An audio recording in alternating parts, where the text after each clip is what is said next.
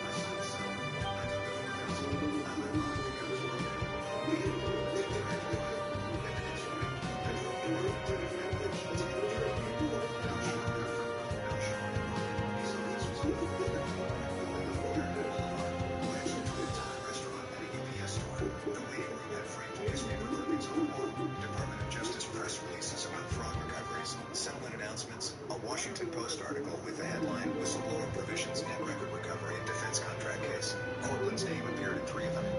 He was younger than I expected. Mid-40s, maybe. Close-cropped hair. Ooh, sorry about that. Onto his forehead.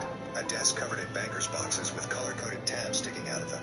He shook my hand. My guts decided That looked like it had survived 2 office relocations. Right as I was getting ready to go live. Already open to the summary page. He'd been reviewing it since the previous week. I'd sent it to him before the settlement. That was the time for me to Cortland needed to confirm the case was viable before I walked into that conference room and need to go take a shit. He confirmed it on a Monday. I'd signed the settlement on a Tuesday. Cortland had handled 6 False Claims Act cases in the past decade, 3 of which had resulted in settlements north of $10 million. He reviewed the photographs alongside the report. He pulled up the public contract records on his desktop monitor, cross-referencing the award numbers with the billing documents I'd photographed. This is clean, he said. The documentation is strong. The shell entities are traceable. The payment link is textbook. And the fact that CalFIR is personally receiving funds from one of the entities makes this not just a billing fraud case, it's a conspiracy. He leaned back in his chair and tapped the edge of the report with his pen. I've seen cases with weaker evidence go further. This one, the paper trail basically narrates itself. The only question is whether the government picks it up or makes us carry it ourselves. He filed the complaint under seal in the U.S. District Court for the District of Maryland the following week. The filing was 47 pages. It named Rowan Prescott, Prescott Alliance Group, Prescott Horizon Group, PKR Consulting Services, Arbor Gate Capital, and Vance CalFIR individually as defendants. The government had 60 days to review and decide whether to intervene. They took 41. On day 41, a senior attorney from the Civil Division of the U.S. Attorney's Office for Maryland called Cortland and told him the government was intervening. They'd assigned an investigative team. The FBI was involved, the HUD Inspector General's office was involved, and they'd already begun issuing subpoenas. 3 weeks after I signed the settlement Pokeball in the chat. Avenue, a federal auditor picked up a phone and called Vance CalFIR's office. I know this because Cortland told me. He wasn't supposed to give me details while the case was under seal, but he told me one thing. The auditor's first question to Vance's receptionist was whether Mr. CalFIR was available to discuss his role in authorizing payments from Prescott Alliance Group to PKR Consulting Services. The receptionist put the call through. Vance took it, and according to Cortland, the conversation lasted 11 minutes before Vance asked whether he needed to retain personal counsel. The auditor said yes. That was a Tuesday. By Thursday, Rowan's business accounts had been frozen. Not by a family court, not by a divorce judge, by the United States Department of Justice, pursuant to an asset preservation order filed under the False Claims Act. Prescott Alliance Group, Prescott Horizon Group, Arbor Gate Capital, PKR Consulting Services. Every account connected to those entities was locked. Rowan couldn't move a dollar without federal authorization. I found out about the freeze from Noelle, who called me on a Friday morning sounding like she'd just been rear-ended on the highway. Yvette, what did you do? I signed a settlement, Noelle. That's what I did. His accounts are frozen. All of them. I just got a call from opposing counsel, not Vance. Someone new. A criminal defense attorney named Prescott something. Wait, no, that's the client. The attorney's name is Gareth Holcomb. He's asking whether you were involved in a federal filing. I can't discuss that. You can't. She stopped, took a breath. You filed a key tab. I didn't confirm. I didn't need to. Yvette, the settlement you signed, the $4,000 settlement, you knew this was coming. I knew I needed the divorce finalized before anything else could move forward. You used the settlement as a trigger. I used the settlement as an ending. What happens after an ending isn't my responsibility. She was quiet for a long time. You're either the smartest client I've ever had, she said, or the most terrifying. Those aren't mutually exclusive. Over the next 6 weeks, the investigation expanded in ways I could only track through Cortland's carefully worded updates. He'd call me once a week, always from his office, always between 4 and 5 in the afternoon. The conversations were brief. He couldn't tell me specifics about the government strategy, but he could tell me what had become a matter of public record through court filings and what he'd pieced together from his own contacts.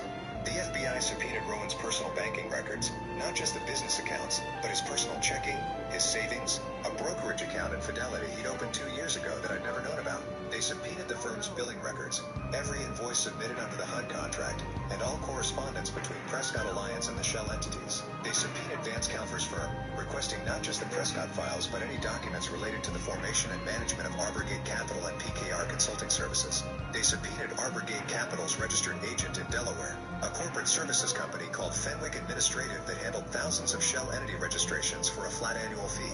and they subpoenaed the CPA who had prepared the fraudulent tax returns, a man named Douglas Treader operating out of a strip mall office in Gaithersburg, sandwiched between a nail salon and a Subway. Douglas Treader flipped in 9 days. He provided the government with 7 years of financial records, including internal spreadsheets that showed exactly how the billing inflation worked, who authorized it, and where the money went.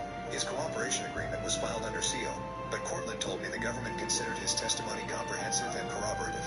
Vance Calfer retained Gareth Holcomb, then fired Gareth Holcomb and hired a white-collar defense team from a firm in D.C. called Rathborn Krieger. They entered negotiations with the U.S. Attorney's Office within 2 weeks.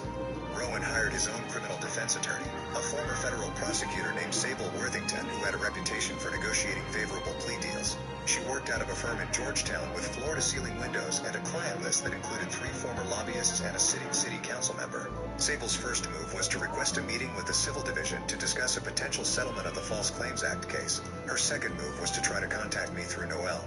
Noel called me about it. Sable Worthington's office reached out. They want to know if you'd be willing to sit down with Rowan, informally, off the record. No. I told them that. They asked twice. The answer is still no. I know. I just wanted you to hear it from me rather than have someone show up at your apartment. Appreciate it. The government's initial demand was $7.4 million. That number represented treble damages on the estimated $2.1 million in fraudulent billings under the HUD contract, plus penalties, plus investigative costs. Cortland walked me through the math on a yellow legal pad during one of our weekly calls, drawing arrows between numbers like a football coach diagramming a play. Rowan's net worth, once you stripped away the shells and the holding companies and the management fees, was approximately $4.8 million. The house on Thornfield Lane was worth $1.2 million. The investment accounts held another $1.9 million. The firm's retained earnings, now frozen, totaled roughly $1.7 million. He couldn't pay $7.4 million, not without liquidating everything. Sable Worthington tried to negotiate. She argued that Rowan had been advised by counsel, meaning Vance, and that the billing structure was designed by a professional who had represented it as compliant. She argued that Rowan's culpability was diminished by reliance on expert advice. The government's response was a single sentence in a letter Cortland showed me. Reliance on counsel is not a defense to knowing submission of false claims. The case settled 4 months after the complaint was filed. The settlement conference took place in a government building on Lombard Street in Baltimore. I wasn't present. Relators don't attend, but Cortland called me that evening from his car in the parking garage. It's done, he said. Rowan agreed to pay $5.2 million in damages and penalties. He was permanently debarred from federal contracting. Prescott Alliance Group was dissolved, not voluntarily, not through some orderly wind-down, but by consent decree. The firm's remaining contracts were terminated. Its employees, 14 people, most of whom had no idea what Rowan had been doing, were given 60 days notice and referral assistance through the Department of Labor. The house on Thornfield Lane was sold to satisfy the judgment. A couple from Chevy Chase bought it for $1.15 million. I drove past it once, about a month after the sale. The new owners had painted the front door red. Rowan had always insisted on keeping it black. The investment accounts were liquidated. The Fidelity brokerage, the retained earnings, the management fee accounts, all of it seized, converted, and applied to the settlement. Vance Calfer settled separately. His firm, Calfer, Strake, and Dunhill, paid $1.1 million. The other named partners, Leora Strake and Neville Dunhill, released a statement saying they had no knowledge of Calfer's involvement in the billing scheme and were cooperating fully with the investigation. Vance was referred to the Maryland State Bar for disciplinary proceedings. The last I heard, his license was suspended pending a hearing that had been continued twice at his own request. The smirk, I imagined, was gone. My share, as the key timbre later, was 22% of the total recovery. Cortland's firm took their contingency fee. After everything was calculated, after taxes, after legal costs, after Delphine's forensic accounting bill, after 11 months of living in a one-bedroom apartment on Wicker Street with a 4-minute hot water delay, I received a wire transfer for $1,034,000. Rowan never contacted me, not once.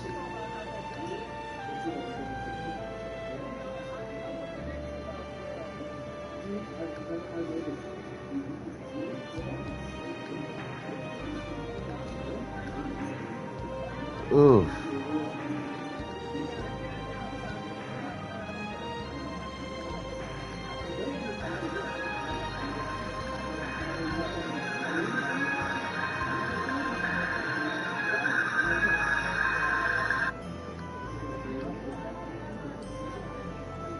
Breaking news, the family of Christian Glass, who was shot and killed by police in Colorado last year after he called for help following a car crash, is going to receive $19 million.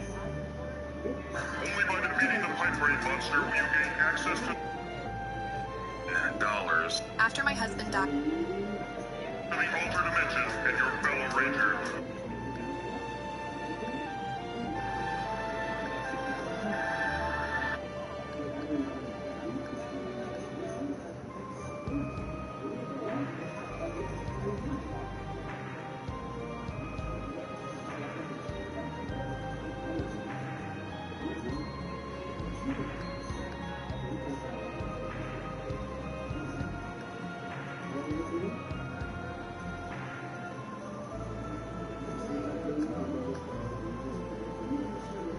Alright, let's get this start a stream. Said and done.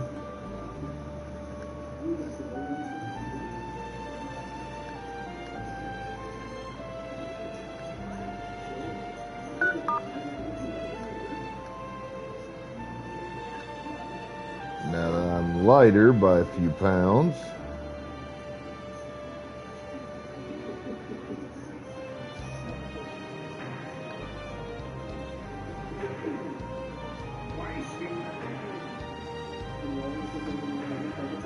Also, as a reminder to everybody, make sure that you're recording interactions and keeping yourselves safe. Specifically record interactions with government employees such as law enforcement.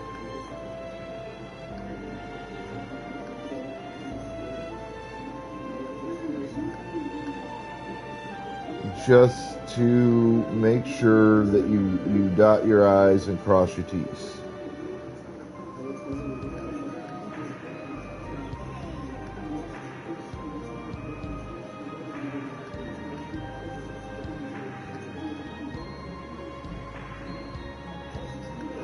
Because more often than not, your recordings can and will mean the difference between criminal charges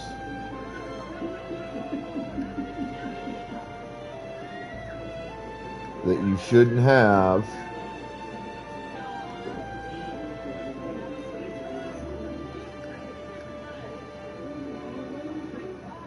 versus stepping away from the situation, cleared of wrongdoing for shit you had nothing to do with.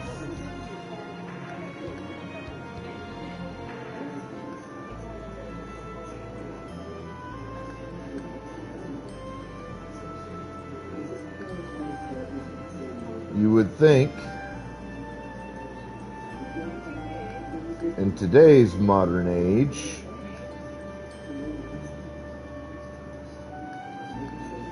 where everybody carries a miniature computer that also has recording software on it in their pocket, that law enforcement would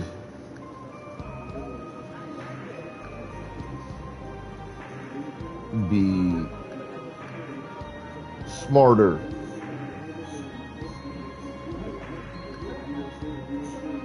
about what they do and how they do it. You would think this. Thinking that would be incorrect. Rather than being smarter and more careful with what they do, instead, they're lashing out more and becoming far more erratic and thus far more dangerous. Their training seems to have gone completely to shit. Many of them are on fucking power trips, and quotas seem to be the name of the fucking game.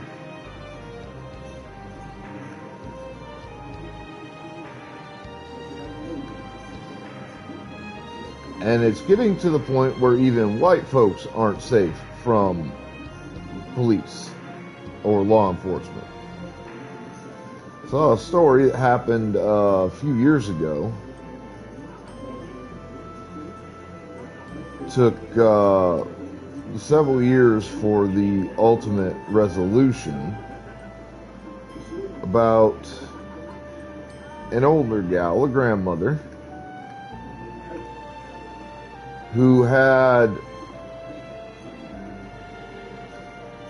an original name, pre-marriage, that happened to be a name used as an alias by a known criminal who had skipped out on her probation. Nothing in and of itself that's particularly unusual.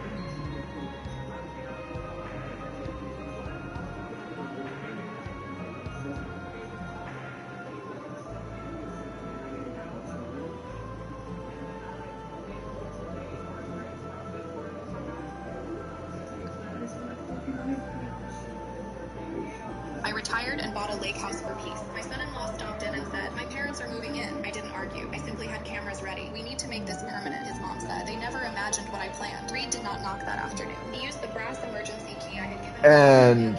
And when this lady had a arrest warrant out for her, obviously. She'd been missing.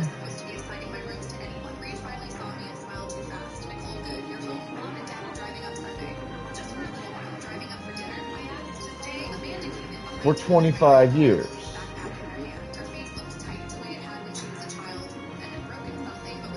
Okay, understandable. You're still looking for the bitch. And this grandmother, they rolled up on her at her home with an arrest warrant for the woman they're looking for, and they just, without doing any sort of basic fucking checks to confirm whether or not they had the correct individual they were fixing to roll up on, either before, during, or after. They rolled up on this sweet old lady,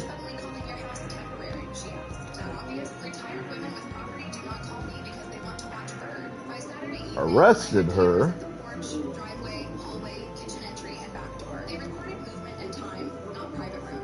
held her in jail for an extended period, denying her her rights to make phone calls or anything else.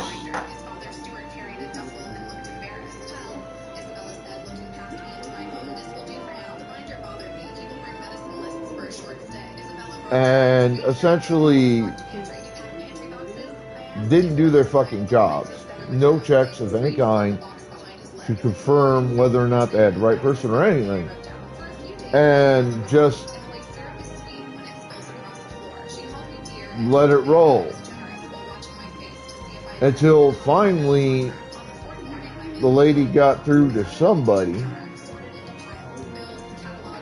which took like a week or 2 weeks, somewhere around there. And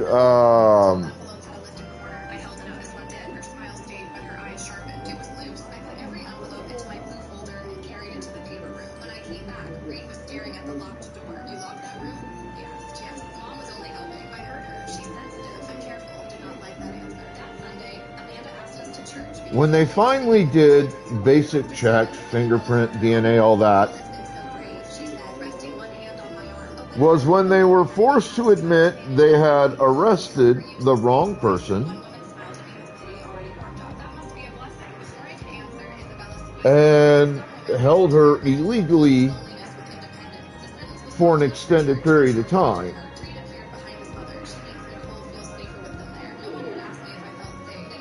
And that's when they released her, and then they released a public statement basically calling it just an quote-unquote inconvenience to the poor woman.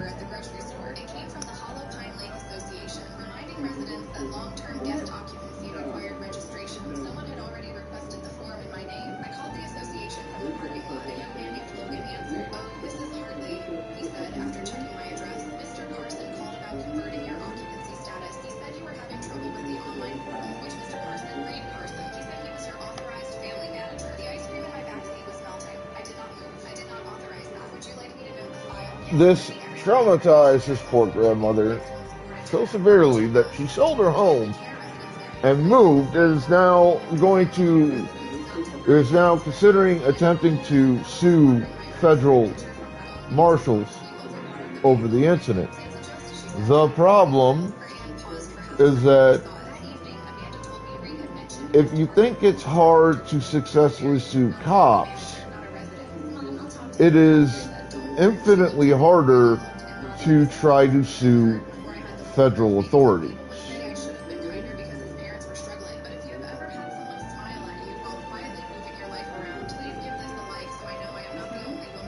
The just sheer amount of pure blanket protections federal authorities tend to receive compared to local authorities is nearly impossible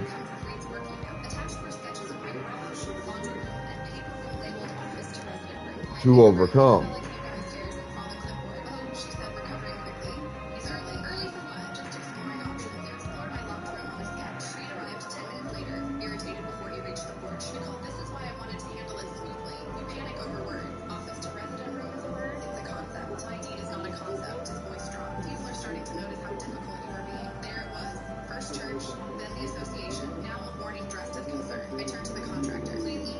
This is why you need to record interactions, dash cams in your vehicles,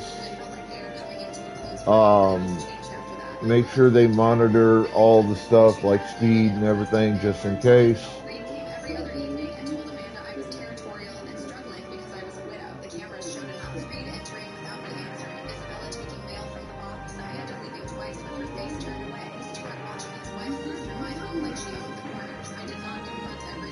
Cameras at your homes, you have to protect yourself because federal authorities won't do it for you. Local authorities won't do it for you.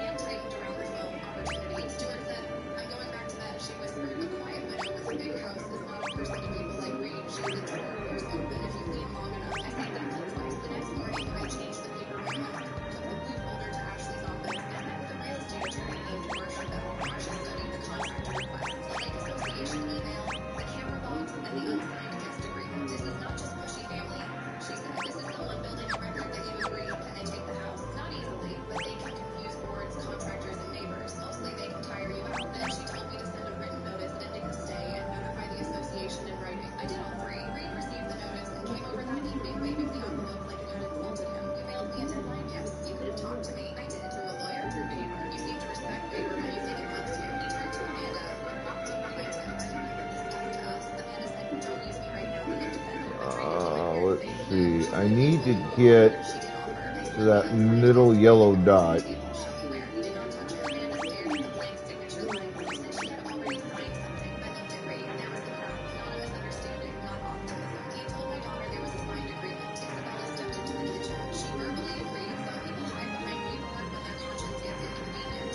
question is how?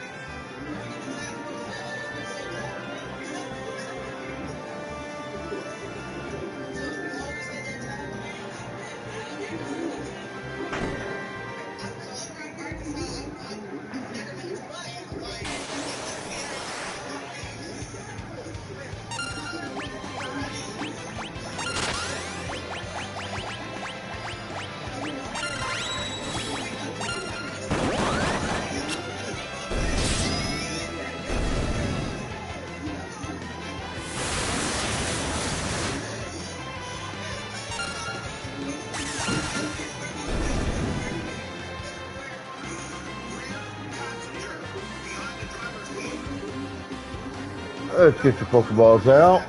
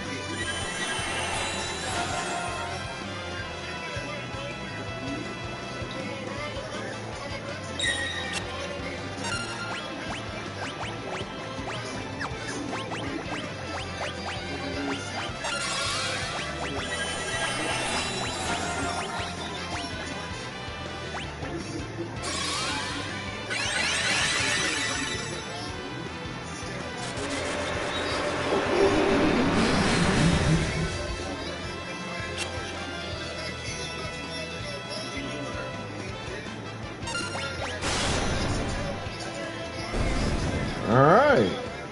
Through that guy.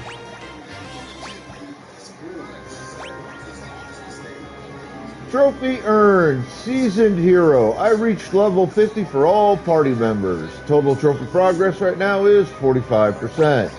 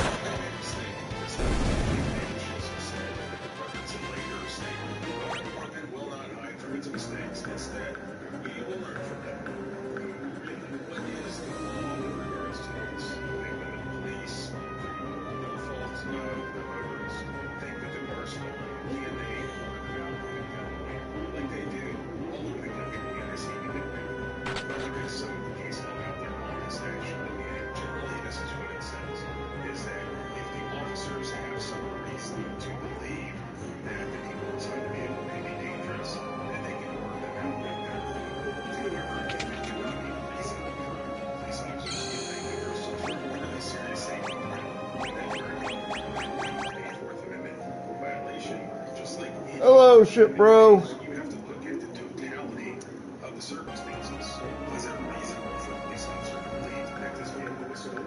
No, because they didn't run the stolen due to gross recklessness or gross negligence. State from the license plate.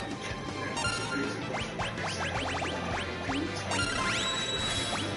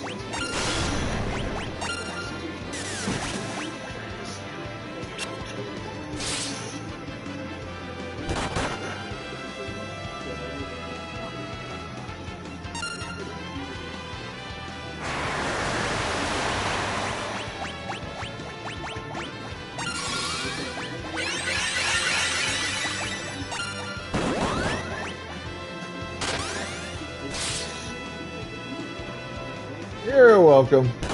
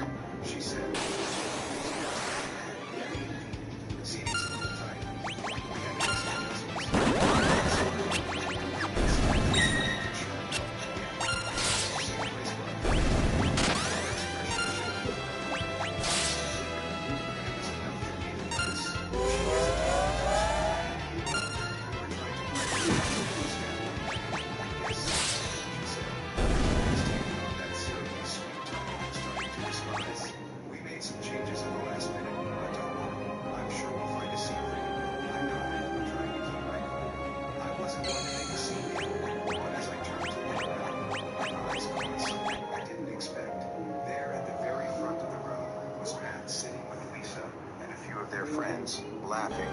For a second. Friends, laughing, and enjoying himself. He was sitting with all the important guests. All of them in fancy suits and dresses, completely oblivious to the discomfort starting to build up inside me. I felt a sting in my chest. I was failing. Why wasn't I sitting with them? And I turned back to Lisa. Lisa, what do you mean by important guests?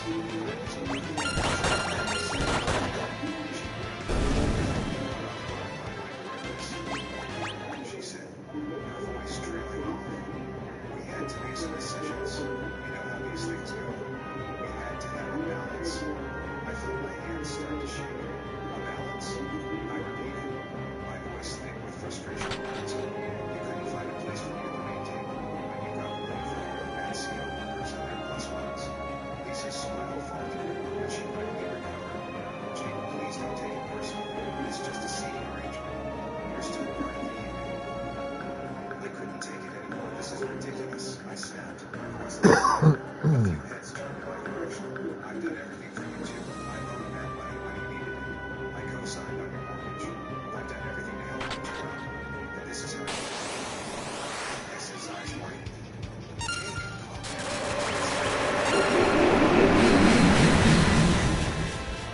Words had already escaped and I couldn't take it back. Yeah, you're right. It's not a big deal. Just like I'm not a big deal, right? That's when Matt spoke up. His voice Jesus. Jake stopped making a scene. He said, Matt, just sit down and enjoy the party. Just leave it. I was being satisfied waiting for Matt. You know what's dramatic? You're treating your own brother like an afterthought. I got some kind of charity case you can call whenever you need help. But you can't even make money from me at your birthday dinner. You fell silent. Everyone was watching now.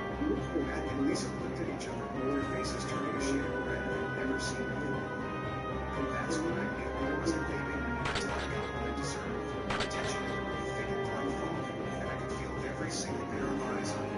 I wasn't just angry. I was hurt, and there was no hiding it.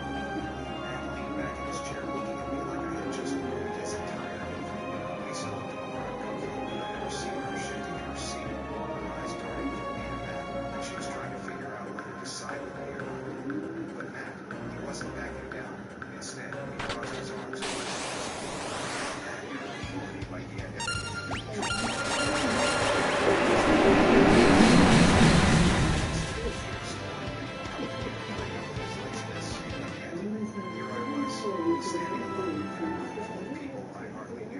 There is nothing I can do with that. You know what I said? The words coming out through gritted teeth. I've done more for you than anyone ever has. I've been the one you've leaned on when you needed a hand. And now for this birthday, you can't even be bothered to treat me like family. I'm not even close family enough to get a seat at the table. The sarcasm in my voice was biting. I was done playing nice. Lisa's face flushed with embarrassment, but it was Matt who spoke next. His voice low and sharp. Jake, you're acting like a child. Just sit down, okay? This is ridiculous. I didn't even blink. I'm not sitting down. Let's get Pokeballs out. You're treating me like I'm not even part of this family. I'm done with it. The whole room was now silent. The laughter and clinking of glasses replaced by this heavy, suffocating quiet. People were whispering behind their hands. I'm not sure of how to react. I could see it.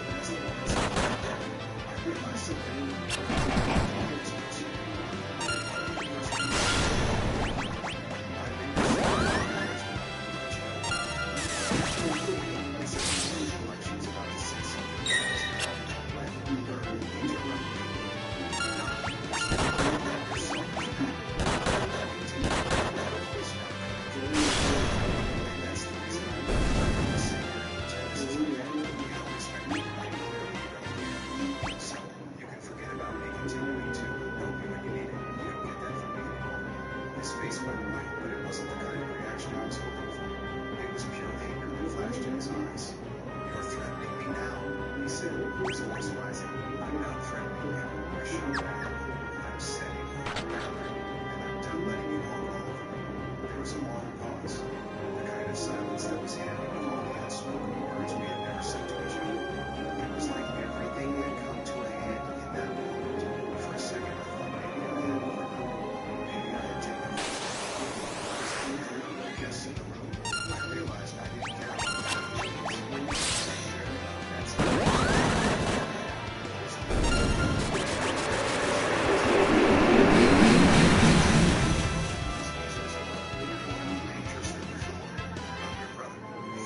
Motherfucker. just looked him dead in the eye. He was trying to manipulate me, and it was pathetic. He had always leaned on me, always held me. Now that I was finally standing up for myself. Really? She said, maybe you should just calm down and don't Lisa, let him speak. Let him get it all out. I cut her off because I'm done. No more favors, no more loans, no more doing your dirty work. I'll just start acting like it. I can see it in that time. Realization. Suddenly starting to see the consequences of taking me for granted. It felt like a weight had been lifted from my shoulders. But the night wasn't over yet, and the real turning point was just around the corner. As the silence stretched on, I could feel the weight of the room pressing in on me. Everyone was waiting for someone to say something, but I didn't want to give them the satisfaction of seeing me back down. I wasn't ready for that. Glanced one last time at the faces of the people who had been so quick to judge me, and then my eyes landed on a small box I had carefully wrapped earlier that afternoon. It was nestled in my bag, and I had been holding on to it all evening like it was some sort of tether. A tether to a family that had never really treated me as part of it, but now it felt more like a weight. I walked over to the table where Matt was sitting, his arms still crossed tightly over his chest. I don't know where those are, and I'm not trying to hang around long enough to figure it out, considering that at least one of the enemies in there is an instant party wipe.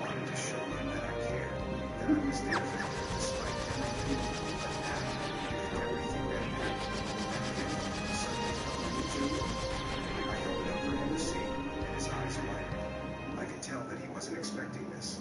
He thought maybe that I was just going to storm off in anger, but I wasn't giving him that. Not anymore. I wasn't going to just leave quietly. Here, I said, my voice steady, but there was a bite to it. This is for you. I thought you'd appreciate it considering how much you've been talking about it. Matt's eyebrows furrowed as he glanced at the box, then back at me. For a second, I thought he was going to reach out for it, but instead, he just blinked, confused.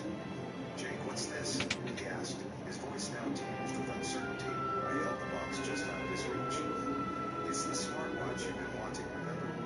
The one you've been talking about, yes. The one I thought would be a way to show that I care. I could see a shift in his expression. That confusion started to turn into realization, then into something else. Fear. A kind of genuine fear that I had never seen in him before. Maybe it was the first time in our lives that he wasn't sure he could get away with pushing me around. You're not leaving with him, are you? Matt asked. His voice trembled slightly, like he wasn't sure whether he was joking or not. I shook my head slowly, and I could feel a cruel satisfaction bubbling up inside me. In fact, I'm taking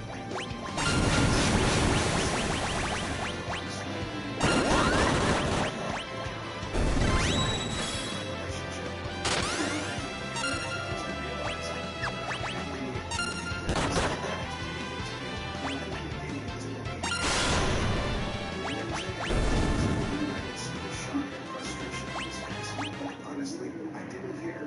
I stepped back,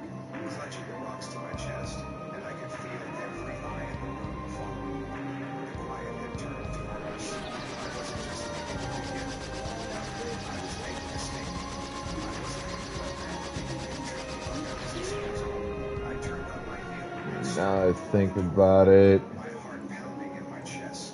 Behind me, I heard Matt's voice rise. Desperate, though tinged with anger. Jake, don't do this. I didn't stop. As I walked past the front hall, I could hear him calling my name again. But it was too late. The years of resentment of taking care of him, of carrying him, all came crashing down in that moment. And I wasn't going to let him get away with it anymore. I stepped outside into the cold night air, clutching a small box like it was a shield. The gift that had once been a symbol of my loyalty to him now felt like a weight of everything I'd been carrying for too long. I was done. Done trying to prove myself. Done being the one to always come first. Done letting him treat me like I didn't have. But as I stood there, my breeze brushing against my face, I felt this strange sense of What the hell just happened?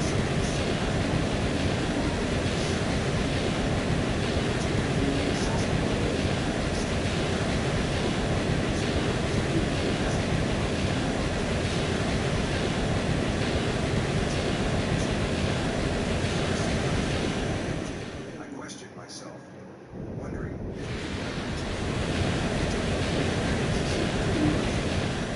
I remembered everything that led up to that night. The constant feeling of being taken for granted. The way they always expected me to be there for me, and never once returned the favor. And how when it came down to it, I wasn't even considered important enough to sit with the adults at my own brother's birthday. I hadn't really had a chance to sit down and think about everything properly. Tell myself, I can carry all this weight for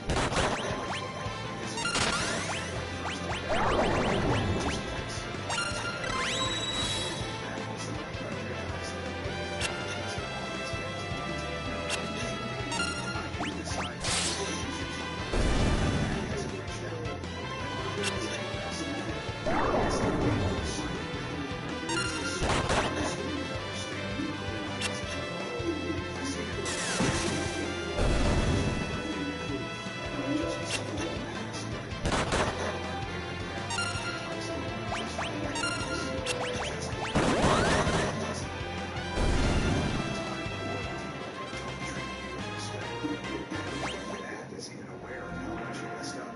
Part of me wants him to come to me and apologize, but another part of me knows that if he hasn't figured it out by now, then maybe it's not even worth it. Maybe I've spent so many years trying to be a bigger person that I forgot to value myself in the process. Since then, I've been doing better. I've had more time for myself, the things that matter to me. I've been reconnecting friends I lost touch with, and I've focused on personal growth. It's like this week has been left. Sure, it's tough not having a relationship with my brother that I thought I would, but at the same time, I feel more free. That sort of watching out to get it's hard now, and every time I look at it, I feel this small sense of pride.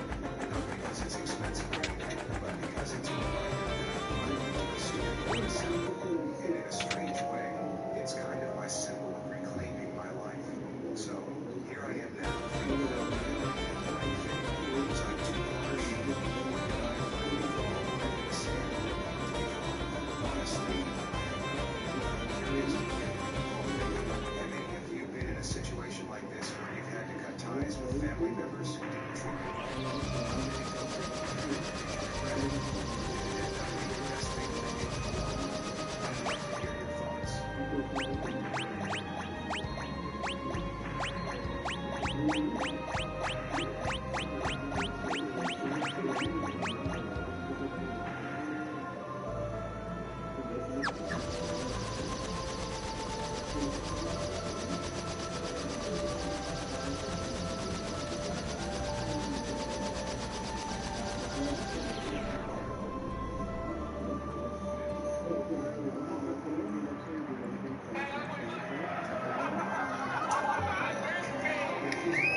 When I attended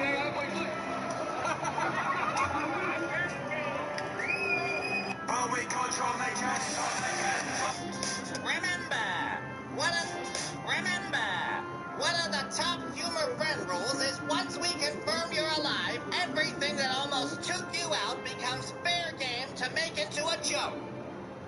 Until we meet again. The Chimpanzee Gorilla War. When the King of Pirates.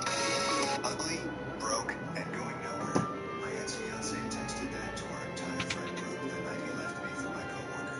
I screenshot it, said nothing, blocked everyone. 14 months later, I went to his job interview. I was the hiring manager. He recognized me immediately. The suitcase was mine. That was the first thing my eyes landed on when I came out of the bathroom. Dane Holloway standing in the middle of my living room with my charcoal Samsonite cracked open on the couch, folding his shirts into it like the bag had been his all along. He didn't look up. He just kept moving, pulling things off the drying rack, peeling his chargers out of the wall, working with the calm efficiency of a man who had already decided how the night was going to end and was simply waiting for me to catch up. That's my suitcase, I said. I'll mail it back. He didn't even pause. He had a way of saying things like that, flat and final, as if the matter were already filed and closed. The apartment lease had both our names on it, but the deposit had come out of my account. The couch he was packing things on had come out of my account, and the suitcase in his hands had come out of my account. He knew all of that. He was counting on me being too stunned to bring it up. Where are you going at 11 at night? He zipped his side pocket. Out. I leaned against the door frame and watched him because there was something almost impressive about how little he wanted to explain. We'd been engaged for 7 months. We had a venue deposit down, $1,100. Had a vineyard outside the home against his will. And here he was, 33 years old, packing my luggage and saying out like a teenager dodging hurricane. He smiled across the engagement gown. Then it closed the door. Then it reeled up and skated. The screen was running with blue flashes against the cabinets. Message after message stacking up. Somebody's home, I said. He glanced at it, and here's the part I keep coming back to. He smiled. Just a small one. The corner of his mouth, like a man checking the score of a game he already knew he'd won. He set down a balled-up pair of socks, picked up the phone, thumbed something out fast, and put it back face down on the counter. Then he zipped the suitcase the rest of the way and stood it up on its wheels. I think we both know this wasn't working, he said. Dude, come on, Marlo. My own phone was on the arm of the couch where I left it. It buzzed. I picked it up on a pure reflex, the way you do, and the group chat was open. The one with all of us in it, the friends we built together over 4 years. Tobias and Renee, who had introduced us.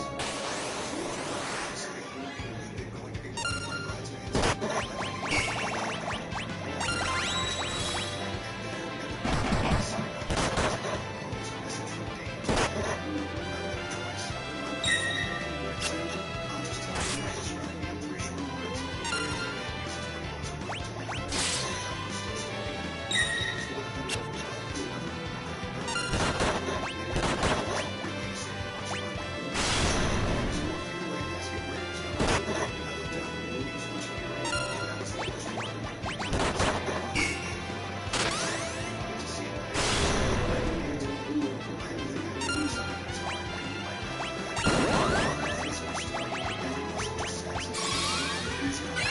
Pokeballs out.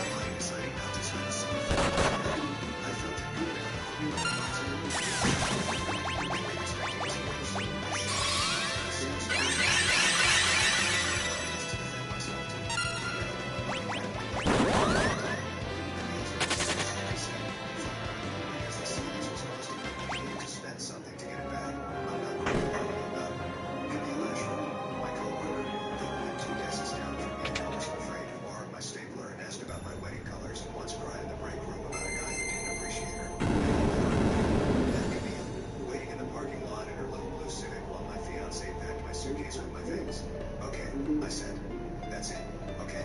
You've got your shirts. You've got my suitcase. Camille's downstairs. I stepped aside from the door frame so he had a clear path to the door. Okay. I think he wanted a fight. A fight is a kind of intimacy. A fight means you still have a threat between you. Still owe each other a reaction. I wasn't going to lend him that. He stood there a second longer, jaw working, then grabbed the suitcase and his keys off the hook. Also my hook. I installed him and went for the door. At the threshold, he turned around like he had one more line loaded. I shut the door before he could use it. Not slammed, just shut, with a soft, expensive click of the deadbolt I paid for. Then I stood in the middle of my unquiet apartment and took the screenshot. I want to be precise about this because it matters. I didn't reply in the chat. I didn't fire something back at him. Didn't tag the group. Didn't write the long, dignified paragraph my thumbs were absolutely capable of writing. I'd seen people do that. Seen the wronged party flood the chat with their sign, screenshots, and timestamps, and I watched how it always somehow made the wronged party look smaller, like they were auditioning for sympathy from a jury that had already gone home. So I screenshotted Dane's 3 words. I saved it to a folder I named simply with the date.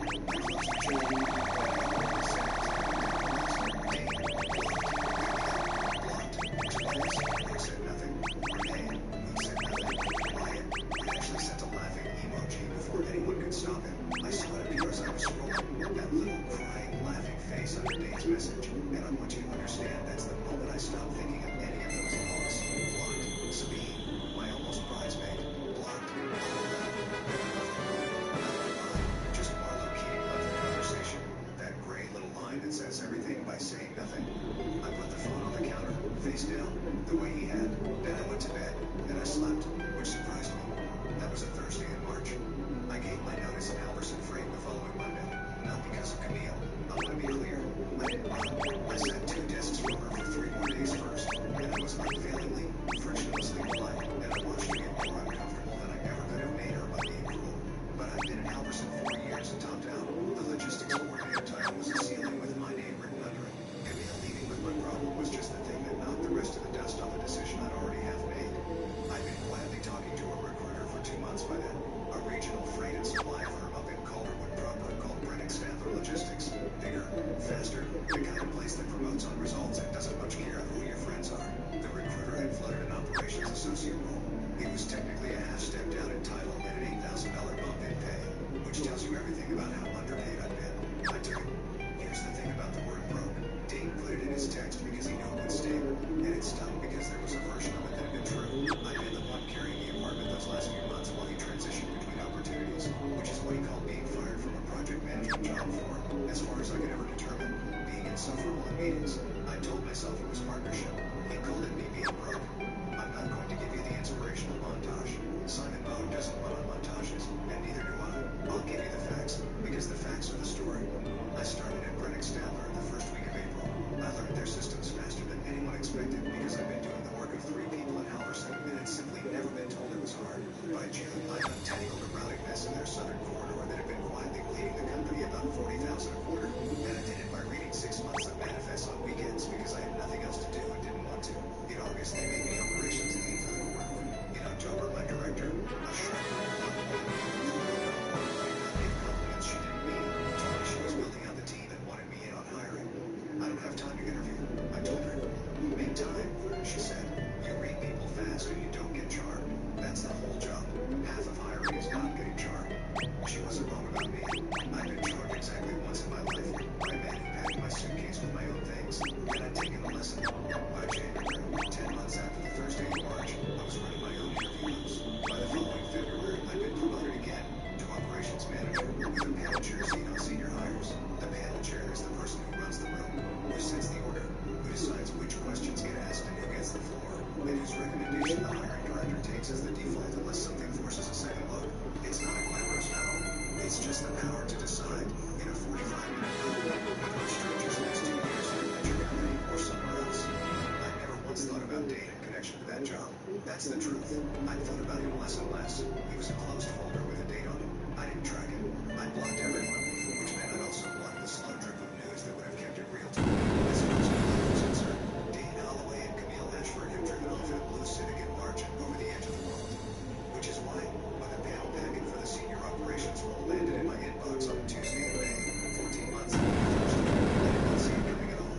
The role was a senior operations specialist, corridor planning, essentially a more senior version of the job I built my whole reputation on.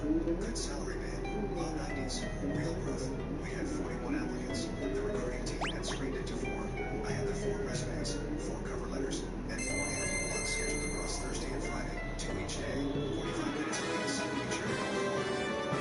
Alright, so I can get 9 of the legendary weapons right now. The 4th resume had Dane Holloway's name across the top in a font he probably thought looked decisive.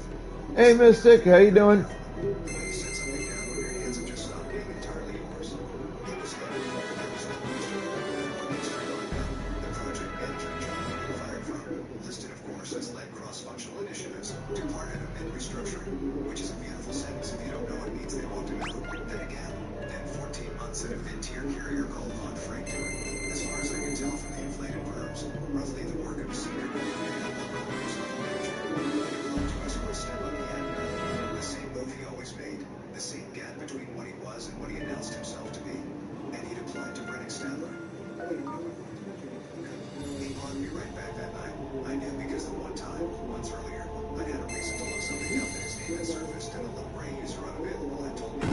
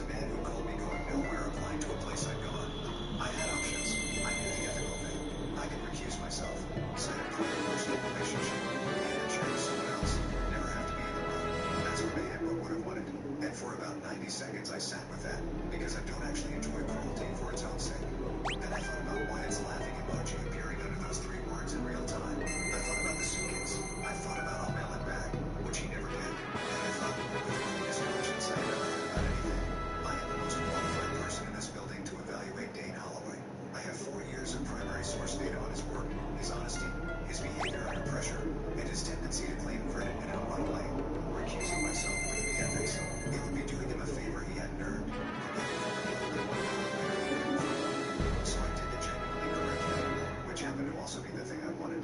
I emailed Pruitt. I disclosed it cleanly. In writing, no drama. I had a prior personal relationship with candidate 4, a former engagement that ended over a year ago. Fully revealed.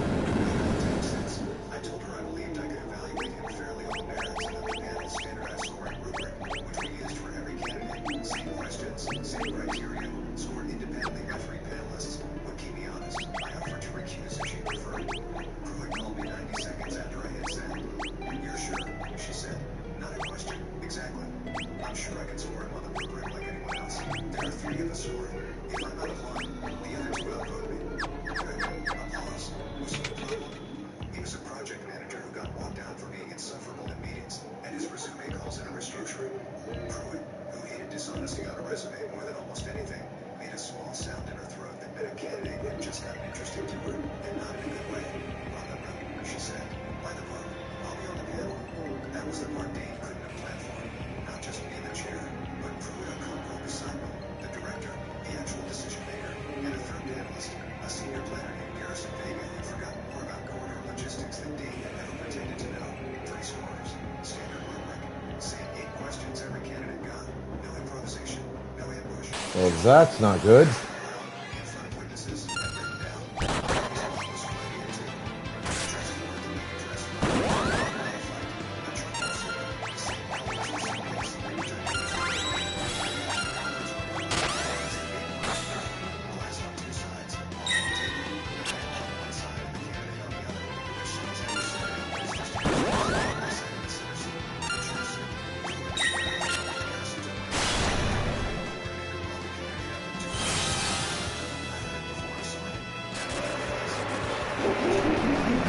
Well, that's not good.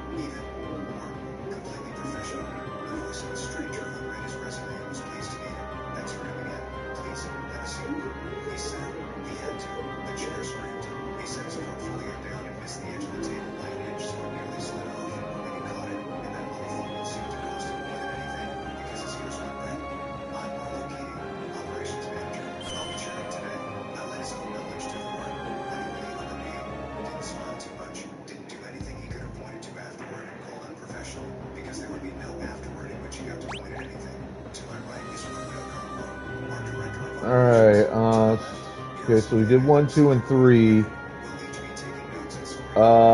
Rivers torrents protected by water. Yes, he said. It came out cracked. He cleared his throat. Yes, great. Let's start with the basics. Walk us through your current role in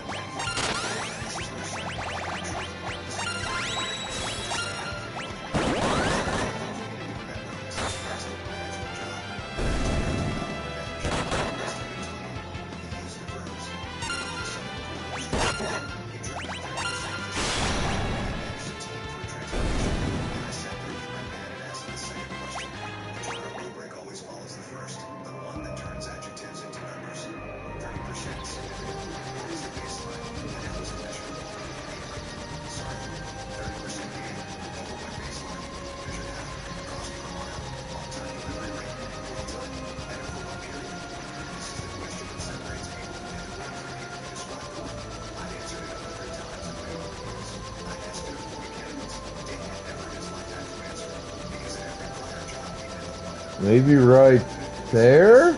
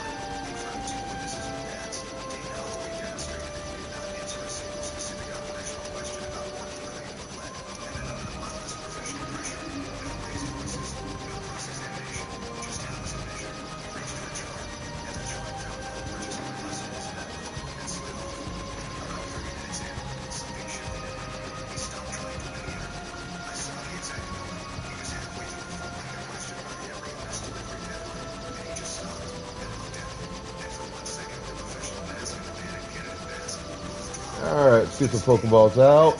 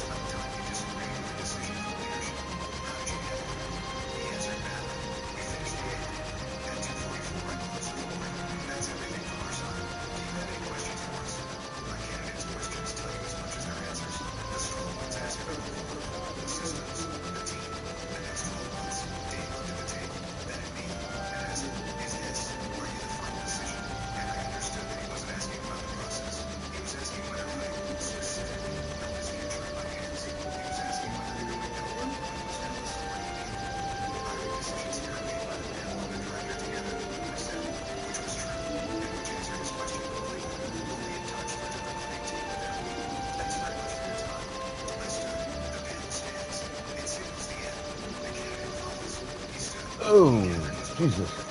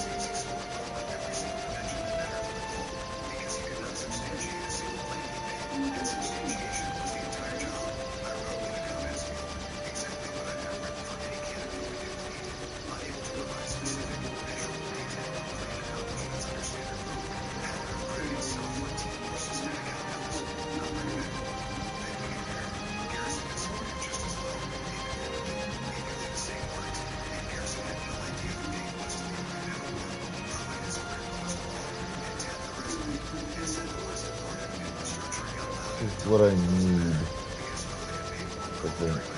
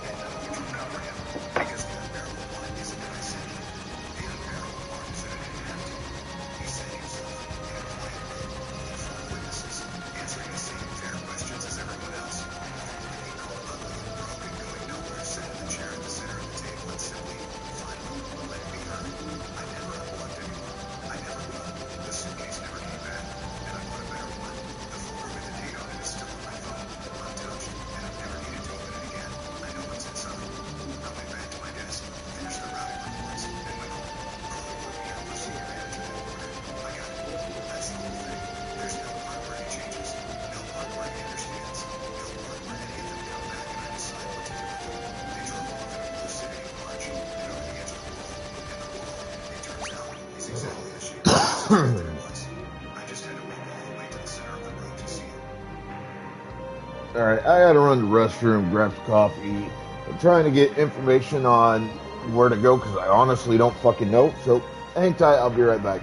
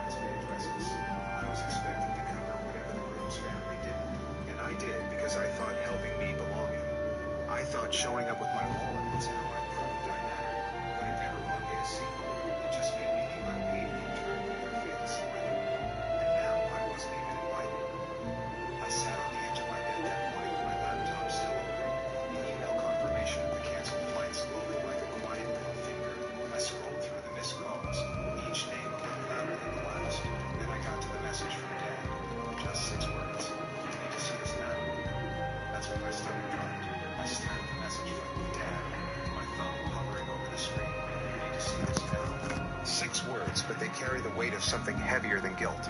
My father has always been a man of few words, but every one of them is measured. He's not dramatic like Mom, not manipulative like Sarah, and definitely not the type to panic. So, if he said I needed to see something, it wasn't going to be another teary voicemail or passive-aggressive family group chat post. I called him. He picked up before the second ring. "Kyle," he said, voice low. "You got a minute?" "Yeah," I said, and suddenly my mouth was dry. "What's going on?" There was a pause. I could hear the muffled throw of the television in the background, then the volume clicked off. "I didn't know they were going to do that. Your mom and your sister. I just found out this morning after they locked down the seating chart and made the announcement in the family group chat. I'm not even in the group chat," I muttered more to myself than him. "I know," he replied quietly. "That's part of it." Another pause. Then he said, "Kyle, they told everyone you chose not to come. That hit me harder than I expected." I God blinked, damn it. trying to make sense of it. "What?" "They said you were pulling one of your loner stunts, that you got upset over something minor and backed out. Sarah told the family you were always a bit dramatic, and this time you went too."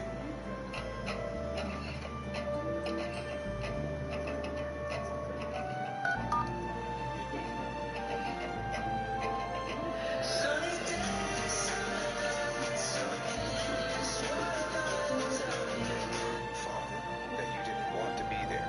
I laughed sharp, bitter, humorless. "So they kicked me out and made it my decision. Worse." He said, "Your mom said you threatened to ruin the wedding if you came. That knocked the breath out of me." "She what?" Dad sighed, like you didn't want to be the one saying this. "She told Sarah's in-laws you were emotionally unstable, still bitter about being single, and that you were jealous of your sister's happy ending. Said you were making everything about you like usual." Like usual. My voice cracked. I had to stand up. My apartment suddenly felt like it was shrinking. "I know, son," Dad said quickly. "I know that's not who you are. I watched you pick up every piece they dropped. You handled that entire engagement party, and no one thanked you. You paid off Mom's second credit card last summer without saying a word. You showed up every time they didn't, but they don't see that, or maybe they do, and it threatens them." I leaned against the kitchen counter, my hands shaking. "So this whole thing, this exile, was a setup to make me the bad guy?" Dad hesitated, then with an exhale said, "It's worse than that. They already started telling people you refused to Phantom fund Village. money out of spite. That's when I knew something had changed in me. Something broke, but not in the way I thought it would. I wasn't hurt anymore. I wasn't even angry. I felt detached, cold, like I was watching a rerun of a show I used to care about, but now knew all the plot twists too. They took the money. "Dad," I said flatly, $6,500 wired to Mom's account for the honeymoon. "I canceled the flights last night. The refund's already back in my account." He was silent for a moment, then softly, "Good." It was the first time in years my father had supported one of my decisions that openly. He wasn't a man of grand gestures, but that one word meant everything. Then he added, "There's something else. I wasn't going to tell you, but I think you need to see it." I heard rustling on the other end, then the ping of a message coming through. I opened my phone. It was a screenshot, a group chat. Mom, Sarah, and a few of the aunts. My name was mentioned in the thread. Mom texted, "Don't worry about Kyle. He's just sensitive because no one's ever loved him enough to marry him. I'll talk to him after the wedding once he realizes how childish he's being." Sarah texted, "He's a ghost. Let him fade. Just need to make sure he doesn't embarrass us." And Cheryl texted, "So, we're agreed. No +1 for him, even if he begs." Mom texted, "Exactly. No scene, no speech, no drama. He'll get over it. He always does." I read the messages twice, then a third time, and then I deleted them. Not out of denial, but because I didn't need to see them again to know the truth. I'd always been an outsider in my own family. The helper, the fixer, the invisible glue. But glue doesn't get a seat at the table. It just holds everything else together while it cracks. And they were right about one thing. I wasn't going to beg. That evening, I sat down and began making a list. Not of people to confront, but of systems to dismantle.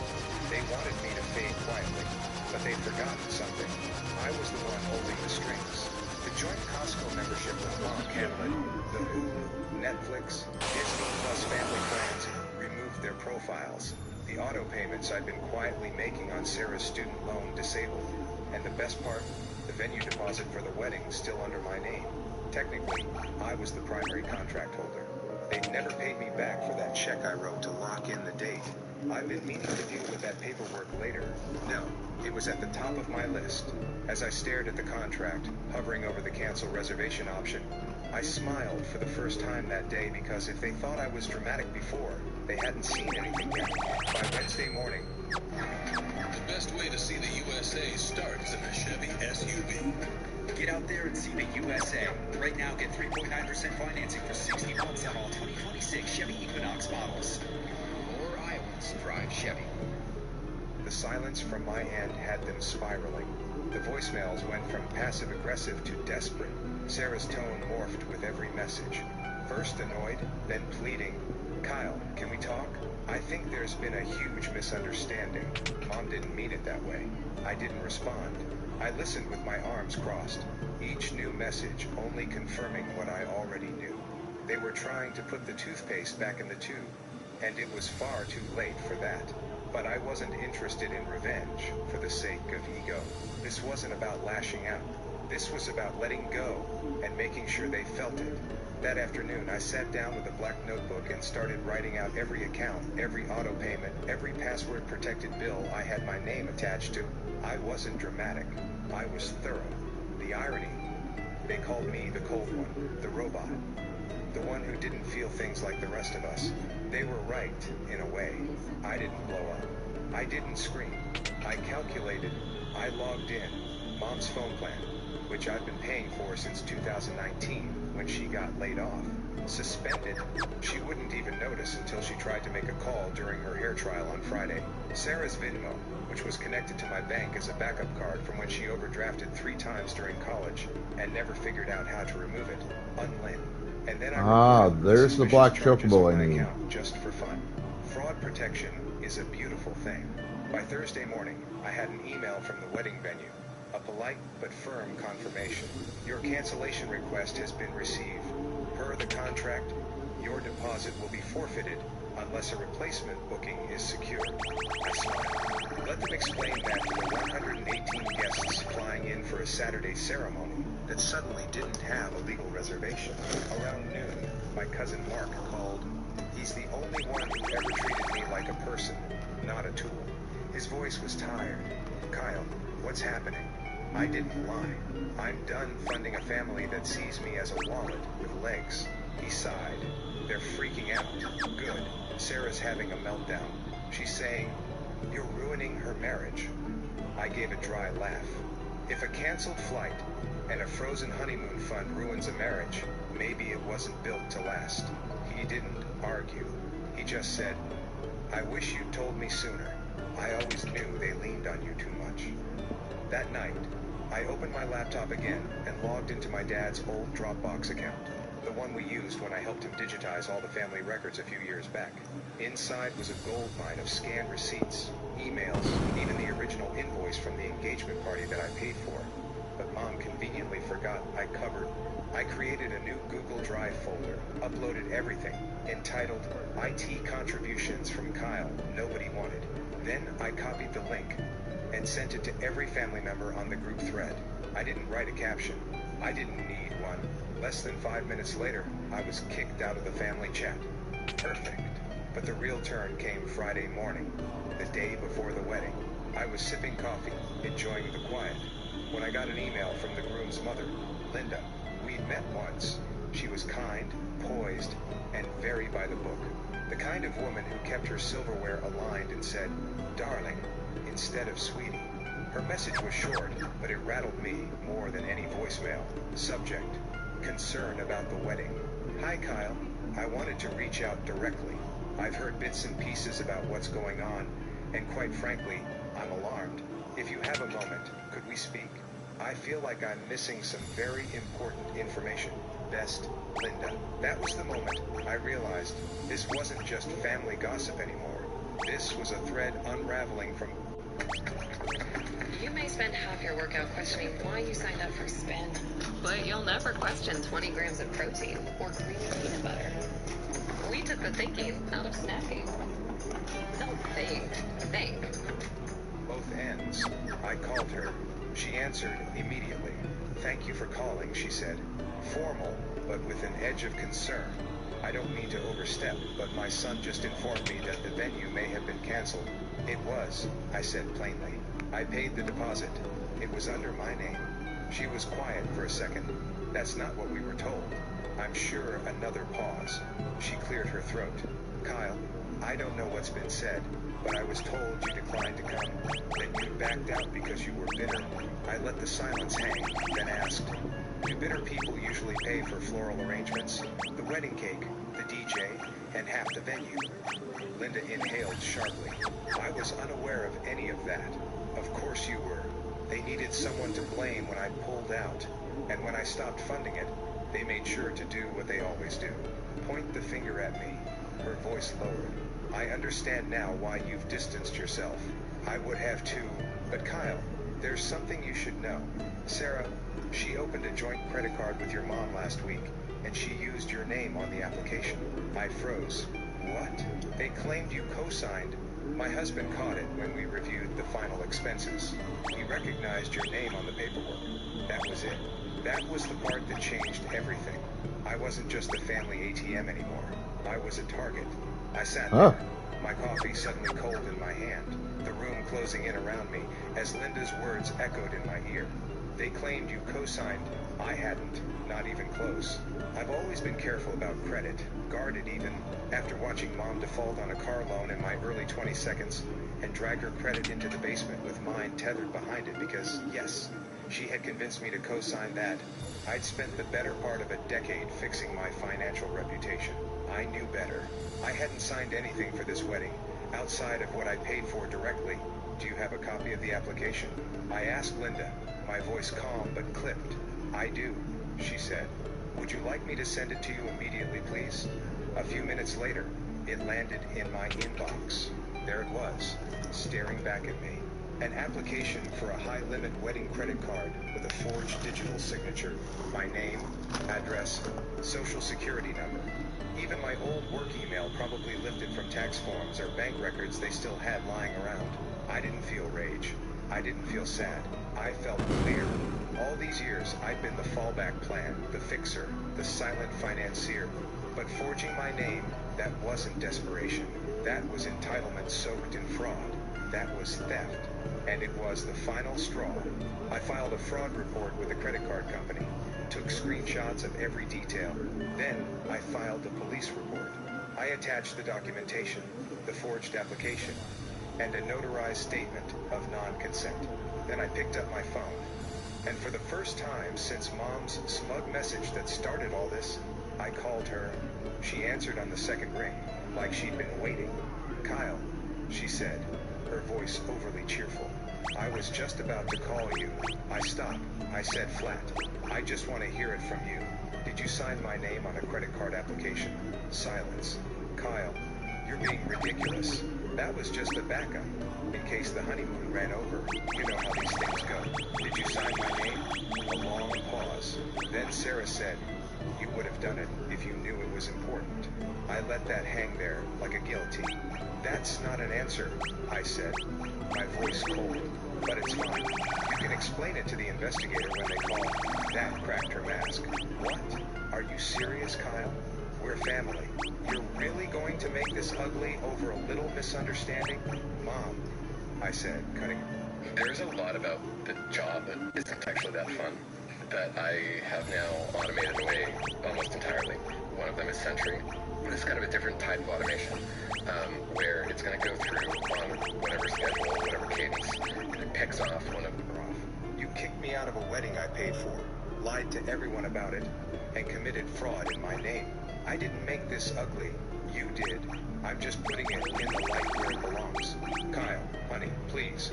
We can fix this. I hung up. That evening, I drove to my dad's place. He was waiting for me on the porch with 2 beers and that silent, weathered look he always wore when things got heavy. You okay? He asked as I sat beside him. I nodded slowly. Getting there. We didn't talk much. We didn't need to. He just handed me the beer, and we watched the sun dip below the trees. Eventually, he said, you did the right thing. And somehow that meant more than anything. The fallout came fast. First came the phone calls from family, my aunts, my cousins, even Uncle Greg, who hadn't spoken to me since 2016. They all wanted to know what was really going on, why the wedding was off, why Sarah had posted a cryptic Instagram story about being betrayed by blood. I didn't respond.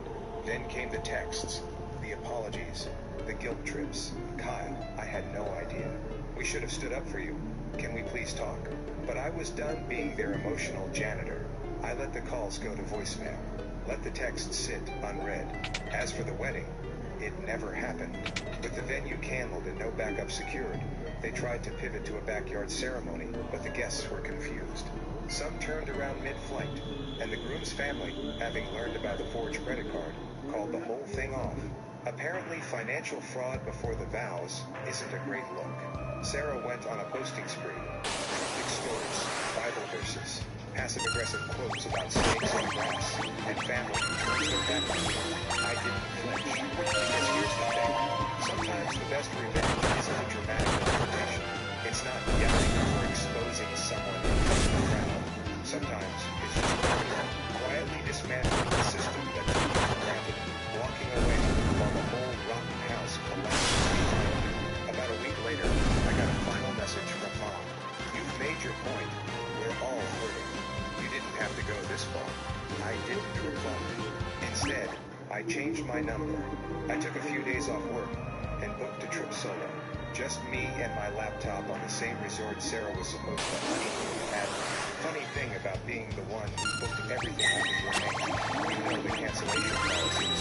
I changed the dates, took her champagne package, and added it to my reservation.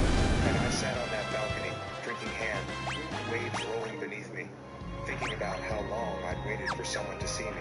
But I finally saw myself, not the version they needed me to be, not the fixer, not the bank account, just Kyle, 31, free, and finally done trying to earn money. I never owed them in the first place. I don't know if they'll ever really understand what they lost, but I do, and I'm not giving it back. Here are 3 tips to using coding agents in 2026. I treat my Codex agents like teammates. I divide tasks on finding Okay, now I'm going to report you for Thursday night.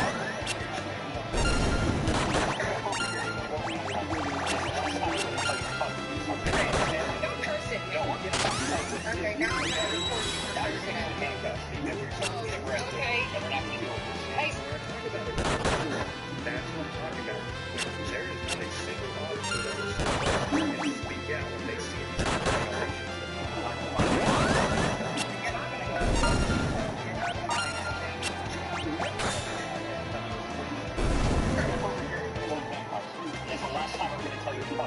Chris, don't curse at me. No, I'm going to fucking tell you what to do. Okay, now I'm going to report you for Thursday night. Okay. And we're not going to deal with it. Hey. So when I talk about a culture, that's what I'm talking about.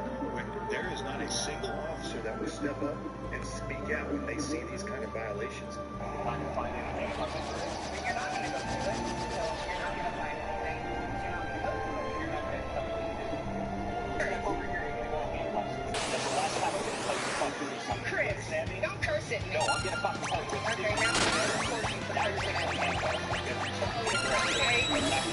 Hey. A highly dangerous virus called Weekly Overload Recreational Killer. Work. My husband yelled, "How dare you say no to my mother," when I refused to sign over the apartment or send her money. After the plate flew in my head, I looked at him and said, "You don't know what I can do." Every face in the room went pale. The plate hit me. Now I gotta make money. That he had moved. Ceramic, heavy, dinner plate, full swing, backhand. The crack of the sounded different from the inside than it probably did from the outside. From the outside, it was probably just a sharp sound, the kind that makes a room go silent all at once.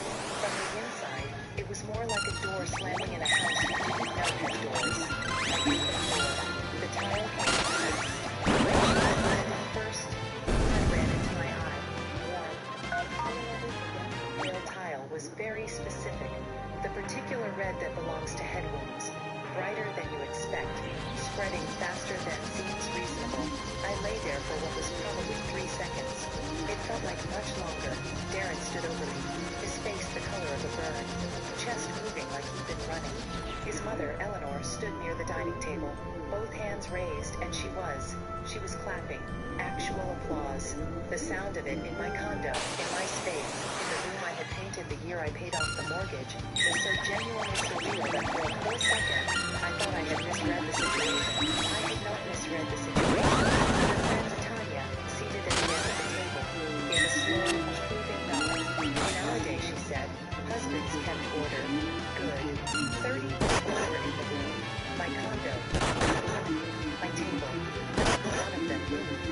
And what I felt was on my own floor, down my cheek. 30 weeks was not fear, not the shattering animal terror I might have predicted, not even the kind of white-hot rage that makes you do something you'll regret.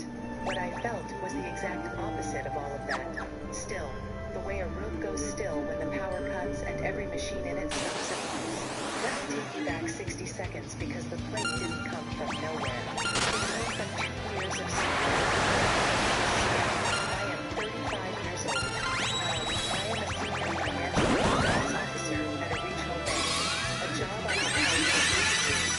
A job I took seriously enough to be promoted 3 times. Because I was always at the office. I bought my condo at 28, 2 bedrooms, south facing, 4th floor, in a building with a doorman and a parking spot that I negotiated separately. I bought it with 7 years of 60-hour lease, clearance rack groceries, one vacation of 5 years, and the specific stubborn discipline of a woman who decided at 22 that no one was ever going to be able to tell her she had to leave somewhere she lived. My name, only my name. On the title, I met Darren at 32. He was charming in the practiced way, attentive without being suffocating, the kind of man who shows up to a first date with flowers and asks questions and actually listens to the answers. We dated for 18 months.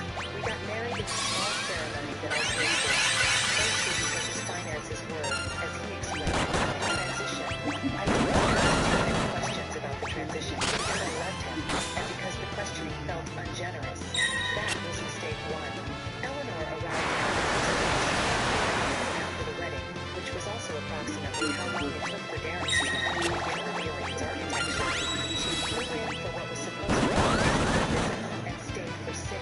She slept in my guest room, ate my food, for a rental car she never returned, and began, within the first week, making observations about my home that were technically questions, but were not actually questions.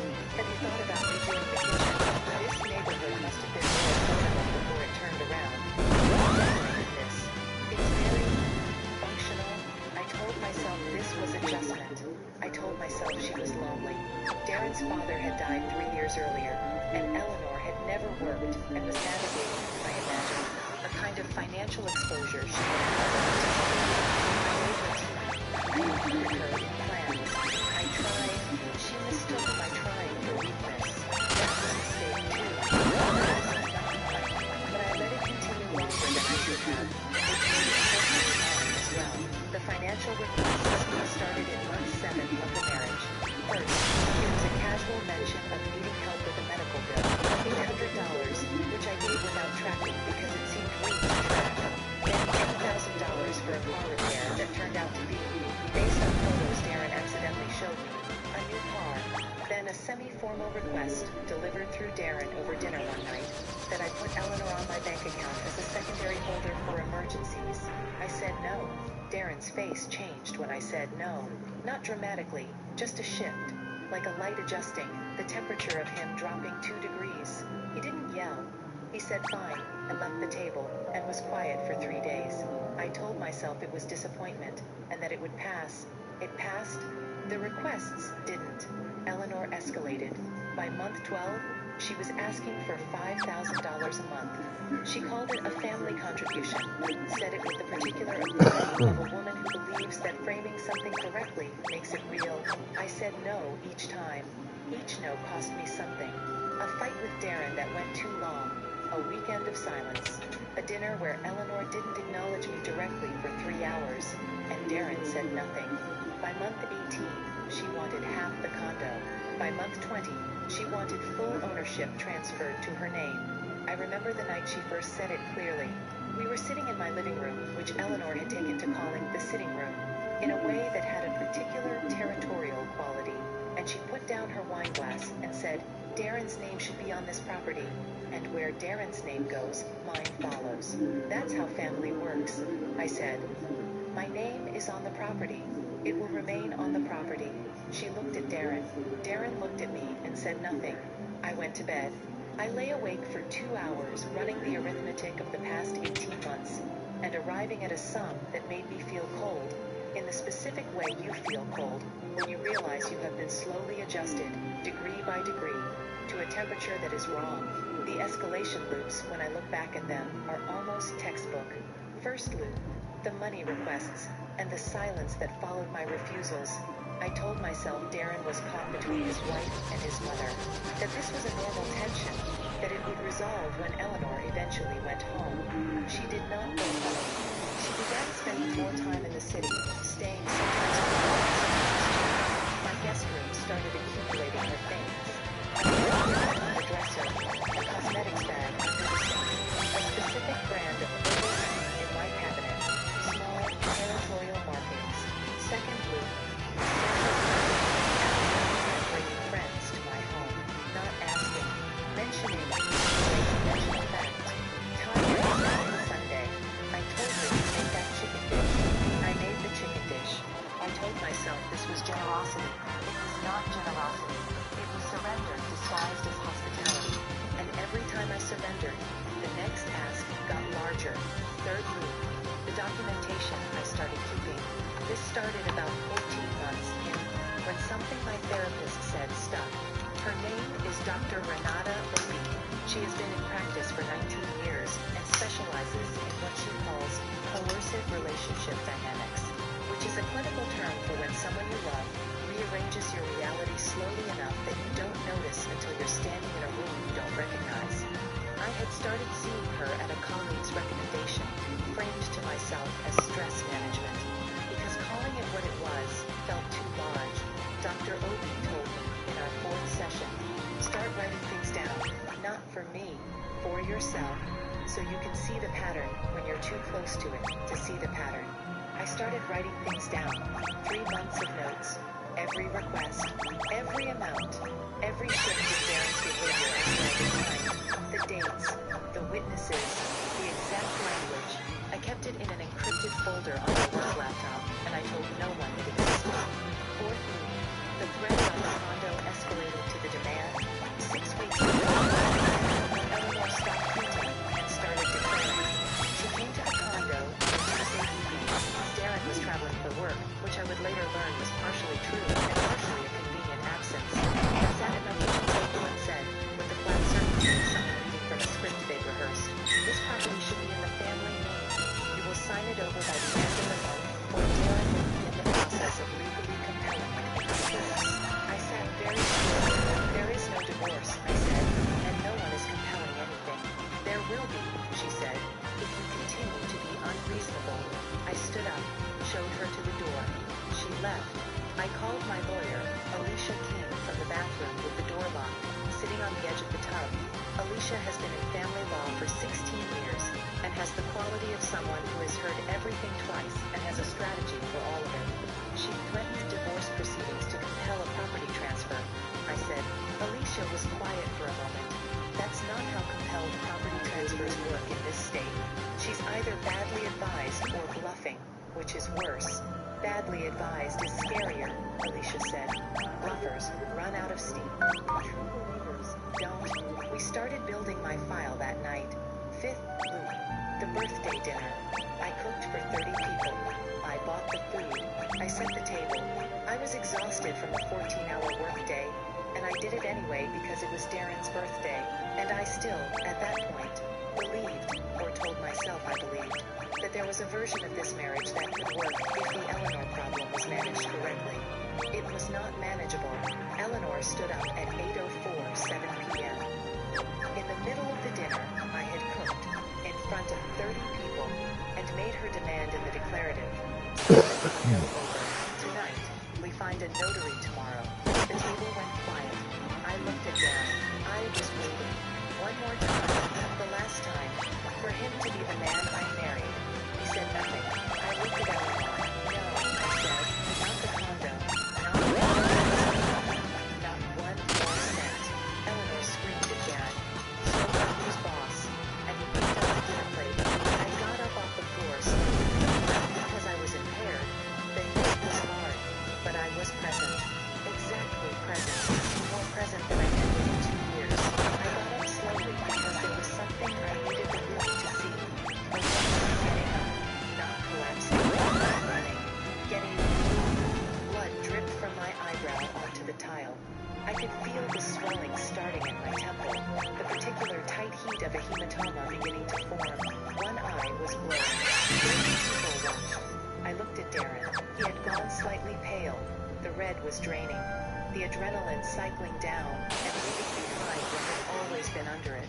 A man who had just done something in front of 30 witnesses and his body was beginning to understand I said, quiet, flat, and final. The way you say something that isn't a threat, just a fact about the future, stated in the present tense. Quite cold. Eleanor stopped clapping. Something about my voice. The absence of everything they had been counting on. The missing tears. The missing shaking. The missing pleas. Did something. I turned, walked to the bedroom, closed the door, locked it, and started working. Phone camera first. I went to the bathroom mirror, and I documented everything. Split eyebrow. The laceration precise and clean-edged. The kind that comes from impact rather than a fall. Hematoma at the temple. 4 by 5 centimeters. Already purpling. Blood tracking down my cheek in 3 distinct lines. Every angle. Every detail. Time stamped by the phone. Then I called 911. Voice flat. Clinical. Giving information. The way I give information in compliance audits. Precise. Complete. No editorializing. My husband struck me with a ceramic plate. Laceration to the eyebrow. Trauma to the EMS. 30 witnesses present at the scene. Then, Alicia. He hit me in front of 30 witnesses. I said, I have photos. I'm filing tonight. Alicia said 4 words. I'm already on it. Then I pulled the emergency duffel from the back of the closet. I had packed it 2 weeks ago. Not because I knew the plate was coming. I didn't know about the plate. I packed it because Dr. Obi in one of our sessions had said something that stayed with me. The people who leave safely are the people who prepared before they leave. Compliance audits. Thorough, documented, nothing left for chance. Passport, condo title, the deed with my name on it, bank cards, $3,000 in cash, mixed denomination. My marriage certificate, because I was going to need it. 4 minutes. Fitted 4 minutes. The knock came 19 minutes later. 2 officers. Years on the force. And her partner, Officer Marcus Webb. Torres took my statement. Webb managed the room. I was in the bedroom. When I came out, the party had redistributed itself into a kind of frozen tableau. No one wanting to leave first. No one knowing what to do with the situation. Darren jumped up when he saw the officers. Sierra, what are you? I'm filing for assault and battery. She fell. He barely touched her. This is a family matter. Didn't look at me. Darren, stop talking.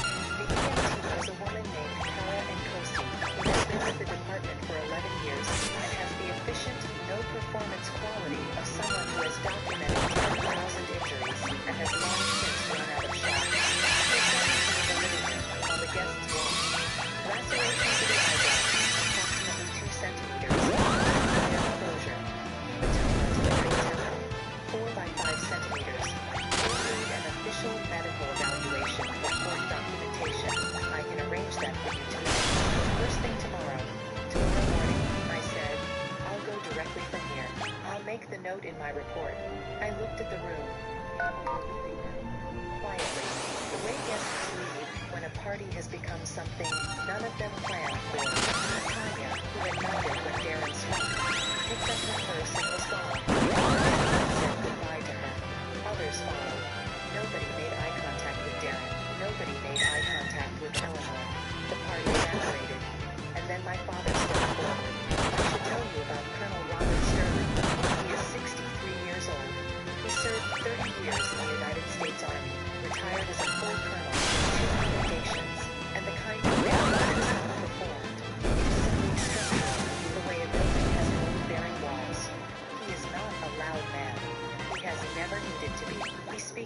volume, quietly, and people hear him clearly because the alternative is not being heard by him at all, which is a worse outcome.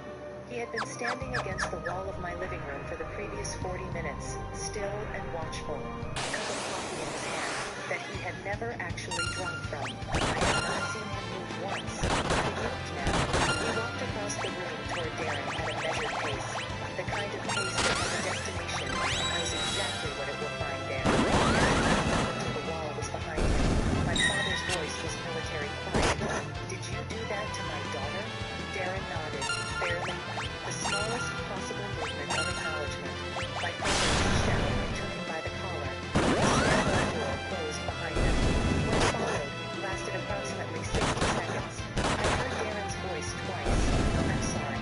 I'm sorry. My father's voice once, even and unhurried. You will answer for every drop of her blood. When the door opened again, Darren came through it, holding his ribs. His nose was bleeding.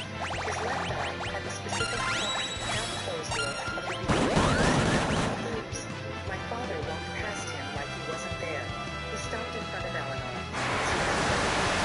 She was still at the dining table, the champagne glass she had put the luggage in still in her hand, the clapping hands now folded in her lap. She was looking at my father with a judge. If you come near my daughter again, he said, I will make your life unrecognizable through entirely legal methods. Are we clear? Eleanor nodded. Her lips were shaking. For the first time in 2 years, she had nothing to say. My father looked at the door. Now he had Eleanor grabbed Darren by the arm and pulled him toward the entrance. Darren went without resistance. Substantially reduced man. The last thing I heard from the hallway, Eleanor's voice dropping as the door closed. You lost everything. A rich wife, a free condo, and for what? The door shut. My father turned around. He looked at me. Bloody dress. Butterfly closure over the eyebrow. Standing very straight in the middle of my living room. And something moved across his face that I had not seen before. Not sympathy. Not worry. Something older and quieter. Pride.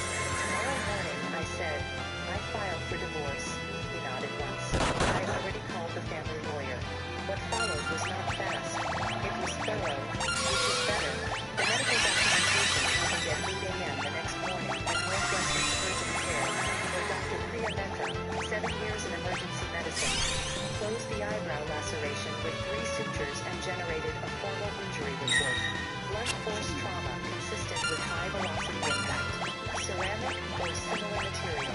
That went into the court file as Exhibit A. Alicia filed the assault and battery complaint the same morning. She also filed the emergency protective order, which was granted by Judge Patricia Holt within 4 hours of submission. Based on the injury documentation, the 911 call recording, Officer Torres's scene report, and the written statements of 6 witnesses who had been at the party and contacted Alicia's office voluntarily in the 16 hours after the incident, 6 out of 30. The others stayed quiet, which told me things I needed to know about who those people actually were.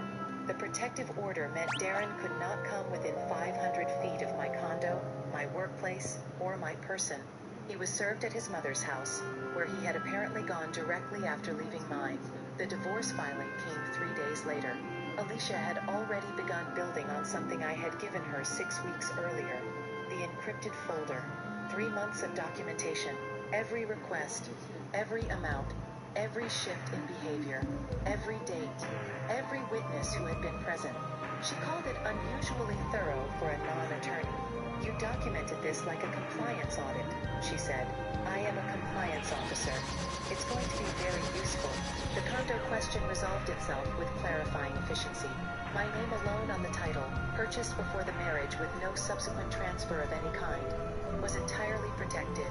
Darren had no legal claim. The claim Eleanor had been threatening to compel through divorce proceedings was, exactly as Alicia had predicted, not actually how property law worked in our state. All of Eleanor's 2 years of pressure, every demand, every ultimatum, give me a minute, refreshing tabs. every month of Darren's cold silences had been built on a legal foundation that did not exist. They had been threatening me with something they could not actually do. I sat with that fact for a full afternoon and felt the particular bone-deep exhaustion of realizing how much energy you spent being afraid of a locked door. The assault case moved quickly given the documentation. Darren's attorney, a man named Gerald Park, who had the perpetually weary quality of someone who has been asked to defend the indefensible one too many times, attempted to negotiate a plea arrangement that would avoid jail time. Alicia reviewed it, called me, and asked what outcome I wanted. I want a record, I said. I want it on paper, permanently, that this happened. We took a plea of assault and battery. Second offense. It emerged during the process that there had been a prior incident, a neighbor at a previous apartment, that had been settled quietly, with 18 months probation, a mandatory domestic violence intervention program, and a permanent entry in the public court record. His name attached to what he did. That was what I wanted. The divorce was finalized 4 months after filing. No contested assets. The condo was mine. The bank accounts were mine. The property Darren actually brought to the marriage amounted to a used car and a storage unit full of items Alicia described as of negligible value. He left with what he came with, and a court record he would carry forward. Eleanor attempted twice to contact me during the proceedings. Once through a mutual acquaintance, who clearly did not understand what they were being asked to relay. Once through a letter to my condo address that my building's doorman collected and forwarded directly to Alicia per my standing instructions. Alicia sent a response on her firm's letterhead, noting that any further contact would be treated as a violation of the protective order. We did not hear from Eleanor again. Dr. Arfour, Obi, and I continued working together for another 8 months after the divorce. I want to be specific about this because people leave therapy out of these stories, and I think that is a mistake. Like leaving the foundation out of the description of a building, she asked me in a session about 4 months after the incident what I thought I had learned. I had been thinking about this already, because it is the kind of question that lives in you whether you invite it or not.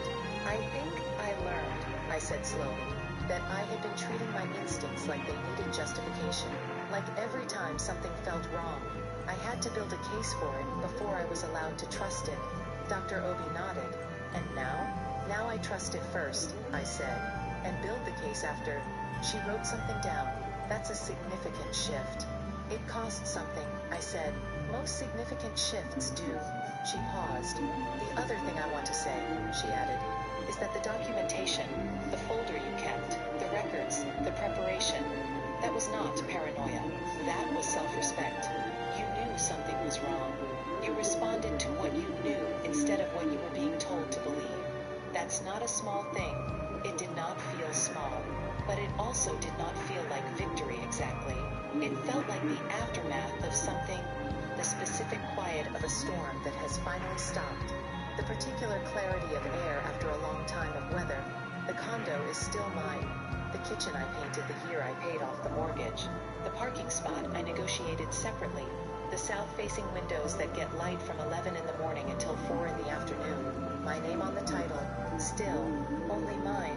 6 months after the divorce was finalized, I was at my building's doorman desk signing for a package when my phone buzzed.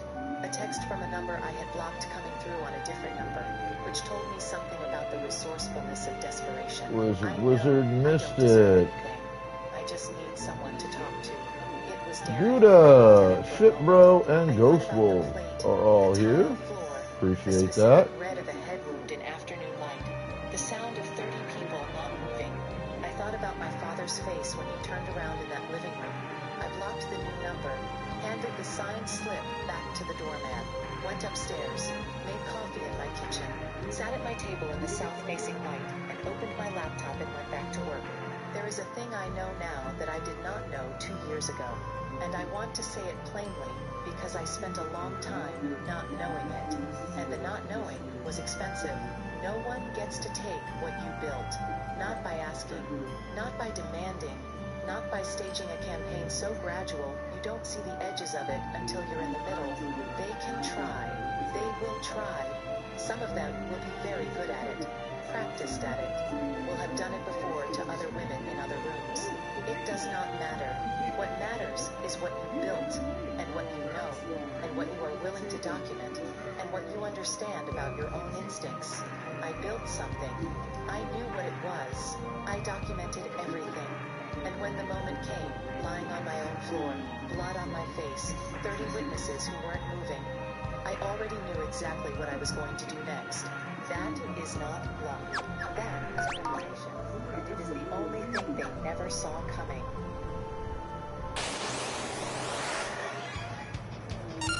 I'm going to be a little bit meaner than them, so please don't violate my rights. Normally, I'm one of the city council meeting. I'm one of the county friends in the ass. Historically, I stay out of the city, and the city stays out of my business.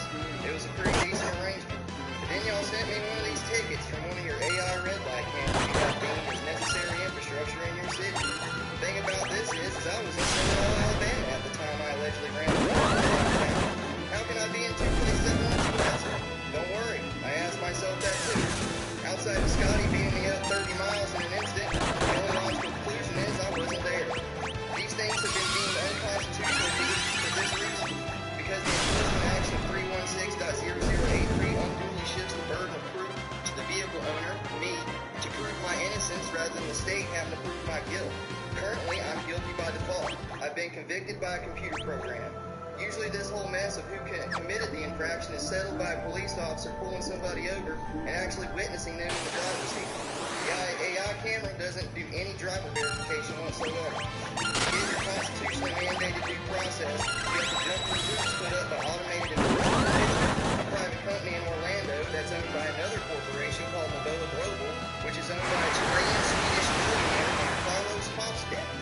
So not only does this process flow through a private company, our DMV records and personal registration information are accessible by a phone app.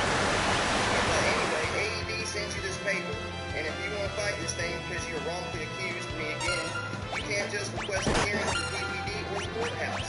Remember, Carlos is involved, so if you have to go through his company, his website, print off his paper, there's enough information to take out a home run, have it notarized, mail it to the foreign actor, Carlos in Orlando, and then wait for something from someone to tell you about a hearing. This is unfair to begin to try to get some kind of due process. Paying is super easy though, go figure. And about that, you can't pay cash. PPD doesn't accept it, neither does Carlos. According to 31 U.S.C. 5103, all U.S. currency and coins must be accepted for all government obligations, fines, fees, taxes, and dues. So not only does this whole thing violate constitutional due process, it violates federal law by not accepting U.S. currency to satisfy a government action. Whoever thought this was a good idea is a self-loathing, America-hating, bureaucratic hobgoblin whose pockets probably got stacked with Carlos bucks. You got my attention though. I'm going to become a more frequent voice down here working to expose frauds and petty tyrants. Congratulations, you all got yourselves a new pain in the ass.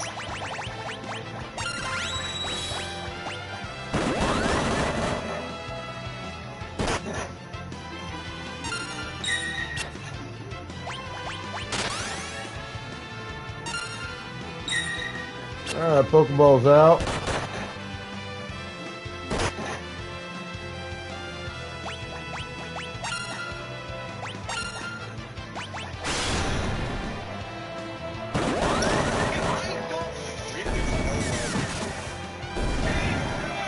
We buried my brother at 2 p.m. by 6:47. My husband slid divorce papers across the table and said I'm marrying his widow. I signed without a word. Didn't cry. Didn't blink. 30 days later, he was pounding on my front door, sobbing because the reading of my brother's will had just ended, and his name wasn't in it.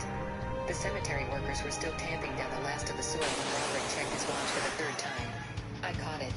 The way his wrist tilted, quick, like he was at 2:14 p.m. my brother had been in the ground for exactly 14 minutes, and my husband was already running a clock on something. Aaron, we should head back, he said. Not soft. Not the way you talk to a woman who just watched her only brother get lowered into red Georgia flag. More like he had a reservation somewhere. I didn't answer. I was watching Colette, my brother Emmett's wife, standing at the edge of the grave with her fingers pressed against her collarbone, doing that thing she always did when she wanted people to notice she was being brave. The black dress. The single tear she kept dabbing with a monogrammed handkerchief.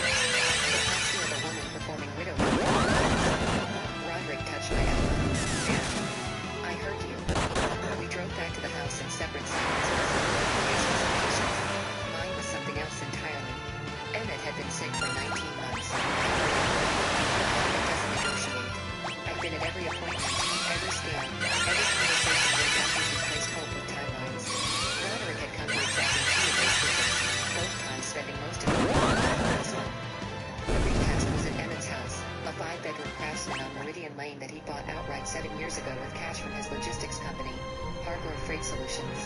Emmett had built that company from a single box truck and a cracked screen phone. By the time he got the diagnosis, he had a fleet of 42 vehicles, contracts with 3 major retailers, and a warehouse in Calhoun County that he owned free and clear. Colette had married him 18 months before the diagnosis. I never said anything about the timing because Emmett was happy. But I noticed things. The way she'd steer conversations toward the house, toward the accounts, toward what was theirs now. Emmett noticed too. He told me once, sitting in the chemo chair, I love her, Mare. But she loves the architecture of my life more than she loves me. The repast was winding down around 5:30. People were covering casserole dishes with foil, hugging me with that specific pressure that means they don't know what else to do. Colette was in the kitchen accepting condolences like she was receiving a delegation. Roderick had loosened his tie and was sitting at Emmett's dining table, the walnut one Emmett had built himself, scrolling through his phone with a glass of bourbon he'd poured without asking. I started collecting plates. That's what I do.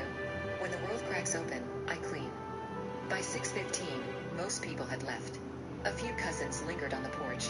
Colette had gone upstairs, said she needed to lie down. I was wiping the kitchen counter when Roderick appeared in the doorway, and something about the way he was standing made me stop. He had a manila envelope in his hand. Sit down, he said. I'm cleaning. Marin, sit down. The way he said it, not angry, not pleading, but rehearsed, told me everything I needed to know before he even opened his mouth. I set the dish rag on the counter, folded it once, and sat at Emmett's kitchen island. The same island where Emmett and I had eaten cereal together 3 weeks ago. Him too weak to hold the spoon steady, me pretending not to notice. Roderick slid the envelope across the granite. I didn't touch it. What is this? Divorce papers, he said it the way you'd say parking ticket. Flat, administrative. I looked at the envelope. Looked at it. The kitchen was quiet except for the refrigerator humming and someone laughing on the outside. I've already talked to a lawyer, he continued. It's straightforward. We split the Richmond house. The savings account gets divided for Georgia equitable distribution. And I bought the Audi. You can have the Subaru. You brought divorce papers to my brother's funeral. I brought them to the house after. There's a difference. There really isn't. It failed like I was the one being unreasonable. I didn't want to wait. I didn't want to play the game where we pretend for 3 months and then do this anyway. I respect you enough to be direct. You respect me. I repeated it to see how it tasted.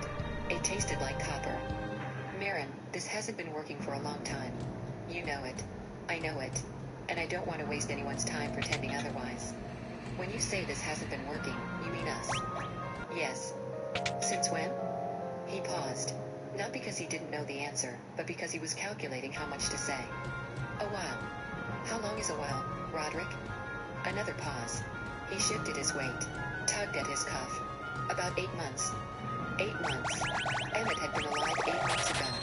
Emmett had still been going to treatment 8 months ago.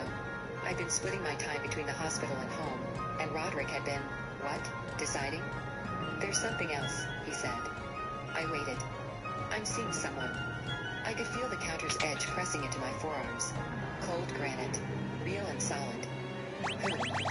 It wasn't a question. Not really. Because I already knew. The same way you know a storm is coming before the sky changes. Something in the pressure, something in the air that gets thin and wrong. Colette. There it was. My husband. My dead brother's wife. I didn't scream. I didn't throw anything. I just sat there and let the sentence exist in the room. How long? I said. Marin. How long? 5 months. 5 months. Emmett had been in hospice 5 months ago. My husband had been sleeping with my brother's wife while my brother was dying. She understands me, Roderick said, and I almost laughed. Of course the man who couldn't sit through a single chemo appointment would describe his affair with a dying man's wife as being understood. I want to marry her, he said. After the waiting period. After the divorce is finalized. I want to make it official. I looked at him. Really looked at him. For the first time in maybe years. Roderick Galloway, 43. The man I'd married 11 years ago because he was tall and certain. The man who'd stopped being interesting to me somewhere around year 4 but whom I'd kept because leaving felt like admitting failure. You want to marry Colette? Yes. My brother's wife. His widow. He's been in the ground for 4 hours, Roderick. Don't correct my grammar. He pressed his lips together. Then, the papers are straightforward. My attorney is Vaughn Bradley. His number's on the second page. Your attorney can reach out whenever. I pulled the envelope toward me, opened the clasp. 40-some pages of dissolution, property schedules, asset disclosures, a proposed parenting plan, though we didn't have children, which made that section mercifully blank. I reached into my purse, pulled out a pen, and signed. Every flag line, every initial box, every signature block. Roderick's face did something complicated, like he'd prepared for a battle and instead walked into an empty room. You're not going to? You don't want to take some time? No. Don't you want your own lawyer to review it? No. Mary, you have the right to. I know my rights, Roderick. I have the pen. Slid the papers back to him. You want out? You're out. Take the Audi. Take Colette. I don't need any of it. He picked up the paper slowly, like they might detach. You're being very calm about this. Yes. That worries me. It shouldn't. He stood there for another 10 seconds, waiting for the crack, the collapse, the scene he could later describe to Colette as proof that I was the difficult one. It didn't. I'll have Bond file these Monday morning, he said. Good. He left. I heard his car start, the gravel crunch, the engine fade down Meridian Lane. I sat at that island for a long time. Then I washed the rest of the dishes, turned off the lights, and drove home. That was day one. The next morning, I called Patricia Winslow. Pat was a family attorney in Decatur who handled my parents' estate and who had the personality of a backhoe. Slow, methodical, and capable of moving enormous amounts of earth without breaking a sweat. I told her what had happened. You already signed. Without counsel. I did. Marin, the proposed settlement is unfavorable to me? Probably. But I don't want the house. I don't want the account. I want this done. Georgia requires a 30-day waiting period minimum. No children, so we skip custody. If both parties agree, it can be done. Then get it done. She agreed, reluctantly. I spent the next 2 weeks doing 3 things. Going to work, I'm a logistics operations manager for a distribution company in Gwinnett County. Sorting through what was mine and what was Roderick's. And meeting with Fletcher Clark. Fletcher was Aaron's estate attorney, not the family lawyer. Fletcher was a specialist, the kind of attorney whose office looks like a library and whose hourly rate is unlimited. Emmett had hired him 2 years before the diagnosis. The Cardinal frame was scaling and Emmett wanted everything structured correctly. I'd known about Fletcher because I was the one Emmett trusted. Not Colette. Not Roderick. Me. Emmett had made me the executor of his estate, a fact he told me during one of those late-night hospital conversations when the morphine made him honest. Everything's with Fletcher, he'd said. The will, the trust, the business structure. You're the executor. Colette doesn't know the details. I need you to hold it together when I can't. I promised. So when Fletcher called me 3 days after the funeral to schedule the formal reading, I was ready. The reading is set for June 14th, he said. 33 days from the date of death. I've sent notices to all named parties. Who's on the list? You, as executor and beneficiary. Colette Hargrove, as surviving spouse. And Roderick Galloway. Mr. Hargrove included a specific provision addressing him. Roderick is on the list. Mr. Hargrove was very specific about that. The divorce moved fast. Pat filed the paperwork, Roderick's attorney countersigned, and the judge signed off on the 28th day. Roderick got the house, the Audi, 60% of the joint savings. I got the Subaru, my retirement accounts, and the specific exclusion of any claim to my personal inheritance or family assets. That last clause was the one Pat had insisted on. If your brother left you anything, Roderick gets none of it. This clause makes that ironclad. Roderick signed it without reading it. Because he was in a hurry. Because Colette was waiting. The divorce was finalized on a Tuesday. By Thursday, Roderick and Colette were posting photos together. A dinner in Buckhead. A walk through Piedmont Park. The aesthetic of people who've decided their affair is actually a love story. The 30 days between the funeral and the will reading passed the way Georgia summers pass, slow and heavy. I worked. I cooked meals for a while. I sat on my apartment balcony in Brookhaven, a 2-bedroom that was small and warm, and drank coffee and didn't cry. I wasn't sad. And I was not dinner for it. But I did like working in a hospital, in a hospice. I really do hate it when they do that. By the time they put him in the ground, I was done, finished with the part of grief that leaks. What was left was the part that builds. Fletcher's office was on the 9th floor of a building in Midtown with the kind of lobby where your shoes echo. I arrived at 9:45. The reading was at 10. Colette was already there. Black dress, different one, same energy. Beside her was an attorney I discretion of someone who bills by the quarter hour. Roderick arrived at 9:52. New suit. He walked in like a man who expected to hear his name called. He sat next to Colette, close but not touching. He looked at me. I looked at the window. Fletcher entered at exactly 10. He was 60-something, silver-haired, deliberate. He sat down at the table, opened a leather binder, and did not smile. Thank you all for coming. I'm Fletcher Estate Counsel, and James Hargrove. I'll be reading the relevant provisions of Mr. Hargrove's last will and testament, as well as some trust measures that govern the disposition of his assets. This is a formal proceeding. I ask that all questions be held until I'm finished. Colette shifted in her chair. Her attorney uncapped the cap. Fletcher began. At the time of his death, Mr. Hargrove's estate was valued at approximately $14.6 million, inclusive of real property, business interests, liquid assets, and personal property. The room got very quiet. I know the number. Colette's attorney wrote it down. Roderick's jaw moved slightly, like he was chewing something invisible. The primary asset is Hargrove Freight Solutions, held within a revocable trust established in 2021.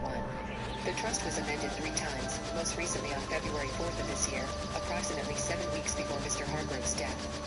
Colette's attorney looked up. Fletcher continued. The trust designates Maren Galloway, now Maren Hargrove, following the dissolution of her marriage, as sole trustee with full discretionary authority over all trust assets, including the business. Roderick's head turned toward Fletcher. I kept my eyes on Fletcher. The residence at 4417 Meridian Lane is held within the trust and is designated as follows. Lifetime occupancy rights are granted to Colette Hargrove, contingent upon her maintaining the property as a primary residence and not entering into cohabitation or remarriage within 24 months of Mr. Hargrove's death. In the event of cohabitation or remarriage within that period, occupancy rights terminate immediately and the property reverts to the trust. It's based on something I'll remember for a long time. It started as confusion, moved through calculation, and landed on something that looked like the first 5 seconds of a car wreck, the moment you realize the brake pedal isn't doing what it's supposed to. Her attorney leaned over and whispered something. Colette shook her head. Fletcher wasn't done. Regarding liquid assets, Mr. Hargrove maintained personal accounts totaling approximately $2.1 million. These are distributed as follows. To Maren Hargrove, $1.8 million. To the Emmett Hargrove Memorial Scholarship Fund at Georgia State University, $200,000. Payable in monthly installments of $4,166.67 over a period of 24 months. Get some Pokeballs out.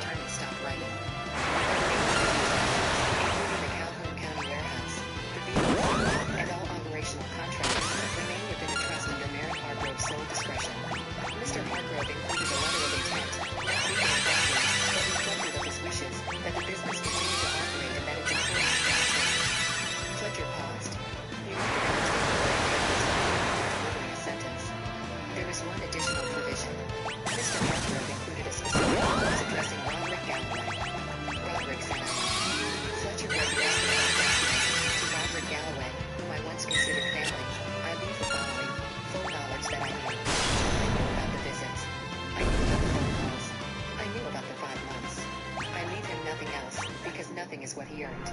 The room was silent. Not quiet, silent. The kind of silence that has weight. Roderick's face went white. Not red, white. Colette turned to him. Then to me. Then back to him. Her mouth opened and closed twice without producing sound. The cohabitation clause, her attorney said, his voice careful. If Miss Hargrove and Mr. Galloway are currently cohabitating or intending to marry, then the occupancy rights terminate, Fletcher said. The property reverts to the trust. Miss Hargrove would need to vacate within 60 days. They can't do that, Colette said. Her voice was higher now, thinner, like a wire pulled too tight. That's my house. Emmett and I were married. Community property. Georgia is an equitable distribution state, not a community property state, Fletcher said. And the residence was purchased and titled prior to your marriage, held in a trust that was never amended to include you as a beneficiary beyond the conditional occupancy clause. You have no ownership interest in the property. Colette looked at me. Directly at me. With the kind of expression that people have when they realize the person they underestimated was the person holding all the cards. I didn't look away. I didn't smile. I didn't gloat. I just sat there, the same way I'd sat at Emmett's kitchen island 4 weeks ago. Still, dry, finished. This is contestable, Colette's attorney said. The trust was structured to satisfy George's spousal protections through the monthly installment provision. The documentation has been reviewed by 2 independent estate specialists. The room stayed silent for a long count. Then Roderick spoke. You knew about this. He was looking at me. He knew what was in the will. I looked at him. The man I'd been married to for 11 years. The man who'd slid divorce papers across a dead man's kitchen island. The man who looked me in the eye and said she understands me while my brother was still freshly ill. Emmett told me to hold it, I said. So I held it together. You let me. You slid divorce papers. You didn't fight. You didn't. I didn't need to fight, Roderick. You gave me exactly what I needed. A clean separation. No claim on my inheritance. No community property entanglement with the trust. You handed me the knife and asked me to hold it, and then you walked into it. His mouth worked. Nothing came out. The exclusion clause in the divorce, Pat had told me. He waives any future claim to assets received or inheritance. It's a firewall. Roderick had signed it without reading it. Because he was in a hurry. Fletcher closed his mouth. I'll provide copies of all relevant documents to each party's counsel. Ms. Hargrove, as executive, I'll need to schedule a follow-up within the next 2 weeks to begin the trust administration process. I'll be available, I said. I stood, picked up my bag, walked toward the door. Roderick caught me in the hallway. Eyes red, voice cracked. Mary, you can't. Emmett wouldn't have wanted this. Emmett wrote every word of that will while he was dying. While you were with his wife. Checking your watch at his funeral. He knew exactly what he wanted. Roderick's hand dropped.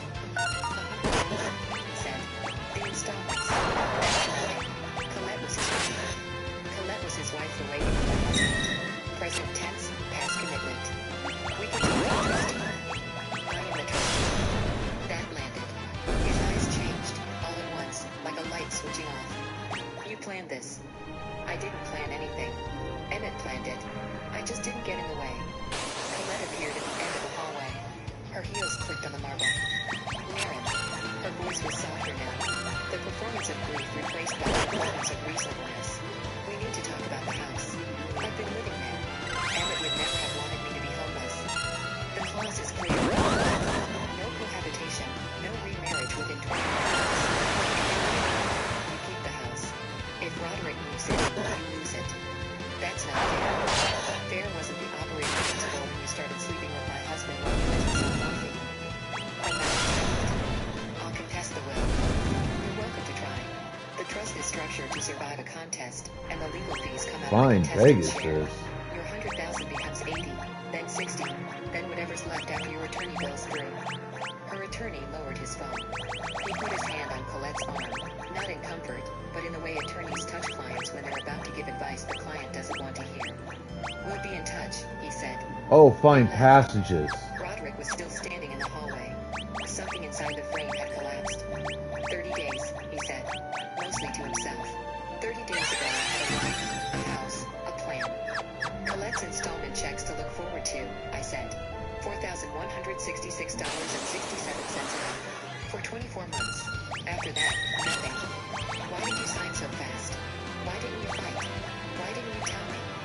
Because you didn't ask. You walked into my brother's kitchen on the day we buried him and you handed me an exit. I took it. That's not a plan, Roderick. That's just a door you opened and I walked through. You scared me. The version of me you know. The one who cleaned when you were who squeezed hands and said nothing. Who kept things together for everyone else. She just wasn't keeping things together for him anymore. I walked to the elevator. Pressed the button. The doors opened. Maren. His voice from down the hallway. Open. I stepped inside. The doors closed. I drove home without Caleb. The one that smelled like nothing because it was mine and no one else had ever lived there. I set my bag on the counter, poured a glass of water, and sat on the balcony. Emmett's voice in Alright, I'm my at head. From one of those last nights, 206,000. they're going to come for what I built, Mare. Both of them. Let them think they're winning. People who rush don't read the fine print. I'll hold it together, I told him. And I did. At 6:47 that evening, I know the exact time because the microwave clock was right behind Roderick's head when he showed up. There was pounding on my front door. Not knocking, pounding. The kind that comes from the flat of a palm, desperate and helpless. I opened it. Roderick, tie loosened, eyes swollen, face the color of concrete after my marks on your jawline. She's kicking me out, he said. Colette. She says if I stay, she loses the house. Her attorney called mine, said the cohabitation clause is airtight. If there's any evidence I've been living there, the property reverts immediately. She changed the locks. While I was at the meeting, that was fast. She picked the house over me. I left you for her. I gave up everything. You gave up me for her. That's not everything. That's just what you have. He put his hand on the doorframe. His chin dropped. I have nothing. The Ridgemont house is tied up in divorce. Colette won't let me live in the lane. The savings, I spent most of my share on dinner reservations and a deposit on a ring. That sounds like a personal financial decision. Please, can I just come in? Can we talk? I looked at him. The man who timed a funeral. Clint slid papers across a dead man's table. He signed away his claim to my inheritance because he was in too much trouble. No merit. The divorce is final. You wanted out. You got out. You wanted Colette. You got Colette. Until you didn't. None of that is my problem. I made a mistake. You made a series of decisions. You chose to have an affair with a dying man's wife. You chose to serve me papers as you chose to rush the settlement. And now you're on my doorstep asking me to fix what we built. Emmett did this to punish me. Emmett did this to protect me. You just happened to be the thing I needed protecting from. The pounding had stopped. His hand hung at his side now, limp. The hallway light buzzed the way fluorescent lights do in apartment buildings, thin and indifferent. Where am I supposed to go? He asked. Somewhere that isn't here. I closed the door, turned the deadbolt, listened to him stand there for a while. His footsteps retreated down the hallway, uneven and slow, away from the building that used to have his name on it. I went back to the balcony. The coffee was cold. The city was shifting from the weight of the day into the amber looseness of evening, headlights moving along the highway like cells through a vein. Emmett's voice, for before the diagnosis, before Colette, before any of it, you and me, Mayor. We're the foundation. Everything else is just weather. I drank my coffee, watched the lights, didn't cry. The foundation was holding, and the weather had finally cleared.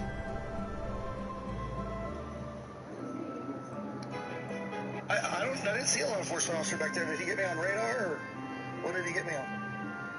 You just passed that law enforcement officer over 55 miles an hour right now. Okay, well, does he have it on radar, or how does he know? Radar? I would think so. No, you don't need a radar when you pass law enforcement. The truth of the matter is, yes, you do need radar or some type of device so I can tell exactly how fast the driver was driving. If you pass me and you're doing 65 in the 40, I need to know that. And depending on the state and the laws, that can be a big difference. I didn't see a law enforcement officer back there. Did he get me on radar, or what did he get me on? You just passed that law enforcement officer over 55 miles. After hours of intense soul-sapping research, I finally answered the forbidden question, so here's the top 5 most movable snakes. And number 5 is the black bear. If nature wanted me to be afraid of a 600-pound murder puppy, it should have given that nose to someone else. I'm gonna touch his nose, he has to be prepared to deal with it. And number 4 is the gargoyle, because they may be in danger, but they're also in danger of getting snout checked. I mean, how am I supposed to take this animal seriously? I can't, and that's why he's here. The funny thing is, a koala can almost certainly do more damage than a black bear or a gargoyle, but there's no denying damage to the koalas. There are all the qualifications to be here, and the fact is, it's almost guaranteed them a spot on this list. Even though they might be one of the dumbest things with a heartbeat, pretty privilege means a cute face can make up for a lack of brain cells, whether you're a koala or a runner-up is, of course, the quack. This smiling plush toy has a high-caliber snoot that remains movable. It sets him apart from other animals. This one simply actually looks like he wants you to touch his nose. But only one animal can possibly touch it. Dog represents the one that's not even in the debate. Basically, blind until they figure out where they are by putting their nose to the ground like dogs. There is no sleep or movement reserved for this man, I will die. After hours of intense an Irish man walks into a job interview. He's pretty sharp-witted, but the boss won't hire him until he passes a little math test. Here's your first question, the boss said. Without using numbers, represent the number 9. Without numbers, he says. That's easy. He proceeds to draw 3 trees. What's this, the boss asks. Tree and tree plus tree makes 9, says the man. Fair enough, says the boss. Here's your second question. Use the same rules, but this time the number is 99. The man stares into space for a while, picks up the picture that he's just drawn, and makes some smudges on each tree. Here you go. The boss scratches his head. How on earth does that represent 99? Each of them trees is dirty now. It's dirty tree plus dirty tree. That makes 99. The boss is getting worried that he's going to actually have to hire this guy. So he says, alright, last question. Same rules again, but represent the number 100. The man stares into space some more, scratching his chin. Then he picks up the picture again and makes a little mark on the base of each tree. Here you go, 100. The boss looks at the attempt and says, you must be nuts if you think that represents 100. The man leans forward and points to the mark on each base of the tree and whispers, a little dog came along and pooped by each tree. Now you got dirty tree and a turd, dirty tree and a turd, dirty tree and a turd, which makes 100. The Irishman is the new supervisor. My brother texted the family group, don't come to the Thanksgiving. Your smell ruins everything.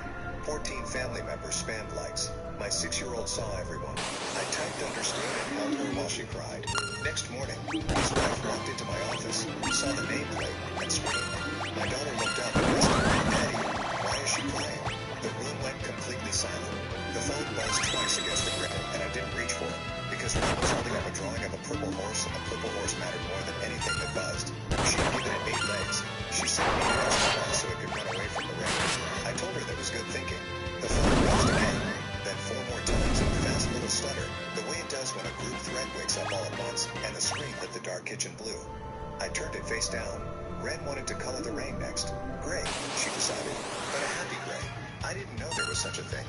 She explained it to me with the patient 6-year-old's reserve for slow adults, and I let the phone keep buzzing up and on, and for about 90 seconds, I think the world was a purple horse out running a happy gray storm. Then she leaned over to get the silver crayon out of the tin, and her elbow knocked the phone, and it flipped face up on its own. The thread was called Pruitt Family, 41 people, though maybe 9 ever spoke. At the time, it was a message from my family, sent 11 minutes ago, and under it a stack of little thumbs climbing one after another like something hatching. Brad had written, don't come to the Thanksgiving. Your smile ruins everything. Nobody wants to say it, so I will. It's a kindness. I have read a lot of things in my life that were meant to land like a fist, and you learn to take them flat, the way you take a punch you saw coming. You don't tense, you just absorb and keep your feet. I absorbed it. I kept my feet. Ren read it too. I forget, sometimes, that she can read now. She learned fast and quiet, the way she does everything. And she'd been reading cereal boxes and street signs and cartoons for months. So when the screen flipped up, she read it the same way I did, top to bottom. And I watched her mouth move through the words don't come and smell in ruins. And I watched her get to the part where the thumbs were stacking up, because they kept stacking up the same. Yo, little pup. Who used to slip me extra dinner. What up, short shit?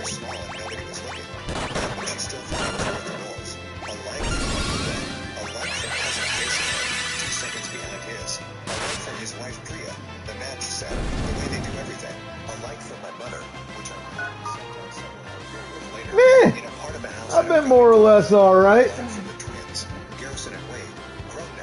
Birthday coming up, 9th of next month. Cast off the Henley Street Pier when they were Ren's exact age, who had once thought I hung the moon in the tide both.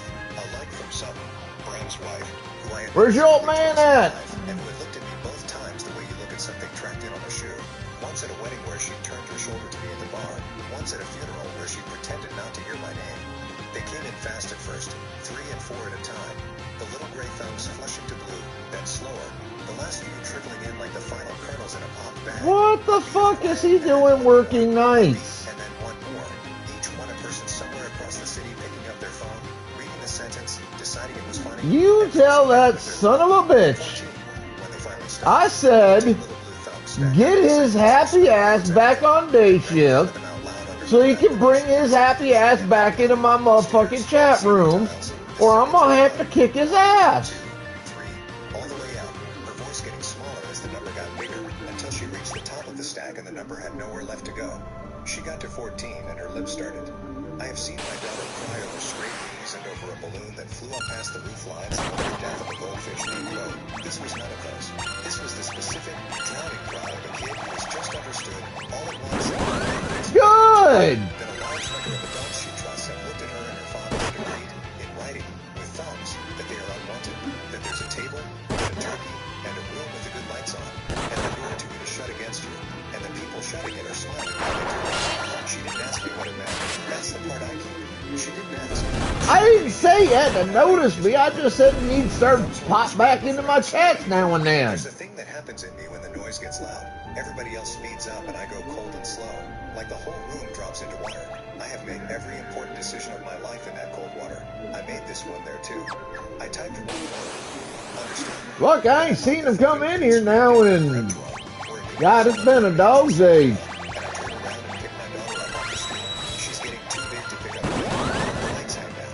Her chin reaches my shoulder, and there's a particular way you have to brace your back when a kid crosses from small to almost not. I braced him. I held her anyway. I held her the way you hold something that's trying to come apart, and you decided it isn't going to. Not tonight. Not in this kitchen. She climbed into my collar, and I felt the cotton go where the wet spread and then warm again. And I walked her slow circles around the island the way I used to when she was a colicky. Excuses is all I'm hearing. Because it wasn't. I didn't say they didn't mean it, because they did. 14 times they did, with their thumbs, while their dinner cooked. I didn't say family is family. I just said I've got you, over and over, into her hair, until the words stopped being words and became a sound she could lean my whole weight against. I've got you, I've got you. I counted her breasts instead of the thumbs. It took a long time for them to even out. The purple horse sat on the counter with its 8 legs and its gray mane, finished, and nobody outlined anything. They've been doing this for years, in smaller ways. That's the part I should ground you in before I keep going. Because if I don't think one little text came out of nowhere, nothing comes out of nowhere. It does. It tests you in inches. I'm the second son in a family that decided to open their lives and never updated the file. My father drove a root truck and my mother kept books for a dentist. And somewhere in there they got it into their heads that refinement was a thing you could buy on layaway. And Bram was the down payment. Bram got the braces and the tennis and the college fund that ran dry by the time it was my turn. I didn't resent it the way you think. I just left. 16 and a half, a duffel and a bus ticket. Fuck you too, you asshole. All I said was your happy ass needs to start coming back into my chat some more. And if that means your happy ass got to get your ass back on day shift, then that's what's got to motherfucking happen. That's all I said, bitch. Come in here running your mouth like that. What's wrong with you?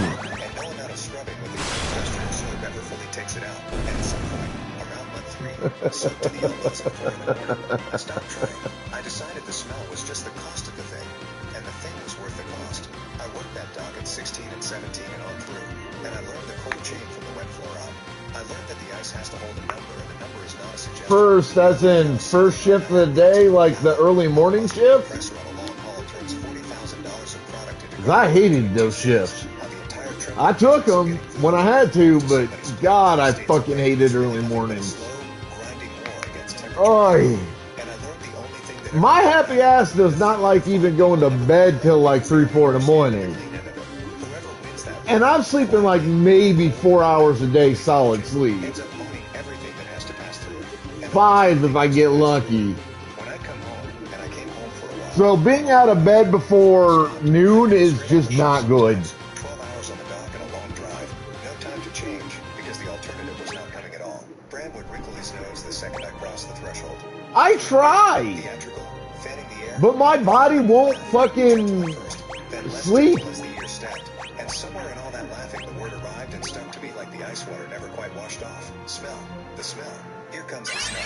Somebody would call from the other room before I'd even gotten Yeah, I wish your company would fucking listen to me, but even if I knew who you worked for and called them up and said, hey, this guy needs, like the first shift of the day, same pay, same position, they're just going to be like, yeah, no, that's not fucking happening. They don't give a fuck about me. They ain't going to listen to my happy ass. Shit, we all know that. They only listen to themselves. They don't give a fuck about none of the rest of us.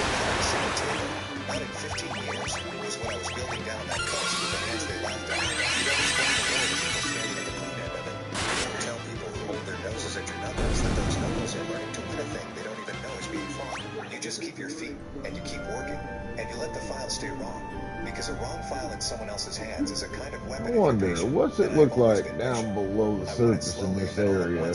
The way you go broke and the way you fall asleep.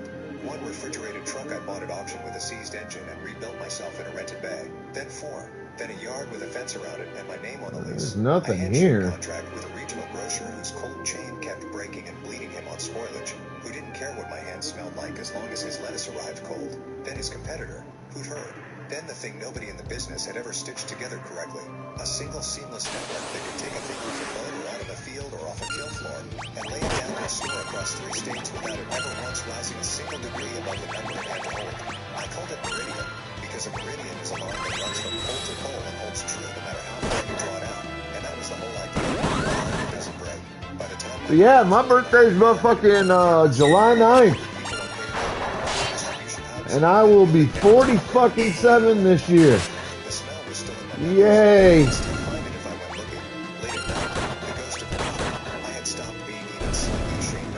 Somewhere along the way, it had quietly become the smell of the only thing I'd ever built that nobody handed me. It smelled like winning. They just never got the memo, because they never asked. And I, out of a stubbornness I'm not going to apologize for, never sent it. I want to be clear that I had let it go. I had. I built a life so far from that kitchen that the kitchen barely reached me anymore. I didn't go to the family things, hadn't in years. I sent gifts I never got thanked for, and I kept my mother's heat on through a bad winter without telling her it was me. I had a daughter, a house she loved, a dog named Pickle, work that mattered. I was fine. I was so far past it.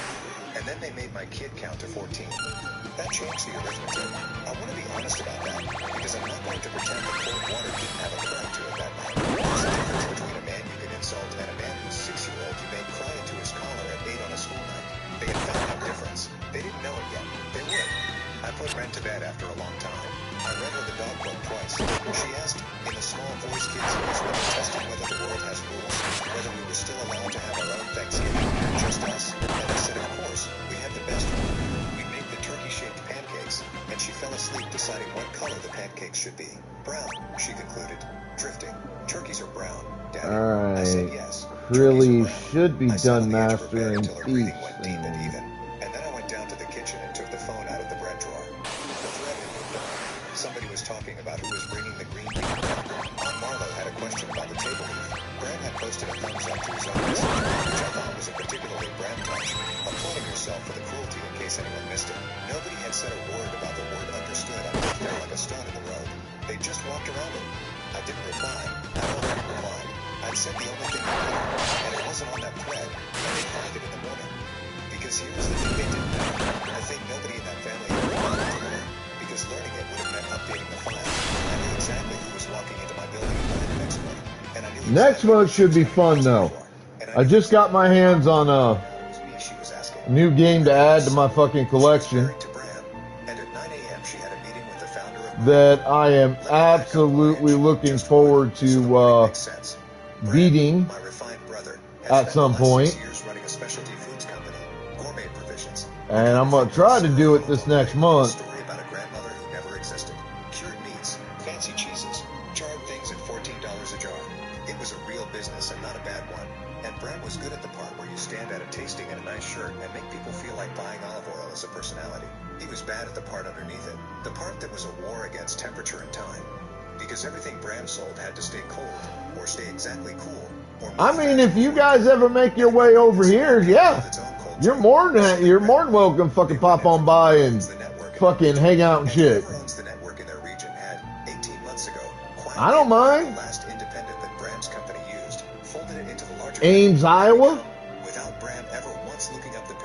Basically dead center in the state. Check the plumbing. Bram's sole distribution lifeline. That was me. That was Meridian. I didn't engineer it to trap him.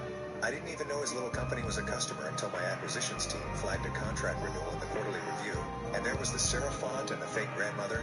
And there was the account name, Pruitt and Vale Provisions. And there was Bram's signature on the old agreement. I'd looked at it for a while. Then I'd put it in the stack like any other and let it ride. Because I'm not a man who burns a house just because I happen to own the matches. I let it ride for over a year. North Carolina is eastern U.S. Just above, I believe, the Mason-Dixon line, or sitting right on it. And any sane review flags an account like that for renegotiation. My team had flagged it. They'd scheduled a meeting with the customer to walk through new terms. The customer had sent their partnership's lead. Their partnership's lead was Sutton, Bram's wife, the one whose thumb was the 11th of the 14. How long a drive is it from North Carolina to Iowa? The founder of Meridian, and she had no idea on God's earth that the founder of Meridian was the smell. I want to tell you I lay awake plotting.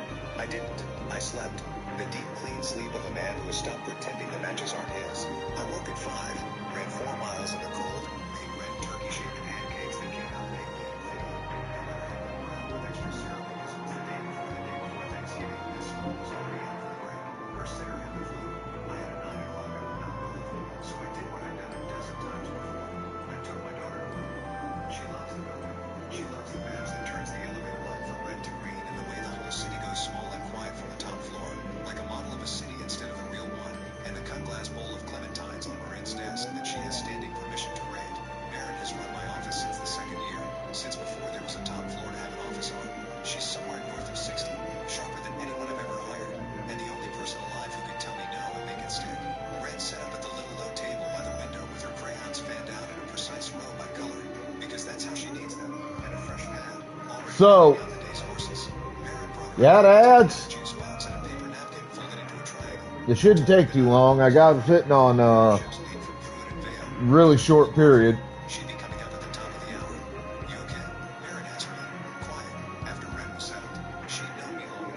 So, according to what I'm seeing here, just a quick Google search, just from North Carolina to Iowa.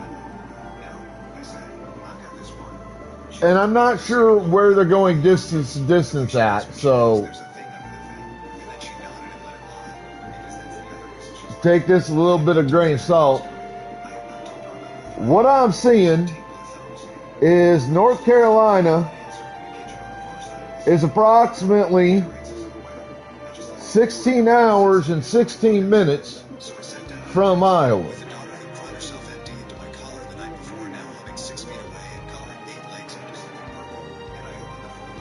It's about it's almost 1,100 miles. And they were fair. That's the thing I keep coming back to. The thing I need you to understand before the door opens. They weren't Peter. There was no poison in them. They were just real. The network priced it exactly what the network costs to run. The self-volume commitments being firm the way Beverly accounts eventually. Another thing I'm seeing here says 15 hours and 45 minutes for a drive. Another says 15 hours, 45 minutes. This says 15 hours, 45 minutes. Any which way you go, it's going to be the majority of a day. This says 17 hours, 39 minutes.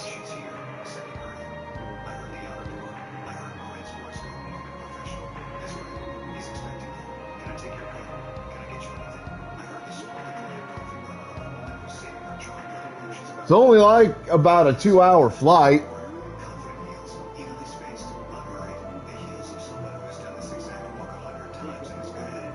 So yeah, I'm seeing anywhere between. Alright, give me a minute. Drive time from Wilkesboro, North Carolina to Ames, Iowa. Alright, so this says from Wilkesboro to Ames, about 15 and a half hours.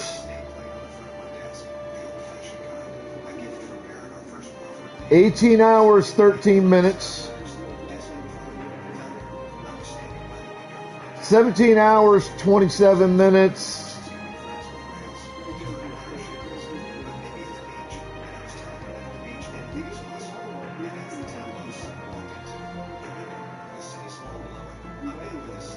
So 15 to 18 hours, give or take a little bit. She didn't see me first.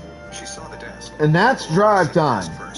Now, obviously flight time is going to be considerably fucking shorter. She saw the desk. Her eyes went to the nameplate the way train does, checking the name, confirming the route, and I watched it happen in the glass of the window where her reflection. Like, flight time shouldn't be more than 2 hours tops, depending on what you have for layovers. Assuming you have layovers. I don't know. I've never, out of all the modes of travel, on Earth. Air, land, and water. And space, obviously, but I'm not counting that because don't hardly nobody get a chance to go to space. I have only ever not been able to fly. That is the only mode of travel I have not tried out yet. I had a shot once in a hot air balloon, which I really wish I would have won that, because there was a little contest at this fair that I was participating in as an attraction versus like going around and walking around just enjoying it. There was reasons for it.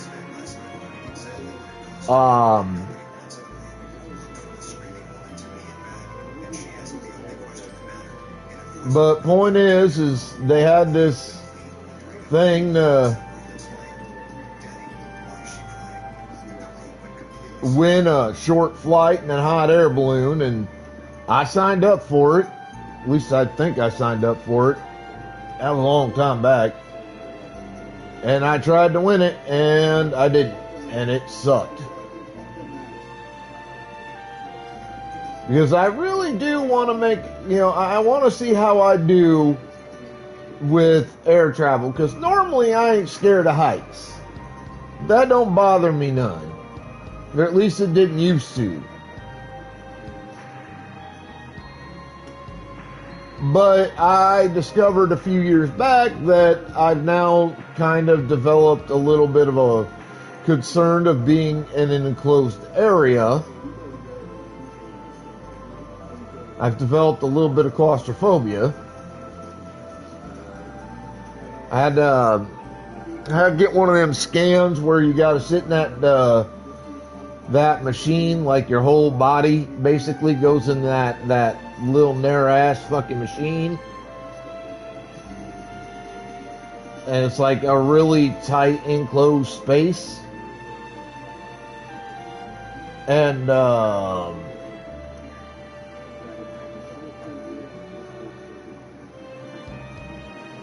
like I'd done it a couple years prior. I'd done one of those and it hadn't bothered me none.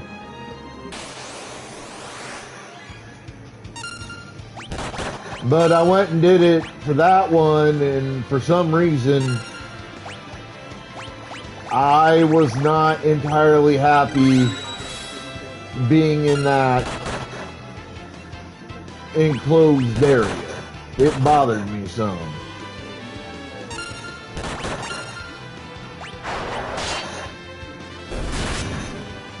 So, might have a little bit of a fear of heights these days. I don't fucking know. I haven't really tried out to see if high places bother me none. Because, I don't like going out anymore because most humans just piss me off. Most humans just annoy the shit out of me.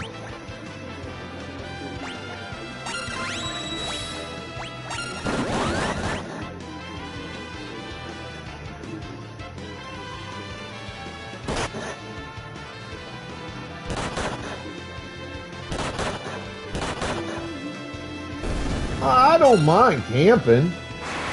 Camping doesn't bother me.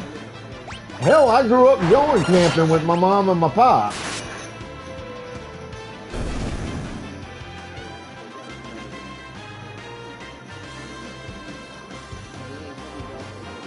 Hell, one year, I severed the veins, arteries, and nerves. one year for family vacation, we went down to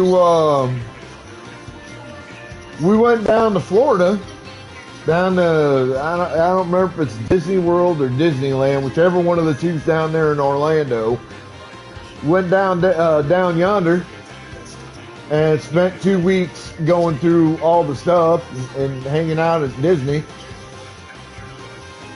And yeah, Disney World, thank you. Spent 2 weeks doing all the attraction, everything at Disney World. And we went to the Epcot Center and did the rides and, you know, the whole 9 yards. And then some. But Mom and Dad didn't want to spend the money. And, you know, considering there are 10 of us, I don't blame them. That, you know, 2 weeks worth of hotels or a week's worth of hotels or resort rooms down there, even back in like the late 80s, would have been expensive as fuck for 10 people. Like 8 kids between, like, God, I think the youngest of us was, I think, 6 or 7 at the time. So they would have had to get rooms for 10 kids, ranging between about 6 or 7 to about 14, 15. And they would have had to stick at least one of the eldest in each room.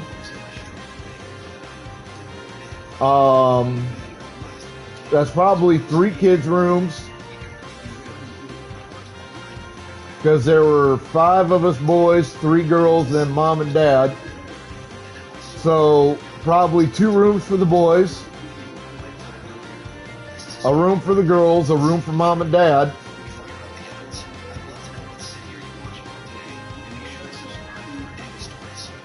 I mean, that's 4 rooms, 3 to 4 rooms at a minimum. And even back in the 80s, that was like 100, 150 a night minimum, depending on the hotel or the resort. Plus gas every probably like once or twice a week to, you know, between driving from the hotel or the resort to the theme park. And we drove down all the way. We didn't fly. We drove from Anamosa, Iowa, all the way down to Orlando, Florida. Then we drove our fat asses back up. So it wasn't just Disney we hit up. We hit up a bunch of shit.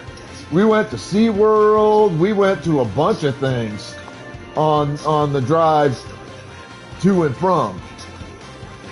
Took, I think, 3 days to get down there. We were down at the resort for about a week or so, and then about 3 days, 3.5 days to drive on back up. We went to the St. Louis Arch. We went to SeaWorld. We did all the Disney World things, you know, Epcot Center, the mountain thingy that they shut down a while back. All of that. We did all that. Got a bunch of collectibles and shit that we brought home with us. Yeah, Space Mountain. See, you can tell how long it's been since I've been down yonder. It's been damn near 40 years. It's going on 40 years since I was down that way. Oh no, we had one of those vans where not only was it pretty gas efficient, all things considered, but the middle seats, so like we had the front passenger, front driver seat, then we had 2 seats right behind that were single person seats, right behind driver's side seat, passenger side seat. Then we had 3 of those 3-person seats. Well, 2 at least. There might have been 3. I don't remember if it was 3 or 2. But it was enough that when you lay them down, because they were the type of 3-person seats that you could lay down and, you know, you could end up having 4 or 5 of us sitting down, you know, on one of them at a time. So we lay those down because they get us going early mornings, get us up and out in the van to start the next leg of the trip. And we just lay the fucking seats down And just the youngest of us kids would catch like an extra probably 3-4 hours worth of sleep, while the eldest of us were just kind of hanging out, doing whatever, talking, between themselves, talking to mom, dad, whatever. Or, we would, like if we saw a semi, we'd do the horn, the honk the horn gestures. And we got a bunch of truck drivers to do that. Like, we got a bunch of, like, semi-truck drivers on the interstates and shit to honk the horns for us. And mom and dad just up and just, like, first couple, like, 3-4 times, they're like, okay, the kid's just having fun. After about a dozen times, they were a little exasperated, wanted us to stop, but, we're kids. We stopped for maybe an hour, and then we'd do it again, next one we saw. But no, we had God, it was a blast. Like, it's one of the funnest times I've ever had in my life.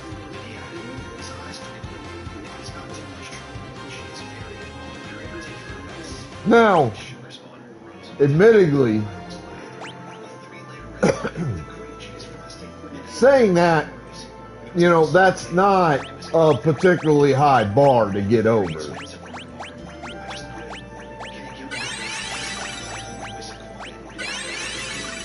Most of my life has either been boring as fuck or a royal pain in my ass. Like, that's just the truth of it. But even with all that, yeah, like that trip to and from Disney World with the family was a fucking blast. We hit up all the attractions between here and Florida. Like all the big major attractions, fucking St. Louis Arch, fucking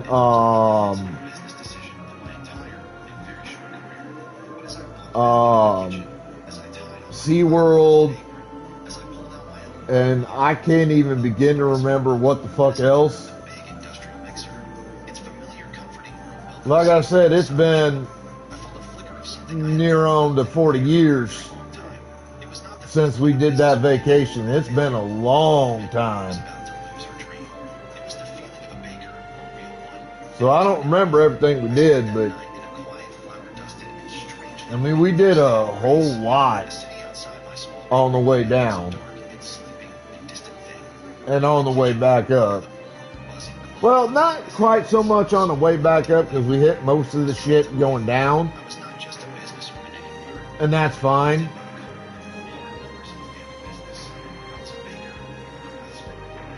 But, like, it was still a blast. Like, we still had a whole lot of fun.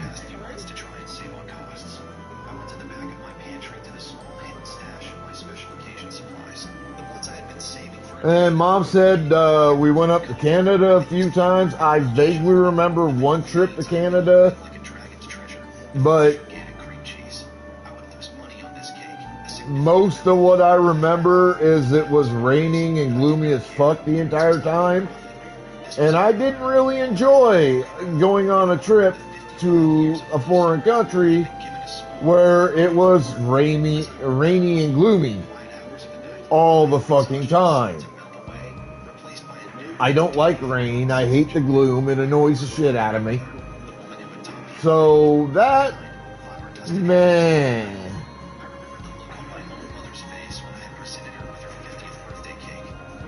But yeah, it's fucking, I had a blast going down to Florida and back. Before, Florida went to hell because they elected potentially the worst goddamn choice for a governor that they'll ever have. I don't know how that boy is still in power. Whew, tell you what.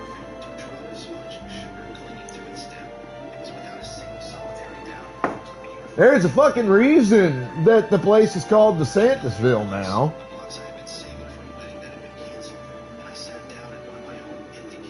Oh, Lil Pup, I don't think he'll go back even after he fucks off. Not for a while.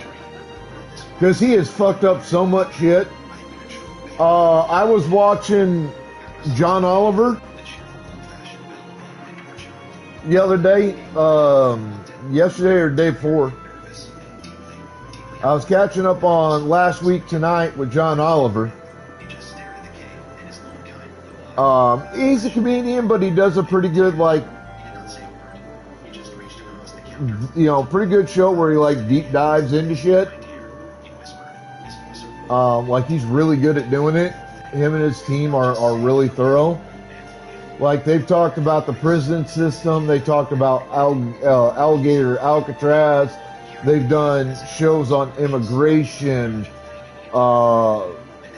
Trump, and, like, just all this stuff. Like, a lot of work is going into it. And I really enjoy John Oliver. He's a smart man. He's a funny man. Funny look at some bitch, but, you know, can't have everything. And he did a piece recently about a college in Florida called New College that apparently used to be a really solid college until DeSantis got elected, basically installed a new board of directors or whatever colleges have, and a new president and a bunch of other people into this college in the administration, and they have just fucked the place. He said it's so bad that, and the excuse they used to do this was they wanted to balance the hormones.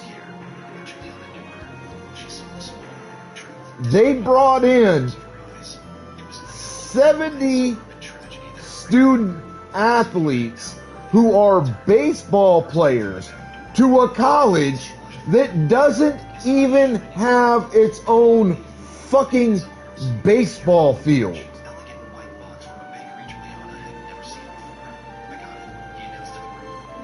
All dudes.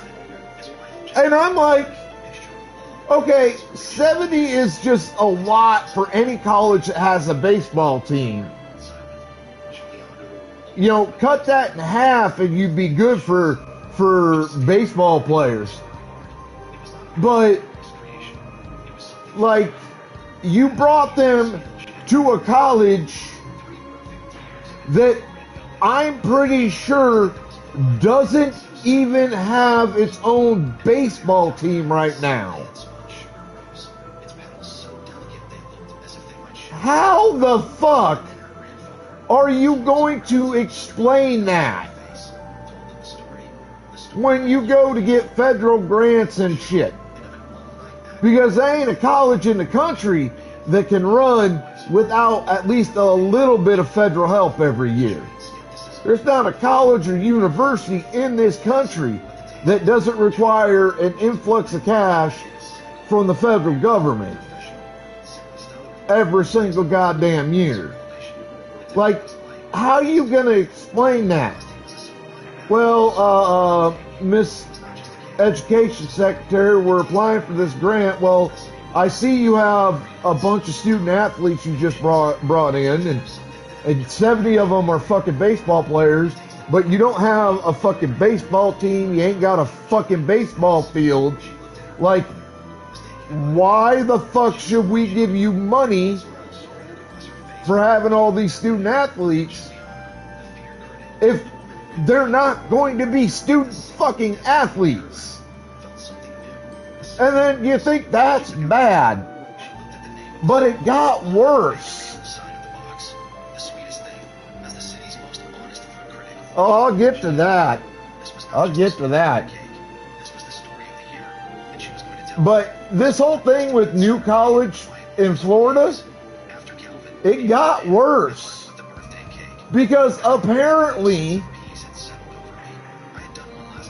most of the student athletes he brought in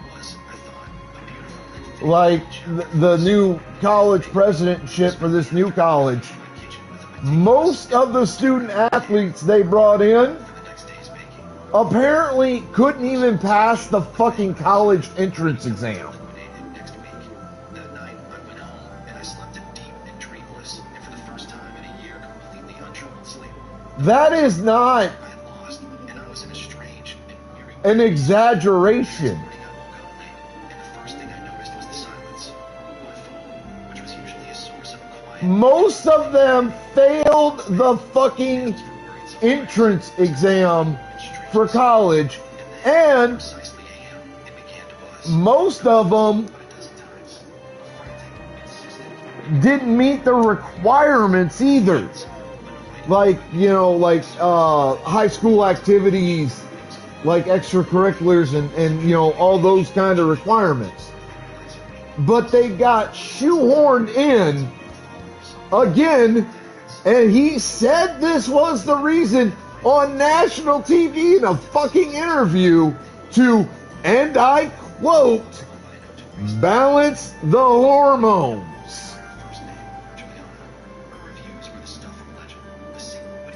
And I'm like, I'm watching this piece that John Oliver's doing, and I'm like, holy fucking shit nuggets.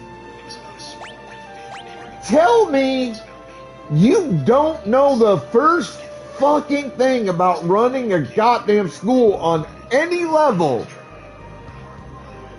without telling me you don't know the first motherfucking thing about running a school on any level.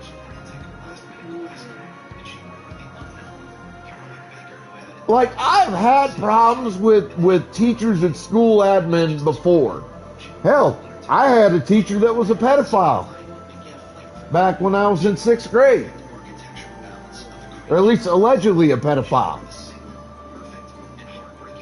That's what, like, the school told my mom. At the end of the years, he got caught with pedophile material.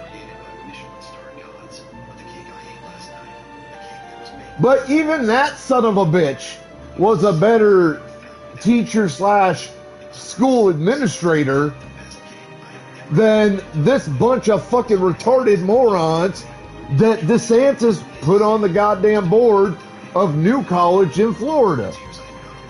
Like, holy shit. I mean, it doesn't take a whole lot of common sense to figure out how to run a goddamn college now. It doesn't. You can figure that out right quick and in a motherfucking hurry.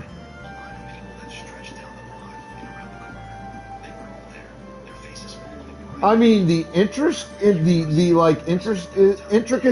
and complexities of it, you'll have to take some time to learn. But the basics are right there. You can figure it out with half a goddamn working brain cell. That's all you need. Try to keep the student body balanced.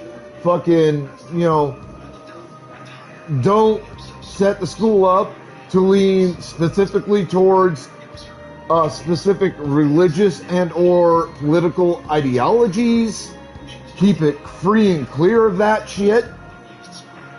And make sure your students don't get in trouble. And if they do, make sure they pay the goddamn price for it. That's common goddamn sense. Just like it's common sense, if your school ain't got a baseball field, more than likely you ain't got a fucking baseball team.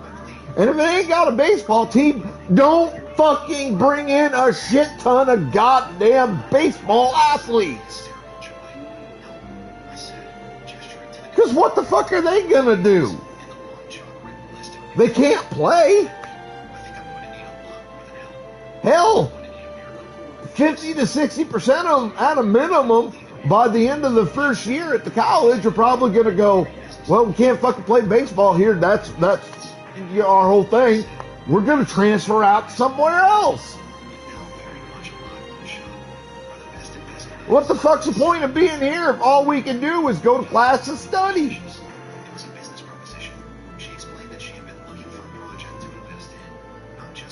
Like, it doesn't fucking make any goddamn sense. She wanted to become my son partner. She would handle the business side, the marketing, the expansion, and numbers. Like, I don't get the decision-making process there. Like, that's where my mind is baffled. What the fuck were these DeSantis-appointed administrators at New College fucking thinking that caused them to think making these goddamn choices was a good fucking idea? That it wasn't going to harm the school versus actually trying to help the fucking school. I mean, if you watch this piece, and I think it was the most recent episode of Last Week Tonight with John Oliver, so it would have been like last week's episode. If you watch the piece, like, what they did was so bad that like 75% of the administration and the teachers and shit that had been there before DeSantis dug his claws into that college are gone. Like, they started the new school year, the new academic year, not being able to host a bunch of the goddamn classes because they didn't have the fucking teachers left on campus and on staff to teach them. Like, they interviewed this one gal who's going for marine biology, and her fucking teachers for marine bio, because of what DeSantis did and the consequent dominoes that fell because of that, she can't take her marine biology classes anymore. And she called the school administration there, and their only response was, oh, well, pick something else. The fuck? Oh yeah, I'd be pissed too. I'd be mad as hell. I bet you money. I bet you money. By the end of this academic year, that at least 75 to 85% of the student population of New College in Florida are gone. They transfer out to another college. Because what the fuck else can they reasonably fucking do at this point? They're going to lose the student athlete baseball players because, I mean, they can't play baseball. There's no point being at the college if they can't play the sport of their choice. So those are going to be gone. Because so many of the goddamn teachers just could not deal with the new bullshit. And they quit or got fired. Most of the non-student athletes are going to be like, yeah, fuck you bitches, we gone. And they're going to transfer to other colleges where they can continue studying for what they're in college to study for. Like, I heard, my understanding is like the nursing program that I think they had got fucking slashed to shit. The marine bio teacher went, and left because she couldn't deal with it. Like, New College got fucked. Like, my only conclusion on this is that the reason DeSantis did what he did, and subsequently that the new administrators he installed did what they did, was because they wanted to shut New College down because apparently it's one of the few heavily non-right-wing leaning colleges in Florida that's small enough that doing something like this could just get the place shut down. I think that's what the goal was, They wanted to shut down a place that did not share DeSantis's alleged political viewpoints. Because I honestly don't believe that DeSantis truly believes at least 50% of the extreme right-wing nonsense he says publicly. I think he only says at least half of it because he wants to keep the favor of Trump and MAGA. But if it wasn't for that, I think DeSantis would probably be a lot more centrist versus so politically right-wing. But MAGA and Trump have made that extremist right-wing crap so trendy at the moment that DeSantis, whose career is tied as a politician right now so closely to Trump that to lose Trump support would mean DeSantis could no longer be a politician viably for an extended period.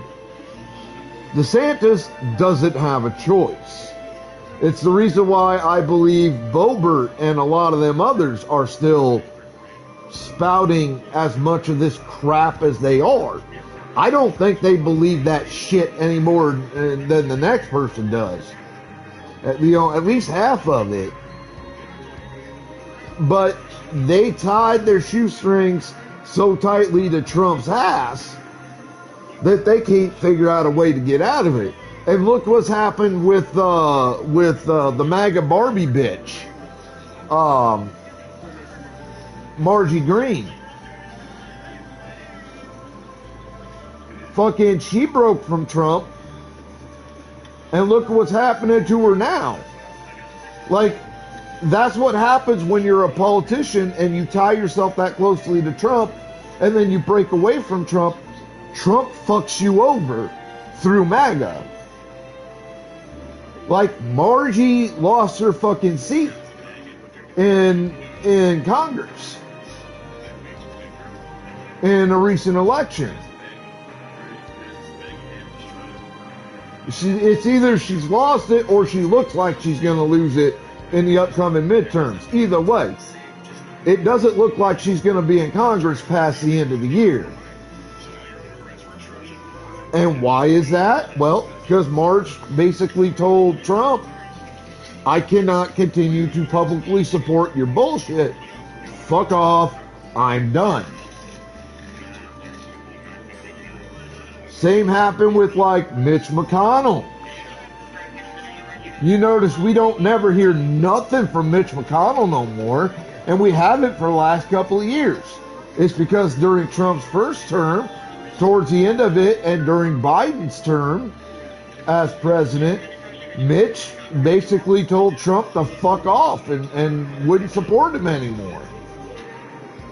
And then Mitch disappeared. You don't hear from him anymore. Lindsey Graham. Lindsey Graham has broken from Trump on a few things in the last 5-6 years. And you notice you don't really hear from Lindsey Graham no more.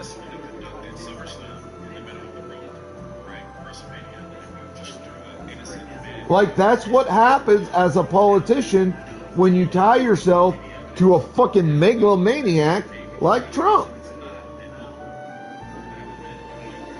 When you do it, and then you break from that person, that being, knowing that being is a spiteful fucking son of a bitch, that being fucks you over.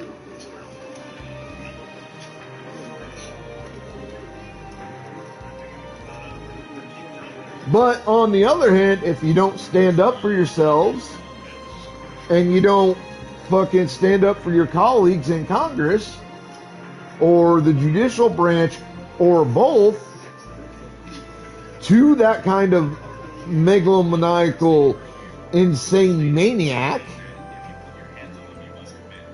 you still get fucked over and drowned the fuck out, as members of SCOTUS and Congress are finding out. Because Trump's just walking all over all of them. He don't Trump don't give no fuck. Like, it doesn't. It doesn't give a fuck.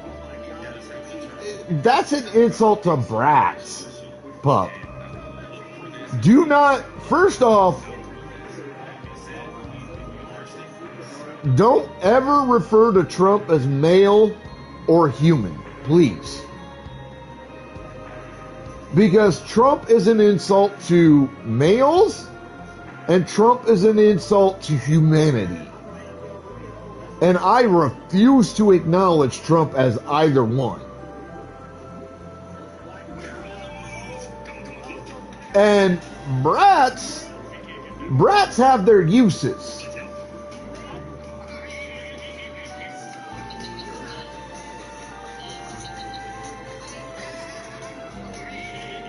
Brats have their uses and their places in society.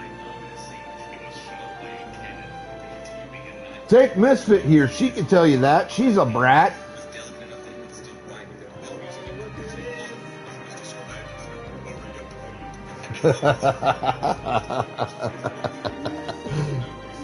Misfit's probably like, wait, why am I being brought into this? What is this discussion? What the fuck did I walk into? But yeah, like, it's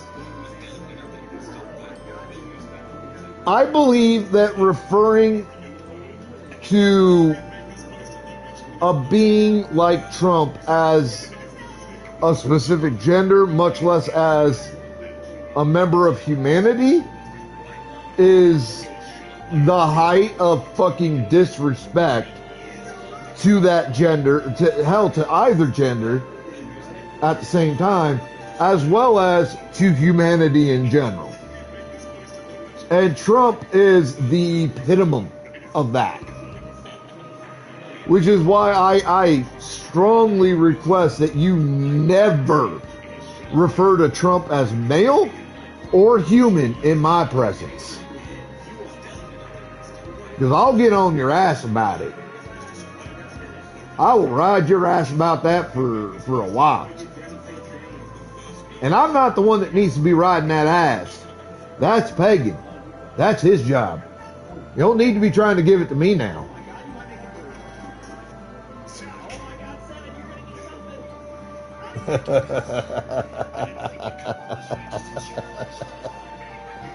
But yeah, like it's just a big fucking mess. But before we continue to talk, I gotta go take me a piss right quick and in a hurry. Grab me some coffee. I'll be right back. So y'all hang tight.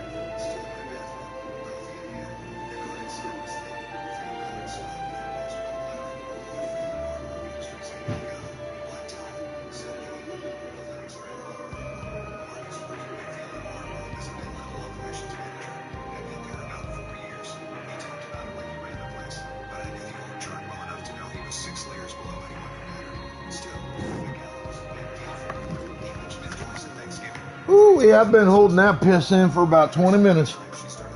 Whew. Tell you what. But yeah, getting back to the whole, getting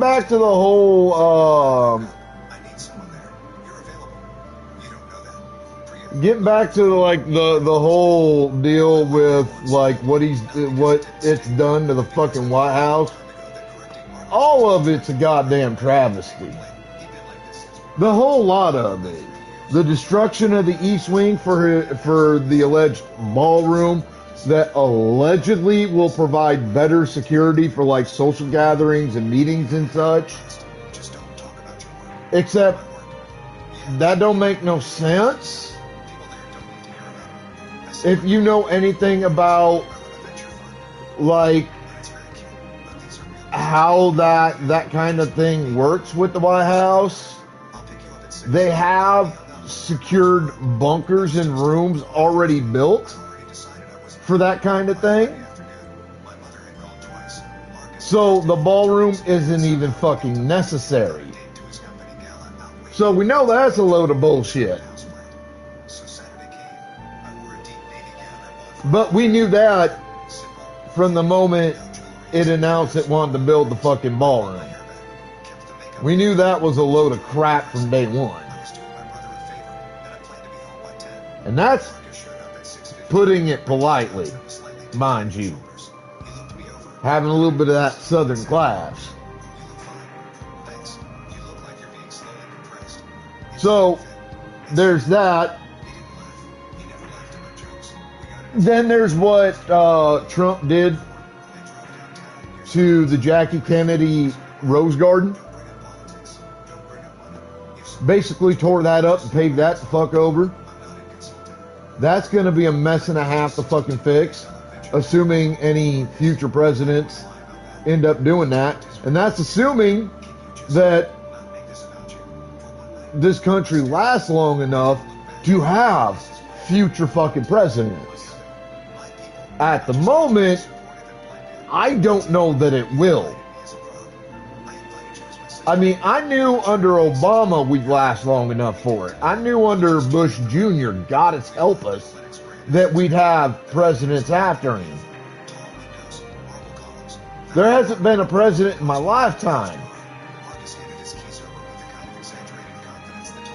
that, until Trump, that I could honestly say I wasn't sure if there'd be presidents in this country after that president. Trump is the only one.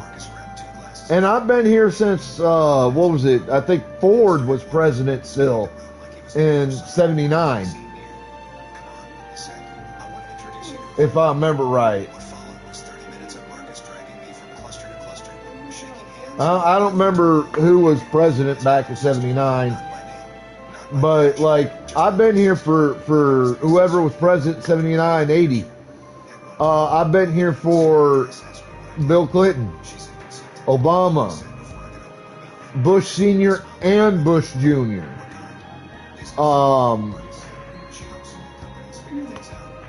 Reagan. Like, I have been here and I've been alive through some of the biggest ups and some of the worst downs this country's seen until Trump. And there wasn't a time in my life until Trump came into power that I could sit there and go, honestly, I don't think I think there's a good shot we'll never have another president in this country. There wasn't a time in my life where I honestly believed that the end of this country might be a hell of a lot nearer than any of us wants to think or admit to.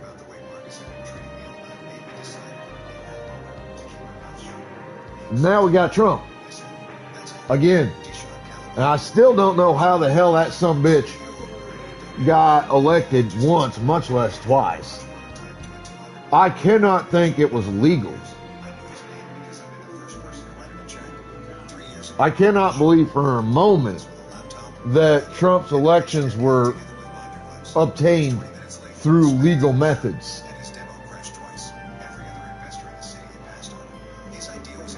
And there are, according to a couple of groups that Christopher Titus has talked to and had on his podcast with him and his wife and one of their buddies, there are some very concrete, very concerning indications that Trump absolutely stole the 2024 election.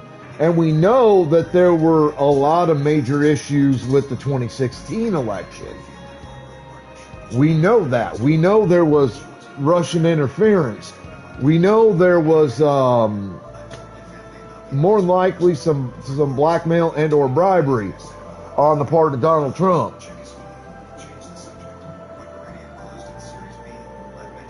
Like, we know these. We know these things.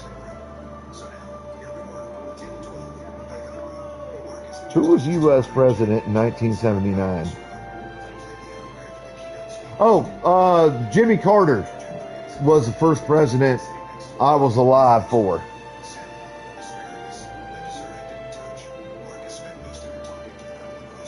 Couldn't remember the guy's name.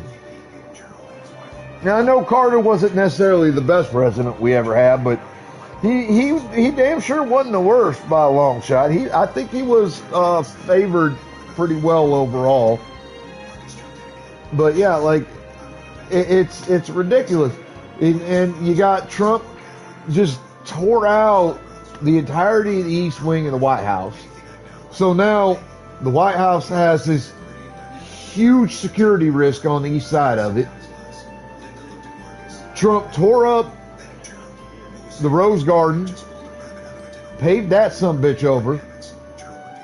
Now there's this UFC thing that Trump did as part of, allegedly, as part of America's 250 birthday celebration.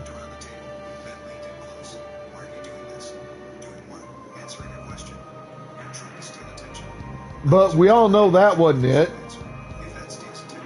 Trump even admitted that wasn't it. It wasn't for America. It was to celebrate Trump's 80th birthday. That's why Trump made that event. Trump's admitted that in interviews. Then there's this what was it, like a 10 or 12 day long concert Trump wanted to do with a bunch of different artists headlining every day for America's 250th birthday. That Trump lied about that. Lied about what that was about. And because Trump lied about it, like 70% of the artists who signed up to show up to do the concert said, oh, hell no. Hell, Milli Vanilli backed the fuck out after Trump's lies about this, like, 12-day long fucking concert bullshit for our 250th birthday came out. Okay, for any of you in my chat or who listen to this later on, who know who Milli Vanilli is, who know the scandal involving Milli Vanilli,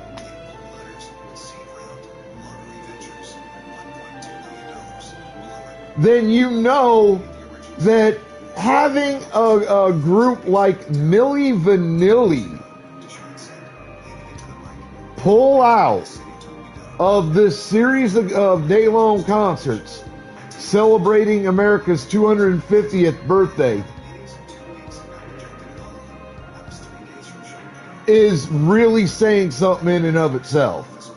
So, for all y'all who don't know who Milli Vanilli are, I'll explain to you a little bit. I'll give you an idea. You can look up the rest of this. But this is all basically factual information. Alright? So back in, I think it was the mid-90s, two guys came together and formed a group called Milli Vanilli. And they got hugely popular very, very quickly. They got this huge push from the music industry. They did albums, they were doing concerts, all this bullshit. Within a couple of years of them becoming mainstream, they were in, I think it was, they were in the middle of a concert, a live concert, and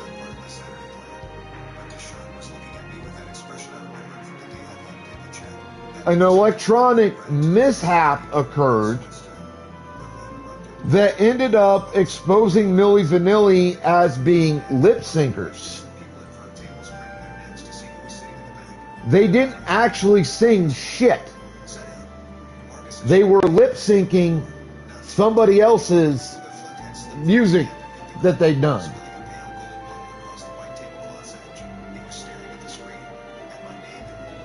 Like, that's all they were doing.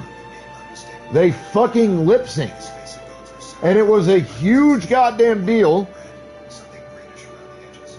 People got pissed. And, you know, justifiably. Because the music that was put on their album wasn't bad. It was actually pretty good music.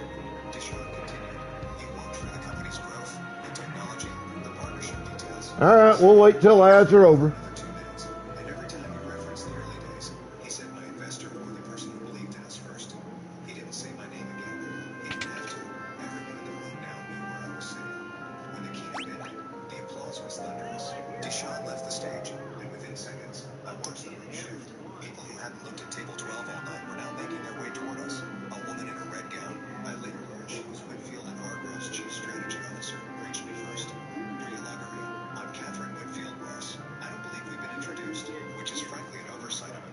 Ads over? Alright.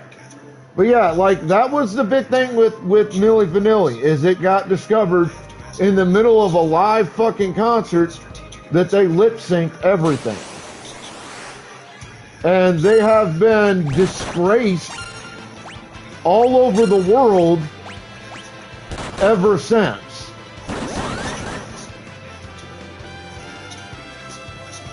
Like, nobody's even heard the name Milli Vanilli in like going on 30 years. That ain't a joke. Like, I'd even forgotten about Milli Vanilli until this concert thing for America's 250th birthday come up, because they were a scheduled act. And when Trump's lies about what the concert was for got exposed, essentially Trump made the claim that the concert was to celebrate America's 250th birthday, but in reality it was just another giant political stunt on the part of Donald Trump, which, no big fucking surprise to anybody that knows anything about any of this. There's been paying any mind in the last several years. Like, none of us are surprised if we've been paying any mind to it.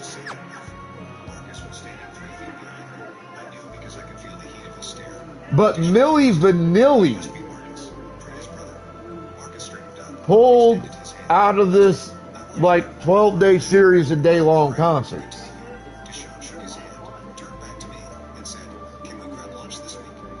Perhaps the most disgraced act of the last 150 years of American history, American musical history, pulled out of America's 250th birthday celebration being planned and thrown by Donald Trump, because Trump is using it as basically yet another stage to pull Trump's political bullshit. And even Milli Vanilli was like, nah fam, we gone. only 2 acts from the original list that I know of for sure have chosen to do the concerts they're scheduled for that celebration. Only 2. And one of them I actually kind of understand. And I don't necessarily blame that act for it. That act is Vanilla Ice. He was a rapper, a white rapper. If you don't know who he was a white rapper back in the 1990s. He was actually featured pretty prominently in the end of the second live-action Teenage Mutant Ninja Turtles movie back in, God, what was that, like? I don't think it was the late 90s. I think it was like 95. Somewhere around there. I was still a teenager when that movie came out. Like 14. So it would have been around like 93 to 95. So early to mid 1990s. But he got in trouble and spent a lot of years in prison for like drugs and some other bullshit. Like your typical, usual bullshit that like famous folk get in trouble for here in America. There was no like sex scandal or pedophilia. It was like just like drugs and you know, that kind of bullshit.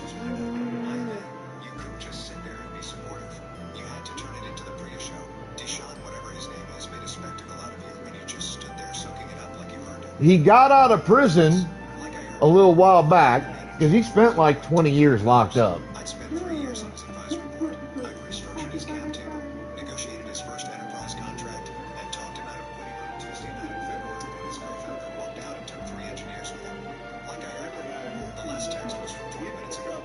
And then when he got out of prison, he came back out with an entirely new attitude, a much better attitude than what he'd had.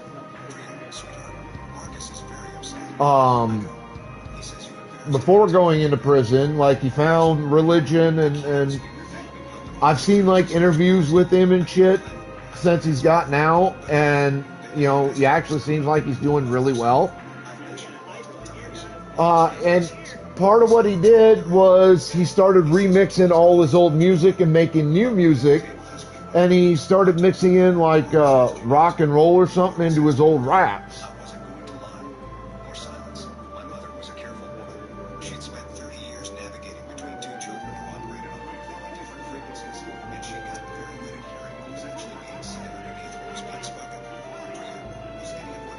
But the problem is that he doesn't have anywhere near the current level of fame that he used to have.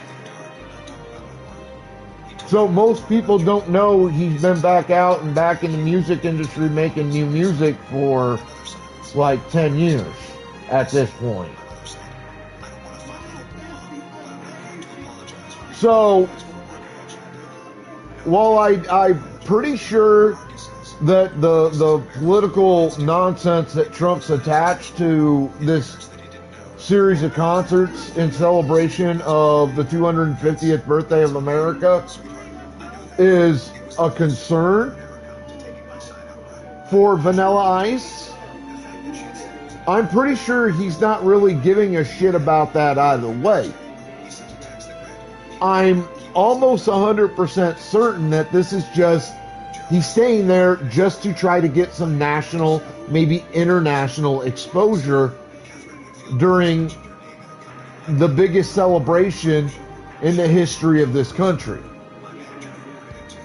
Or at least one of the biggest celebrations in the history of the country. I'm pretty sure that's the only reason he's staying in.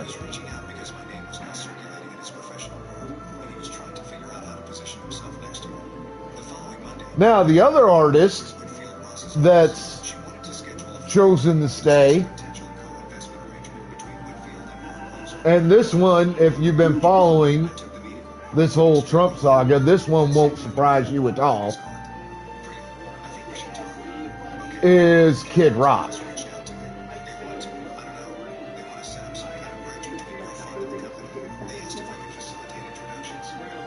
Now, I enjoy Kid Rock's music, at least pre-Trump. Kid Rock actually made some really amazing songs before he started sucking Trump's asshole. Matter of fact, one of my favorite country tunes of all time is a duet between Kid Rock and I believe Sheryl Crow called Whiskey Lullaby. It is an amazing, powerful, heart-tugging tune.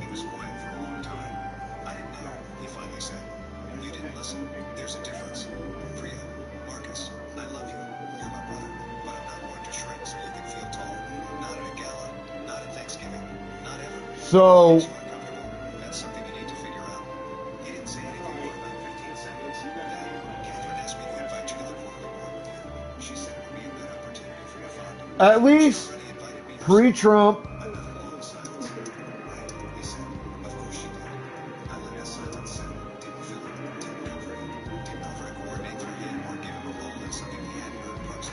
I enjoy Kid Rock's music. I do. I'm not gonna lie. Kid Rock had a lot of good tunes.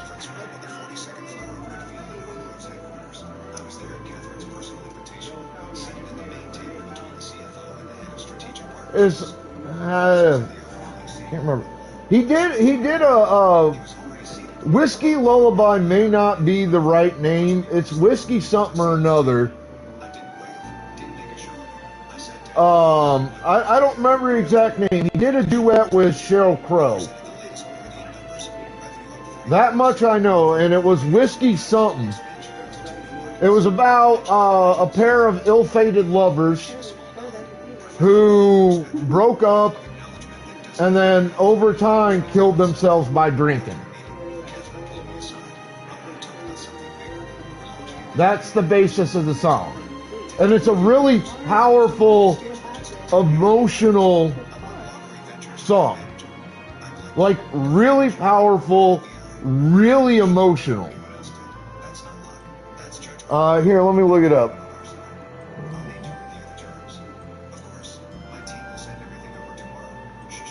What was the song that Kid Rock did with Sheryl Crow?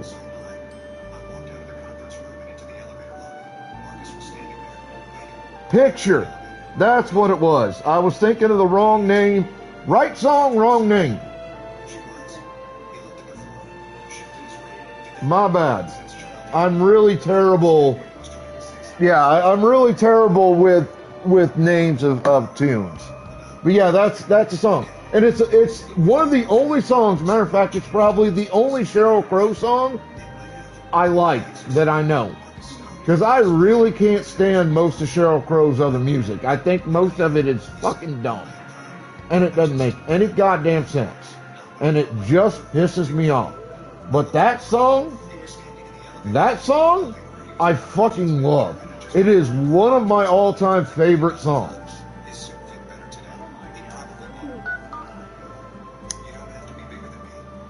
And I really, and it's songs like that Kid Rock did that really upset me because Kid Rock is a hell of an artist. I will give the man credit where it's due. As a singer and a musician, Kid Rock is among the best of my generation. I give him credit where it's due. But, much like people like Kevin Sorbo, who, as an actor, is among the best of my current generation that we grew up on,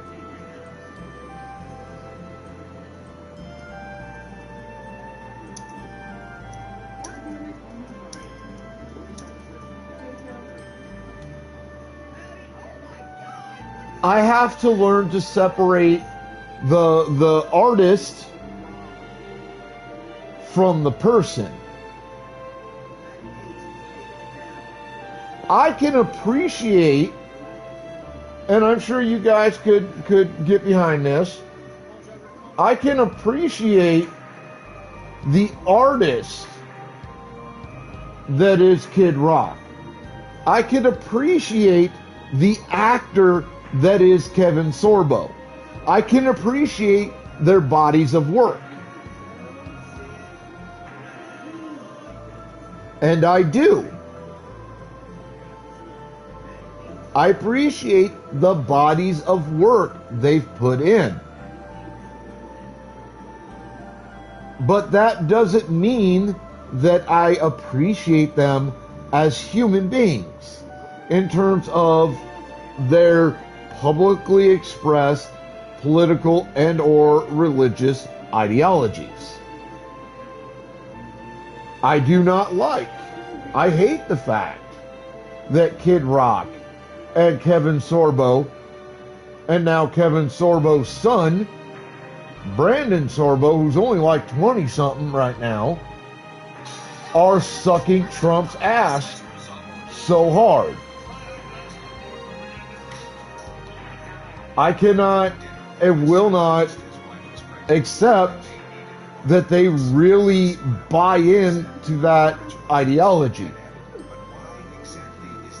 Especially Sorbo's kid, Brandon Sorbo. I simply cannot believe that that boy is that stupid.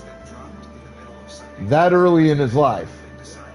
Like, I know he's young. I know he's dumb as shit because he's young. He's still got a lot to learn. But I can't believe he's that fucking dumb.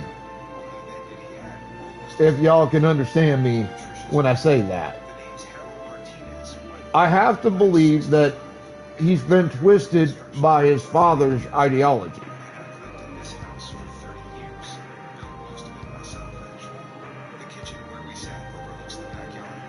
But the point is that Kid Rock chose to stay as an act for this extended 250th celebration birthday for America because Kid Rock has his head so far up Trump's pasty orange ass that I don't think Kid Rock can breathe without Trump giving him permission. Like, I don't know if y'all heard about this when it happened, but y'all remember when Bud Light decided to use a trans person as a spokesperson and put their picture on Budweiser cans?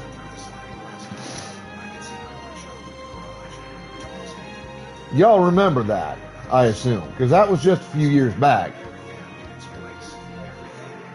Well,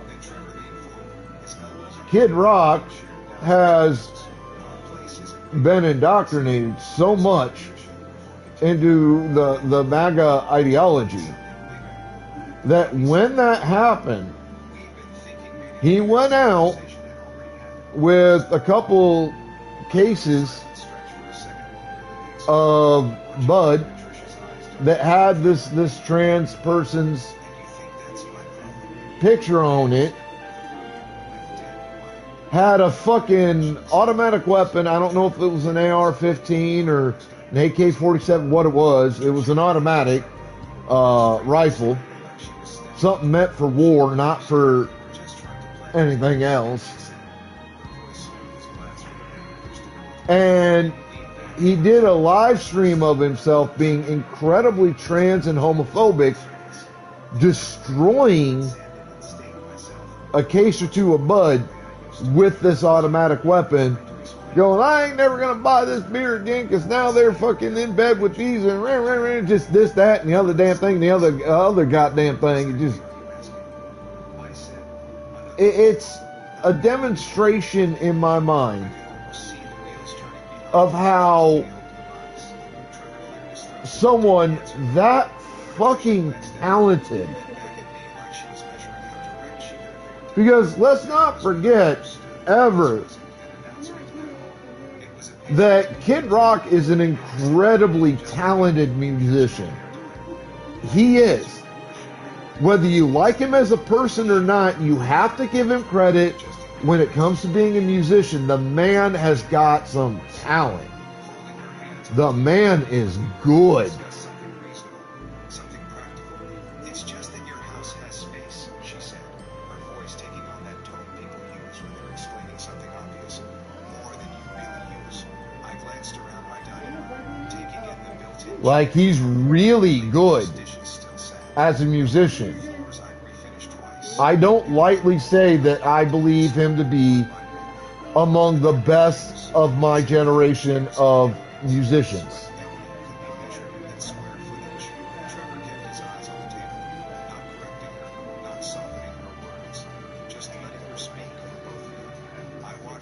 I really believe he is. She said, but what he didn't say, my son, who used to help me weekend projects, sitting silent while his wife appraised my home like a piece of inventory. This place is quiet, she continued. Just for the living room, where after midnight slept through blinds and a custom-fitted stable, it would make things easier for us, especially with a baby coming. Easier, I repeated. Tasting the word. From my seat, I could see into the kitchen where I'd replaced every cabinet, upgraded every fixture, fixed every problem that 30 years go through in a house. So, But his talent Trevor shifted in his chair, wooden legs scraping against the floor. is nowhere near enough to be able to forgive It's about family, she replied. the absolute fucking travesty that his non-musician related ideologies have become. Now, I don't know if the man's always been that way and just never really talked about it in person or in public. I don't know. We just thought maybe there was a way to make things work for everyone. For everyone. The phrasing was too... I just know what he's been like the last 15 years. real sentence should have been. And it's disappointing. Couldn't say out loud. That is your child. I said quietly, my voice carrying the same authority I'd used on job sites for 40 years. Your responsibility. The words landed clean between us, settling into the space above my dining table like dust after a demolition. Like, it's disappointing. And again, I look at it the same way that I look at the issue with Kevin Sorbo. Now, you don't know what I'm talking about. Think back to the live action Hercules: The Legendary Journeys TV show. One of the greatest mythologically based shows or movies I have ever had the honor to see in my lifetime. And admittingly, even as a straight man, I kind of had a little bit of a thing for Sorbo back in the day, because damn, that man was a good-looking man. I'll give him credit where it's due. That man had some looks and then some when he was on Hercules. And he did like a space sci-fi show. I don't remember what the hell it was titled. It didn't last too long because it had too much competition with Star Trek and I think Battlestar Galactica and a couple other things that were, vastly more popular and been around for a while at that point. So it never had a chance to catch on, but it wasn't a bad show. It was a pretty good goddamn show. It just did get a chance to get established, if y'all understand what I mean by that. The competition killed it before it got going. That's just the way it is. But yeah, I mean, Sorbo, amazing actor. I appreciate Sorbo's body of work.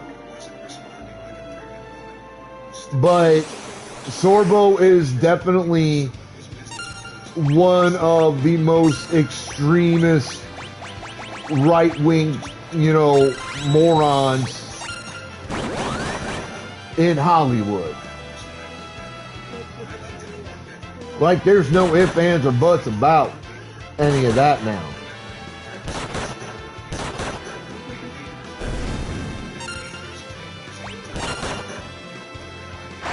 Like, honestly, Sorbo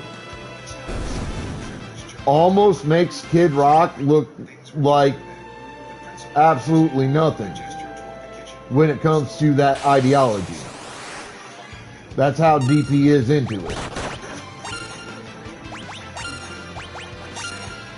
And it's sad because, like I said, Sorbo is a hell of an actor.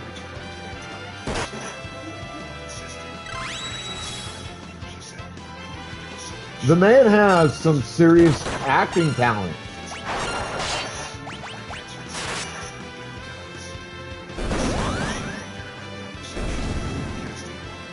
He's just, as a human being, he is just a giant piece of shit.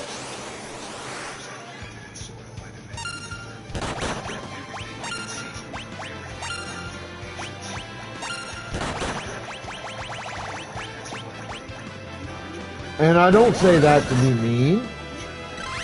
Like, I'm not trying to be a dick when I say it. I'm just trying to be honest.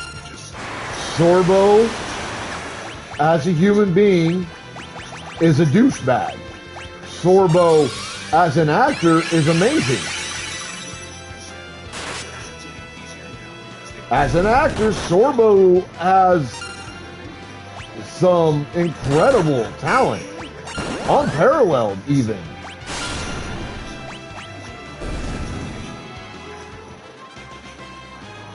So you gotta learn, you know, and I've said it before, I'll keep saying it. In these kind of situations, you have to learn to separate the artist from the ideology.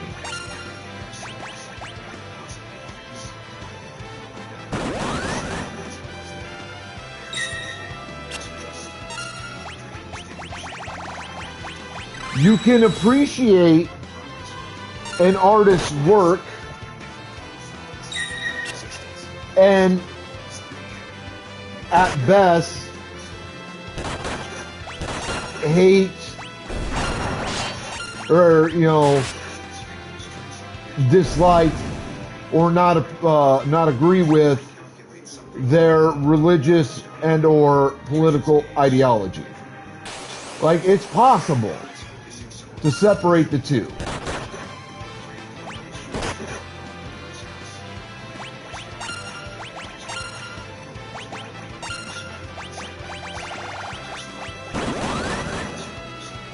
And it's why, you know, you can be disappointed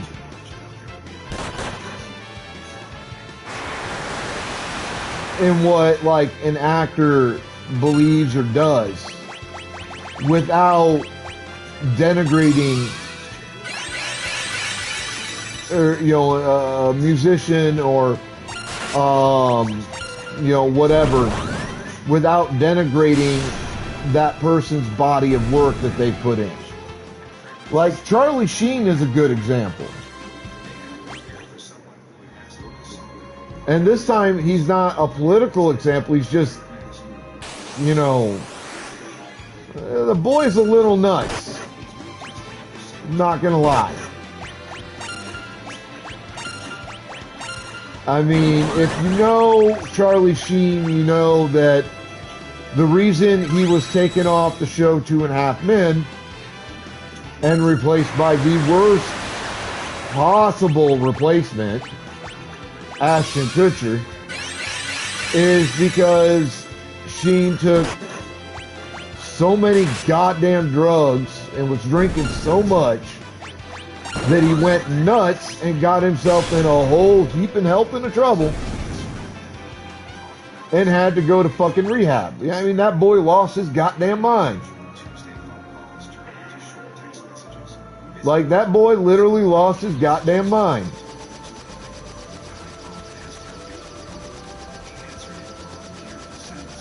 And he's talked about it.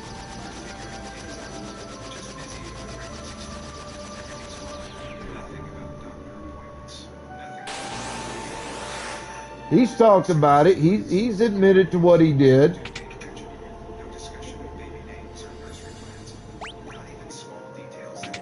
He knows he fucked up.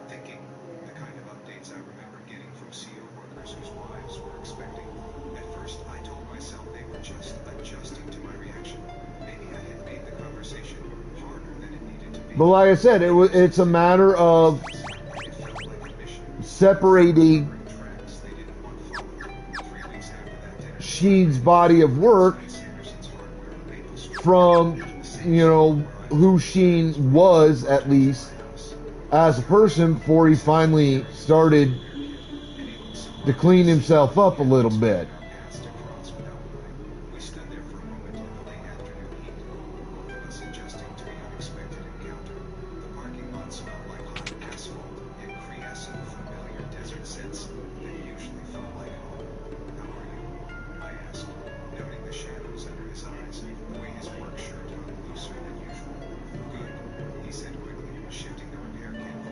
I can appreciate Sheen as an actor.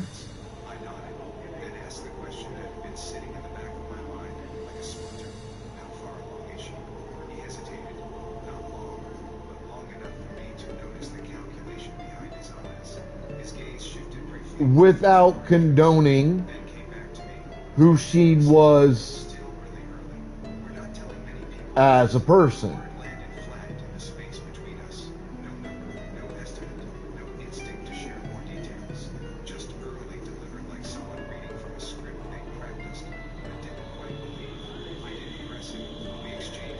Sheen as a person was not a good person.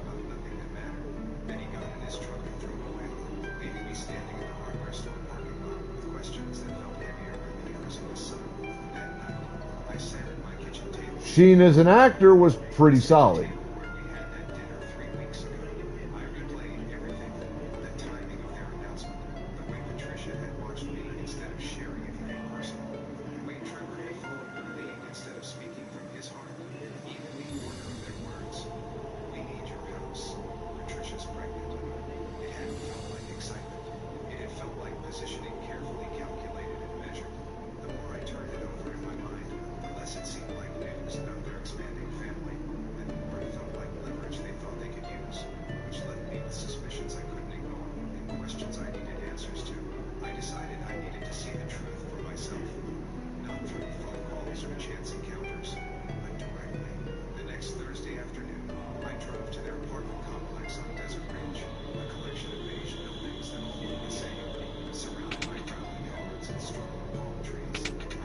Huh.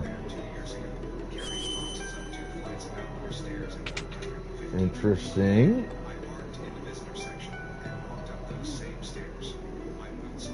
Where's this taking me? I don't think I've been in here before. The fuck is that?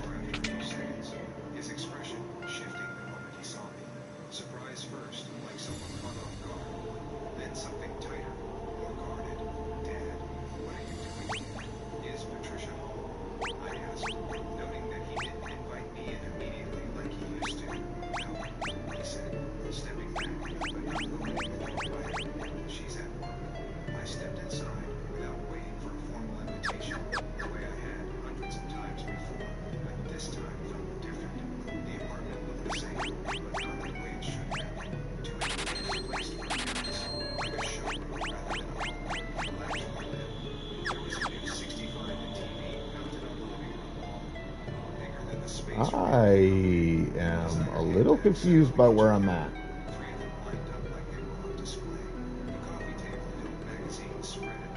Oh.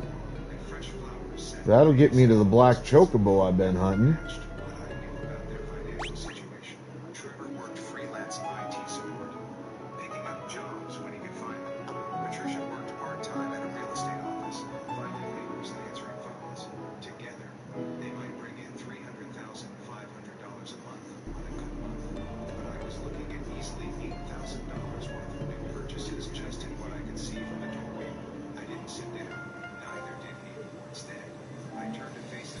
Trophy earned.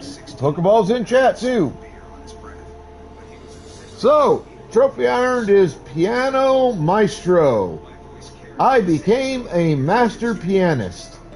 Total progress on trophies at the moment, 48%.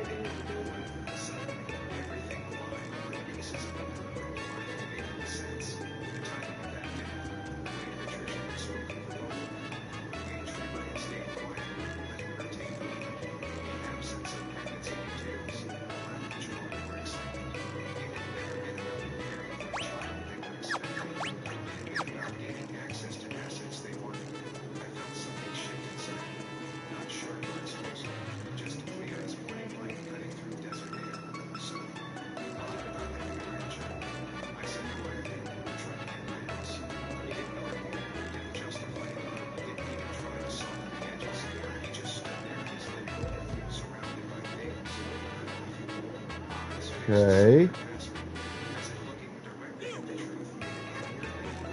Pretty sure I need to go here.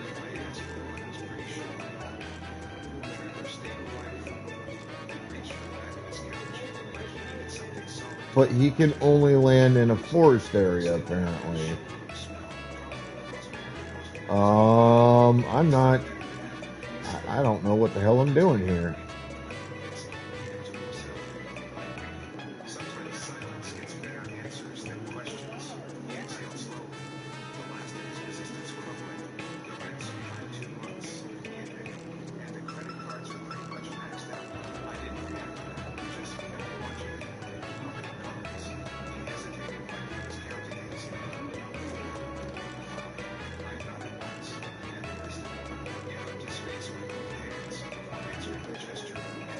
Well, now I know how to go get you.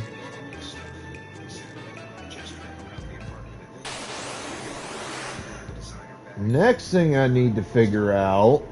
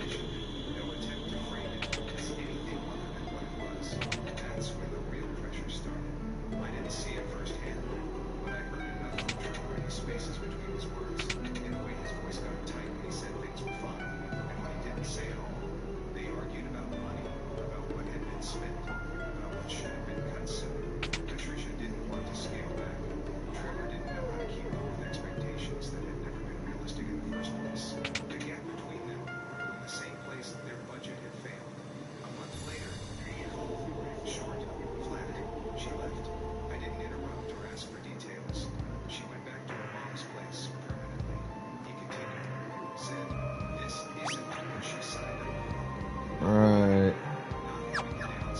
Now there was a fucking castle.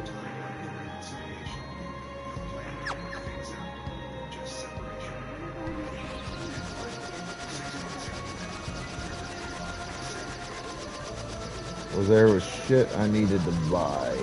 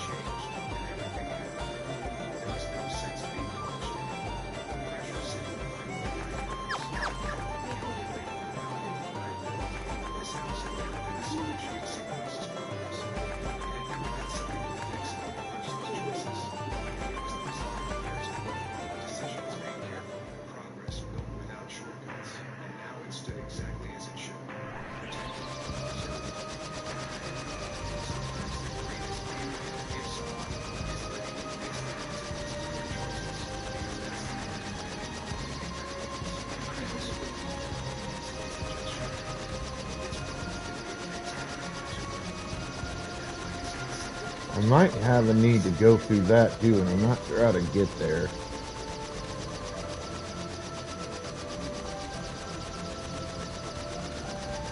Oh, no, I think I know how to get there now.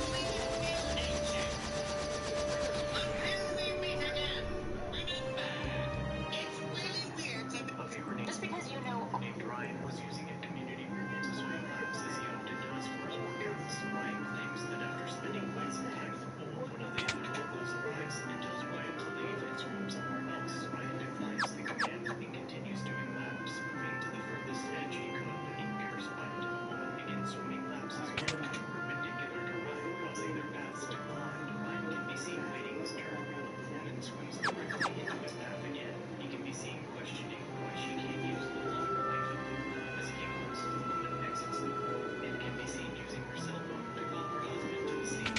On his arrival, the three argue about Ryan leaving the pool, and after Ryan refuses to go, the couple approaches him and gets more aggressive. Ryan makes repeated gestures for him to go and leave him alone, and claims he would have left until the couple was blocking the exit.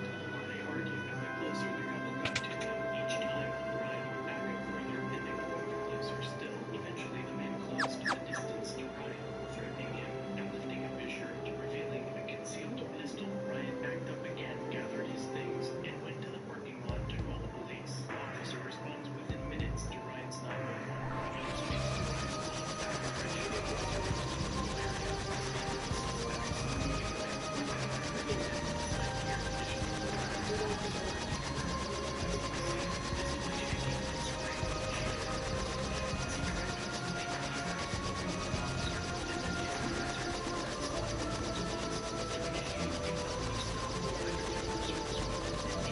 Alright, which one is that?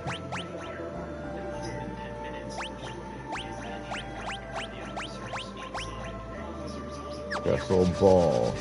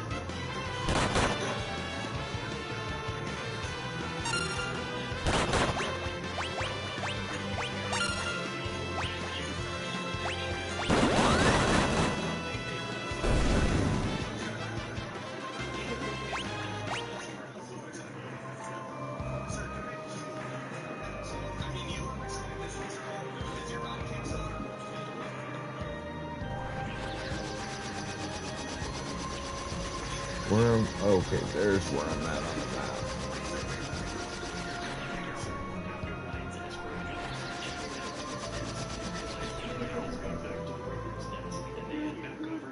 Around him, right after the chief tried to trespass him.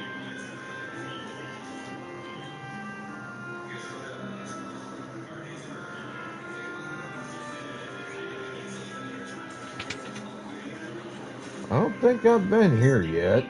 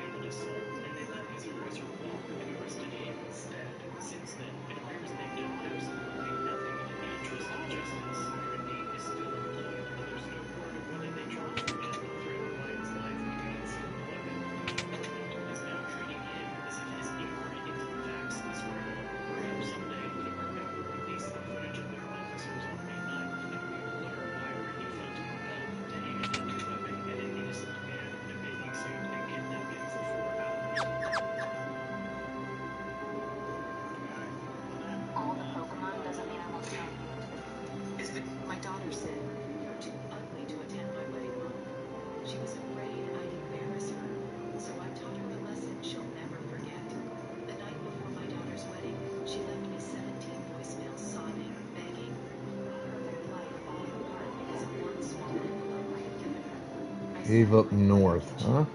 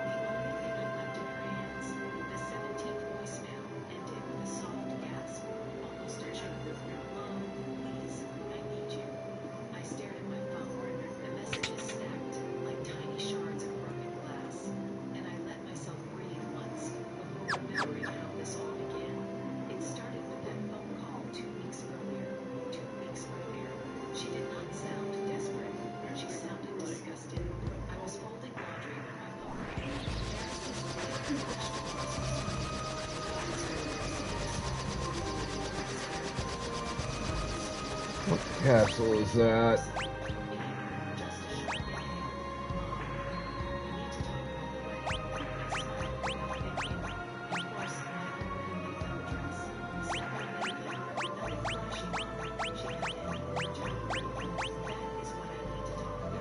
That's Castle Ball.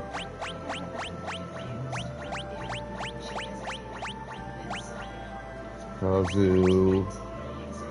I don't need to go there.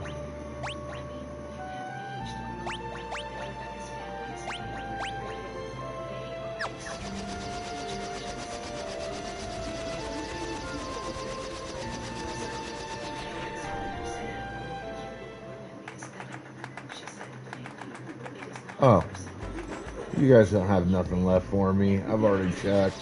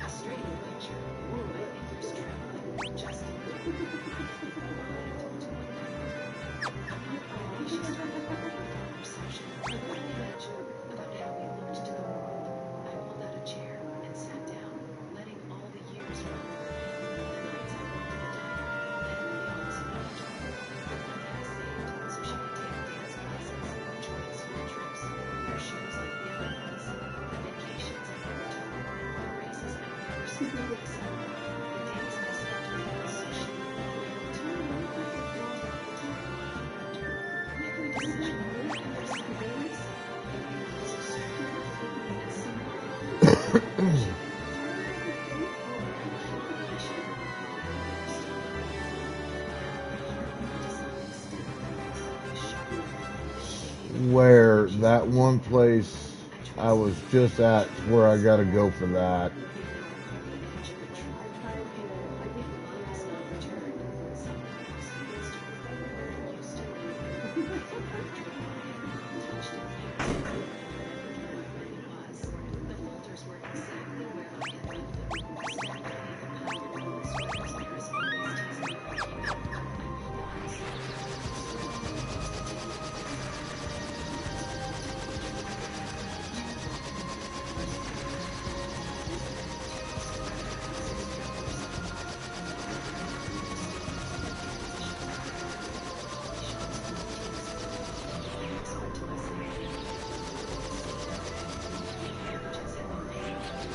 But I can't.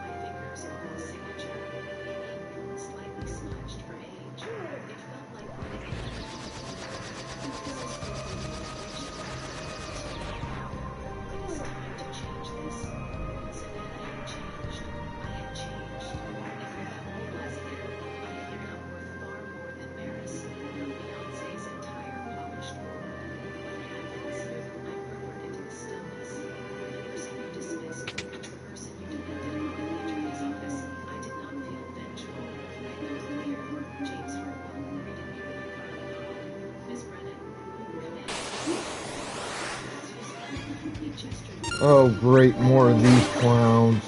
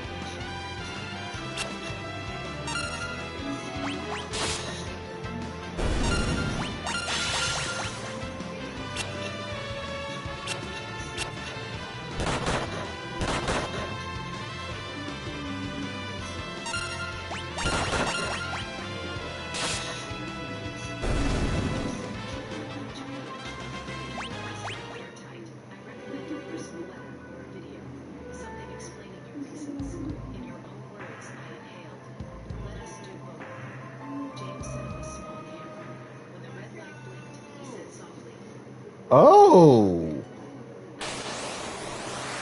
Well, okay.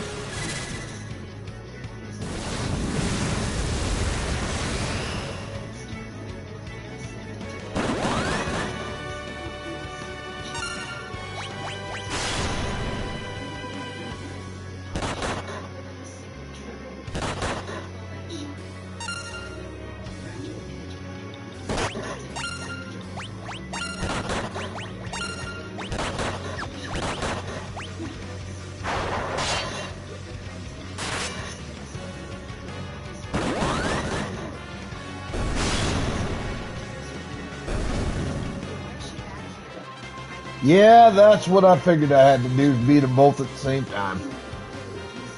Alright, Pokeballs out, motherfuckers.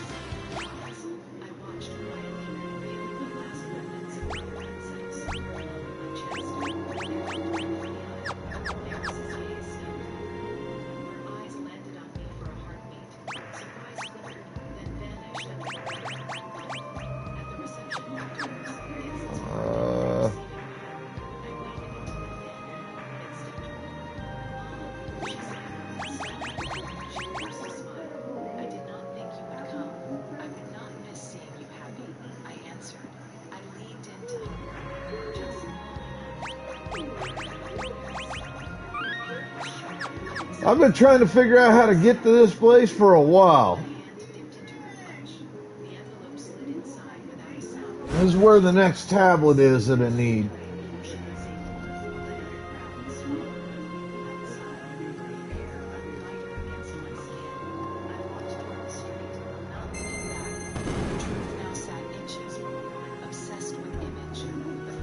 I get the last of the sacred weapons here.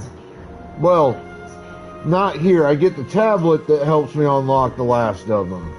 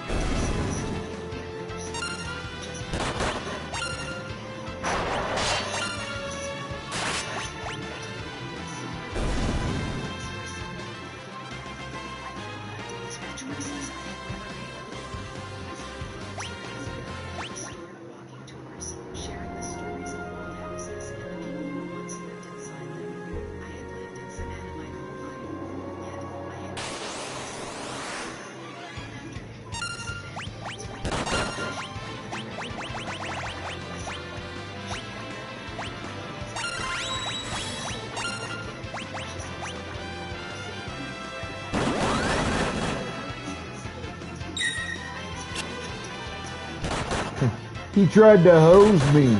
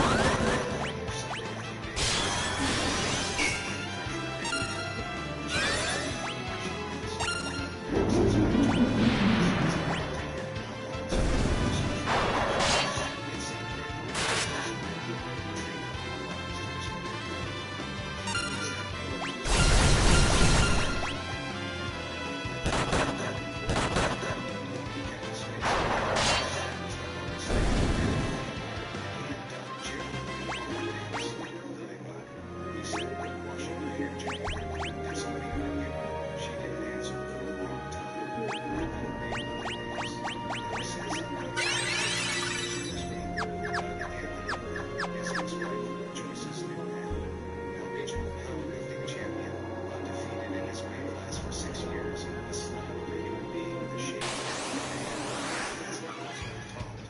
Oh, fuck a Thornberry.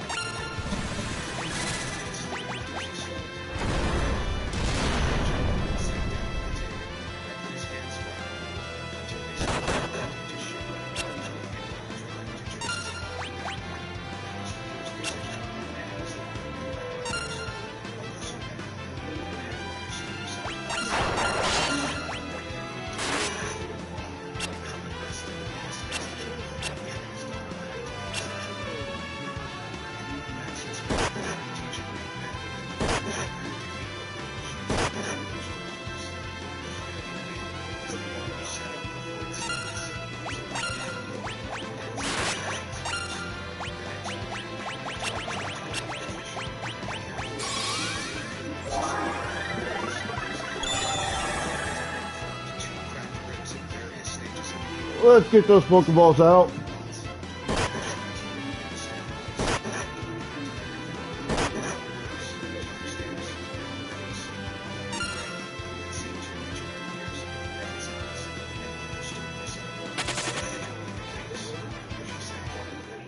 I'm building a wall, Max said, around your newly found world. We call it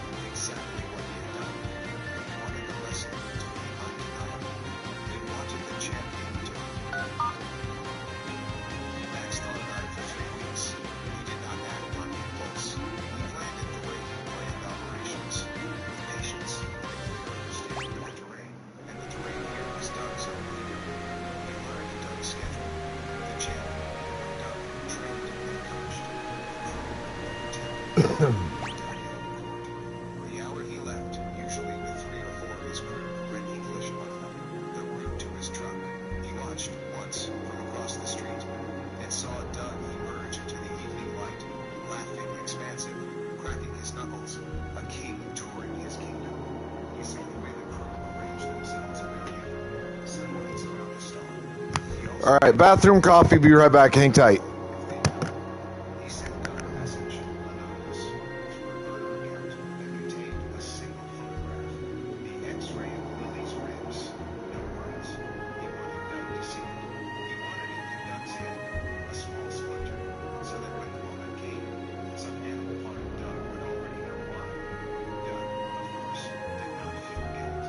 And when Doug felt it only insult, he spent 2 days demanding to know what second. Certainly it was a challenge, and certain that whoever issued a challenge to Doug Anthony was an idiot. He corrected. He told us all about it, loudly, in the gym. Some little man thinks he's tough, he said, doing curls with weight that would have hurt most people just to hold. Some little ex-husband, let him come. Let him see what happens. That was exactly what Max had counted on. He needed Doug confident. He needed Doug to step toward him, not away. A man who runs as hard to teach. A man who swaggers forward, delivers himself. On a Thursday in late autumn, with the sky going copper over the parking lot, Max parked his sedan 3 spaces from Doug's truck and waited. He dropped Lily with his sister Rosalie, who adored the girl and asked no questions. He sat in his car with his hands loose on his knees. He was breathing hard. The way he taught 100 nervous young soldiers to breathe before the door. In for 40, hold for 4, out for 4. Fear is just energy. You don't fight it, you need it. The jet doors opened. Doug came out with Brett English and 2 others, all of them loud, all of them carrying chip bags. The chariot in the center. Max got out of his car and stood beside it. Calm, unremarkable, a man in a gray jacket. Doug saw him and stopped. Recognition moved across his broad face. Then delight, the pure pleasure of a predator handed an easy meal. Well, Doug said, spreading his arms, look at this. The ex-husband. You sent me that little picture. He laughed and looked at his crew, inviting them to laugh too. He sent me a picture of an X-ray. It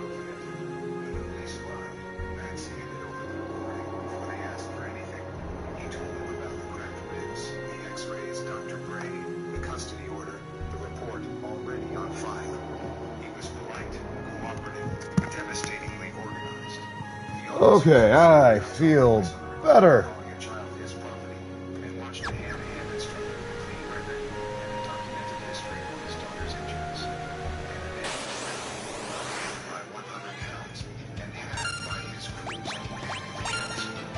First, it is very hard to prosecute a smaller man who was attacked. It is very easy, on the other hand, confession to the into surgery. Reconstruction. The surgeons did what they could. Walking in, eventually, effort, and a great deal of discipline. Never live competitively, never stand on a platform, never crack his knuckles over a barbell, and feel like he had built his entire life. Taken in force, a man he dismissed as little. Spent months in his room, meeting accomplices.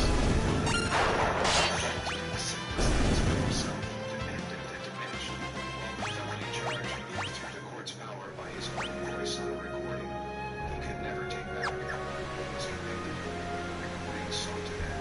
A grown man, a champion, called the Senate, his brother, bragging about the record, played in the courtroom, did to the jury exactly what he was doing. He went to prison.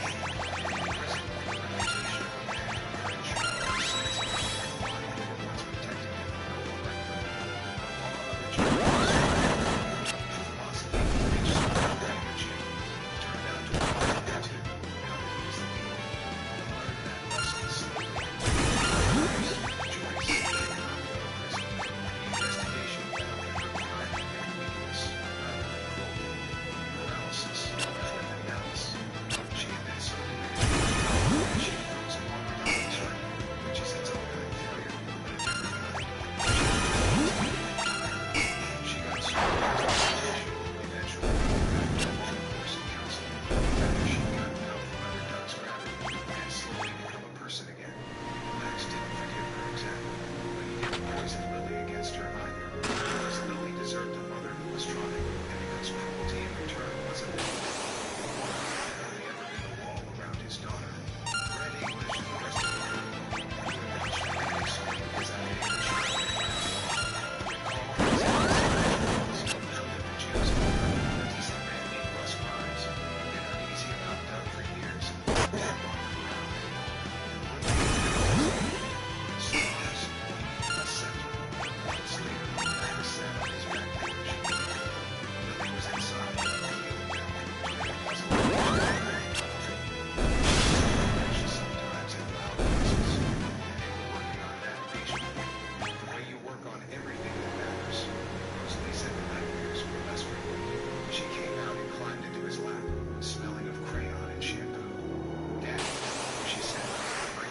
his person. Max thought about it. Years of training, clear seconds of actually saved her. The doctors and the lawyers and the patients. Nobody, he said, but I'm the most patient. And that's she didn't understand. She lived his dad. He held his daughter in his surrounded yard. And somewhere across the city, a man who thought no one could touch him was learning to walk again. And slow time in a world that had finally, definitively told him no. I want to leave you with a couple of honest thoughts, because a story like this can be misread.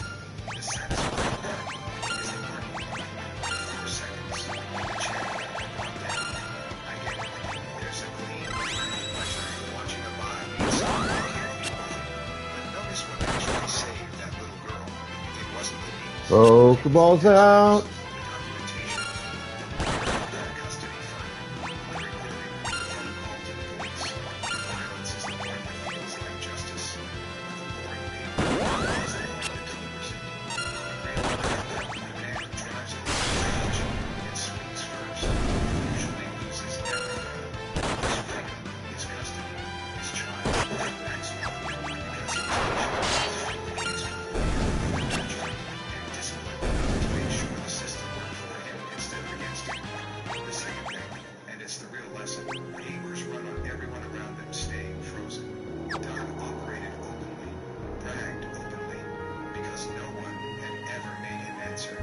The single most powerful thing in this whole story isn't a combat technique.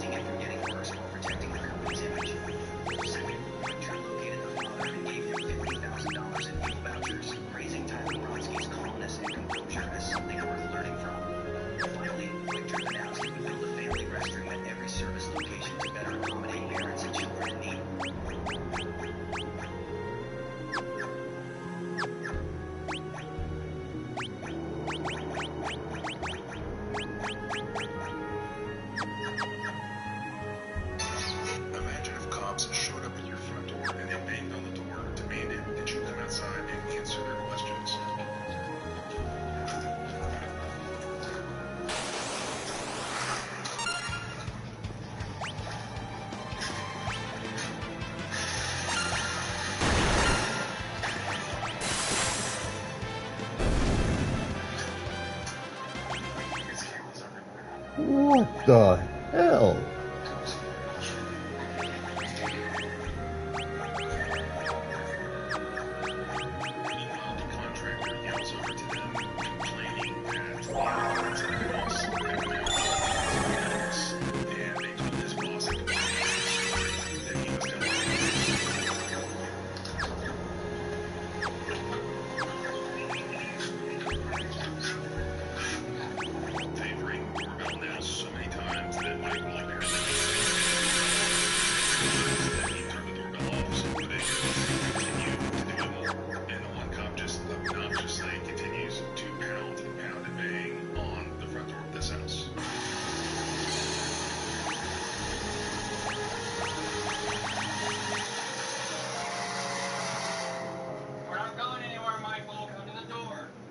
Officers aren't taking the hint, they're not leaving.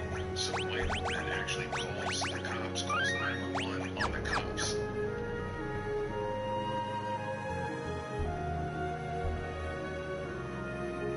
My parents announced at their wedding anniversary dinner, we are going to Hawaii next week with the entire family. Everybody was happy. Then I asked them what time is. Archer Dad replied, you don't know because you are not part of us. You can stay behind and take care of all the kids. So I dropped the ball in their faces and turned pale. The rest of them continued to stare at the flipping burgers on the grill while the house buzzed around me. My parents' 40th anniversary party was in full swing. So she can't use that as a samurai. That sucks. Keeping the food coming while my siblings Mark, Lisa, and JY lounged at the picnic table laughing with their spouses and letting their kids run wild. I've been at it since morning, setting up chairs, stringing lights, chasing after my nephews, who thought the cake was a punching bag at 35. I was the eldest, the one who made things work. Always had always hit a peak when Dad clinked his beer bottle with a fork standing up like someone about to decree something. Mom leaned against him, really wide, and the crowd hushed. Got an announcement, he said. Boys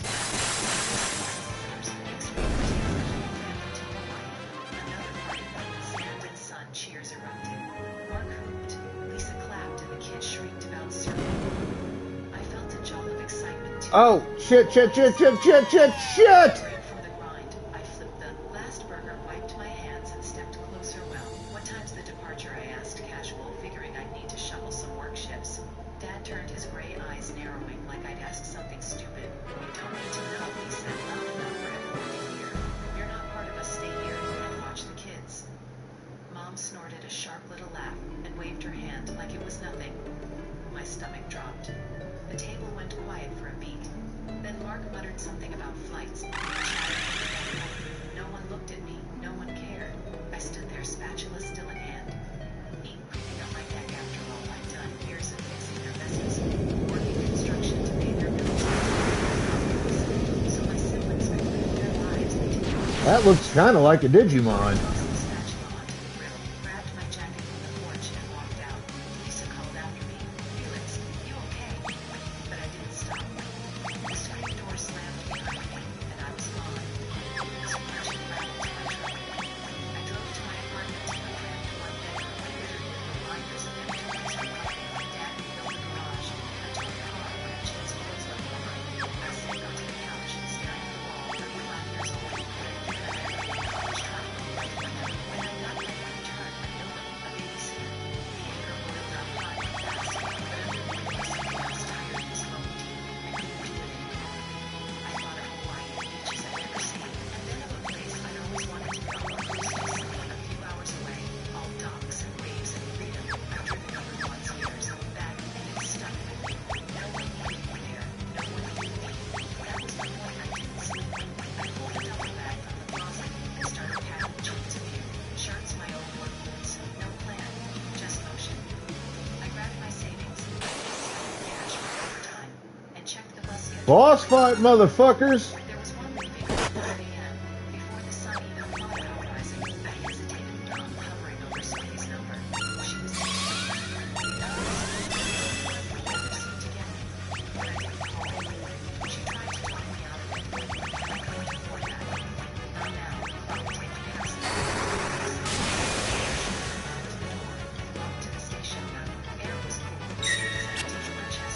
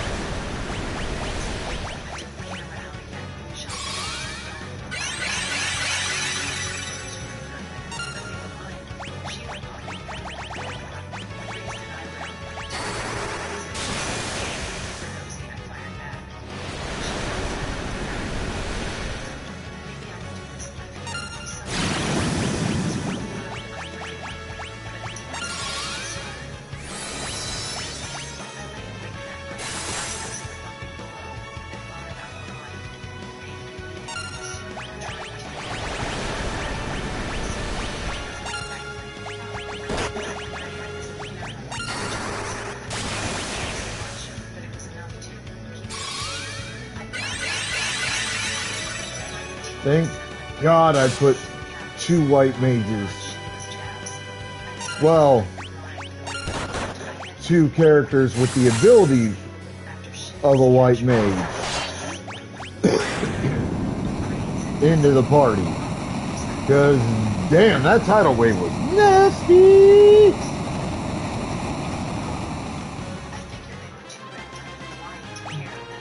Before their big trip, my phone rang. I was in my room, sprawled on the mattress, scrolling through shots I'd taken that day. Number flushed down, my gun twisted. I almost let it go to voicemail. Cool. Something made me pick up Felix. Where the hell are you? His voice was all gravel and edge, like I'd skipped a chore, not left my life. The kids need watching tomorrow, and you're all. What's this about? I sat up, gripping the phone tighter. 2 weeks, and this was why he called, not to check on me, but to demand I play babysitter again. I took a breath, felt the anger I buried clawing up. I'm not there, I said, slow and hard. I left. You don't get to tell me what to do anymore. More, he sputtered. What's that supposed to mean? We're leaving for Hawaii, and you're pulling this. That's when Mom jumped in. I heard her snatch the phone. Her tone sharp as a blade. Felix, you're being selfish after everything we've done for you. This is how you repay us everything they done. I almost Pokeballs out! fixing the roof, bailing Mark out of debt, watching their grandkids, and she had the nerve to flip it. I stood pacing the tiny room, words I'd held back for decades. Spilling out, repay you. I've been your doormat since I was 18, skipped college to pay your bills. Okay, so we actually did a lot today. Handle the kids yourselves. Mom gasped, then snapped, ungrateful. That's what you are, you regret. This dad growled something in the background, but I didn't wait. I hung up, slammed the phone on the sink, and stood there, chest heaving, my hands shook. But I felt lighter, like I finally cut a rope that had been choking me. I didn't sleep much after that. I kept picturing them, Dad cursing Mom, rallying my siblings to kill me that morning. Sophie texted, trip's a mess, no one knows what to do with the kids, they're fighting bad. I stared at it, imagining the chaos Mark yelling at Lisa Jai, whining about plans, Dad, refusing to budge. They built their world on me being there, and now it was crumbling good. Let it. I didn't reply. Work was a blur. But it is about that time. I don't really want to do much more, Sheila noticed, elbowed me as she rang up a guy in a fish-stained jacket. just because it's close to when I normally go off stream. But after our shift, she cornered me by the lockers. There's a photography class tonight. A friend of mine runs it. You should come get your head straight. I didn't feel like company, but her grin was hard to argue with. Fine. I said, grabbing my camera. The class was in a warehouse, a dozen people with tripods and fancy lenses. I felt out of place with my pawn shop junker, but the guy leading it, a wiry dude named Paul, didn't care. He talked about framing shots, seeing stories in the mundane. We went out after shot, the docks under streetlights.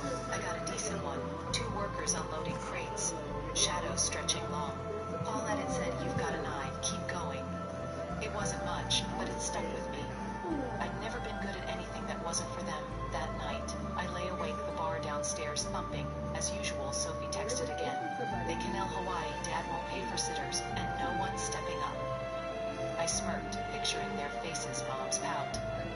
Dad's rednecked fury, they'd assumed, died cave like always. But I was here building something. The camera sat on my pillow. A weight I liked. I thought about Sheila, the way she didn't treat me like a ghost, and Paul's words about seeing stories. Maybe I could be more than their grunt. I got up, scrolled through my photos, peer workers and Jean mid-flight. They weren't perfect, but they were mine. I'd snap them without anyone telling me where to stand or what to fix. The phone buzzed again. So, I wish you'd call.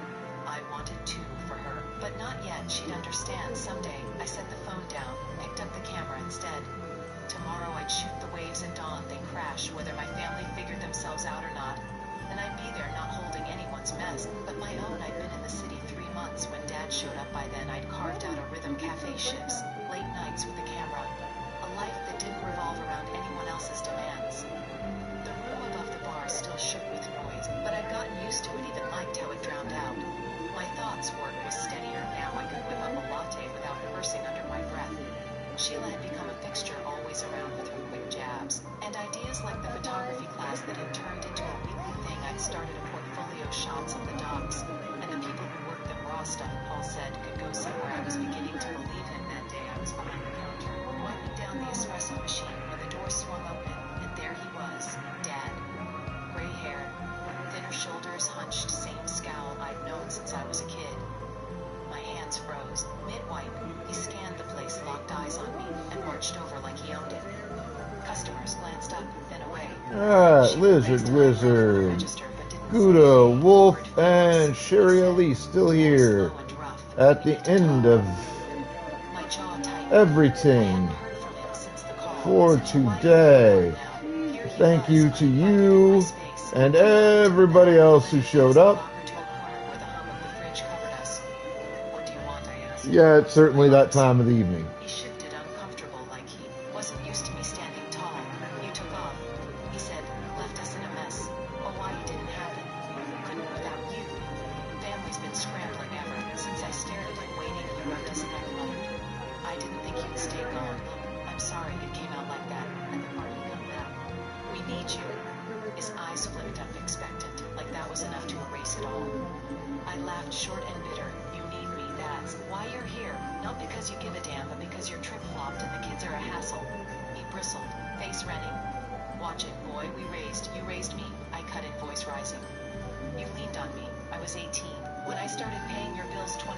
When I rebuilt your garage, free 35. When you told me I wasn't family, I'm not your fix anymore. He opened his mouth, then shut it.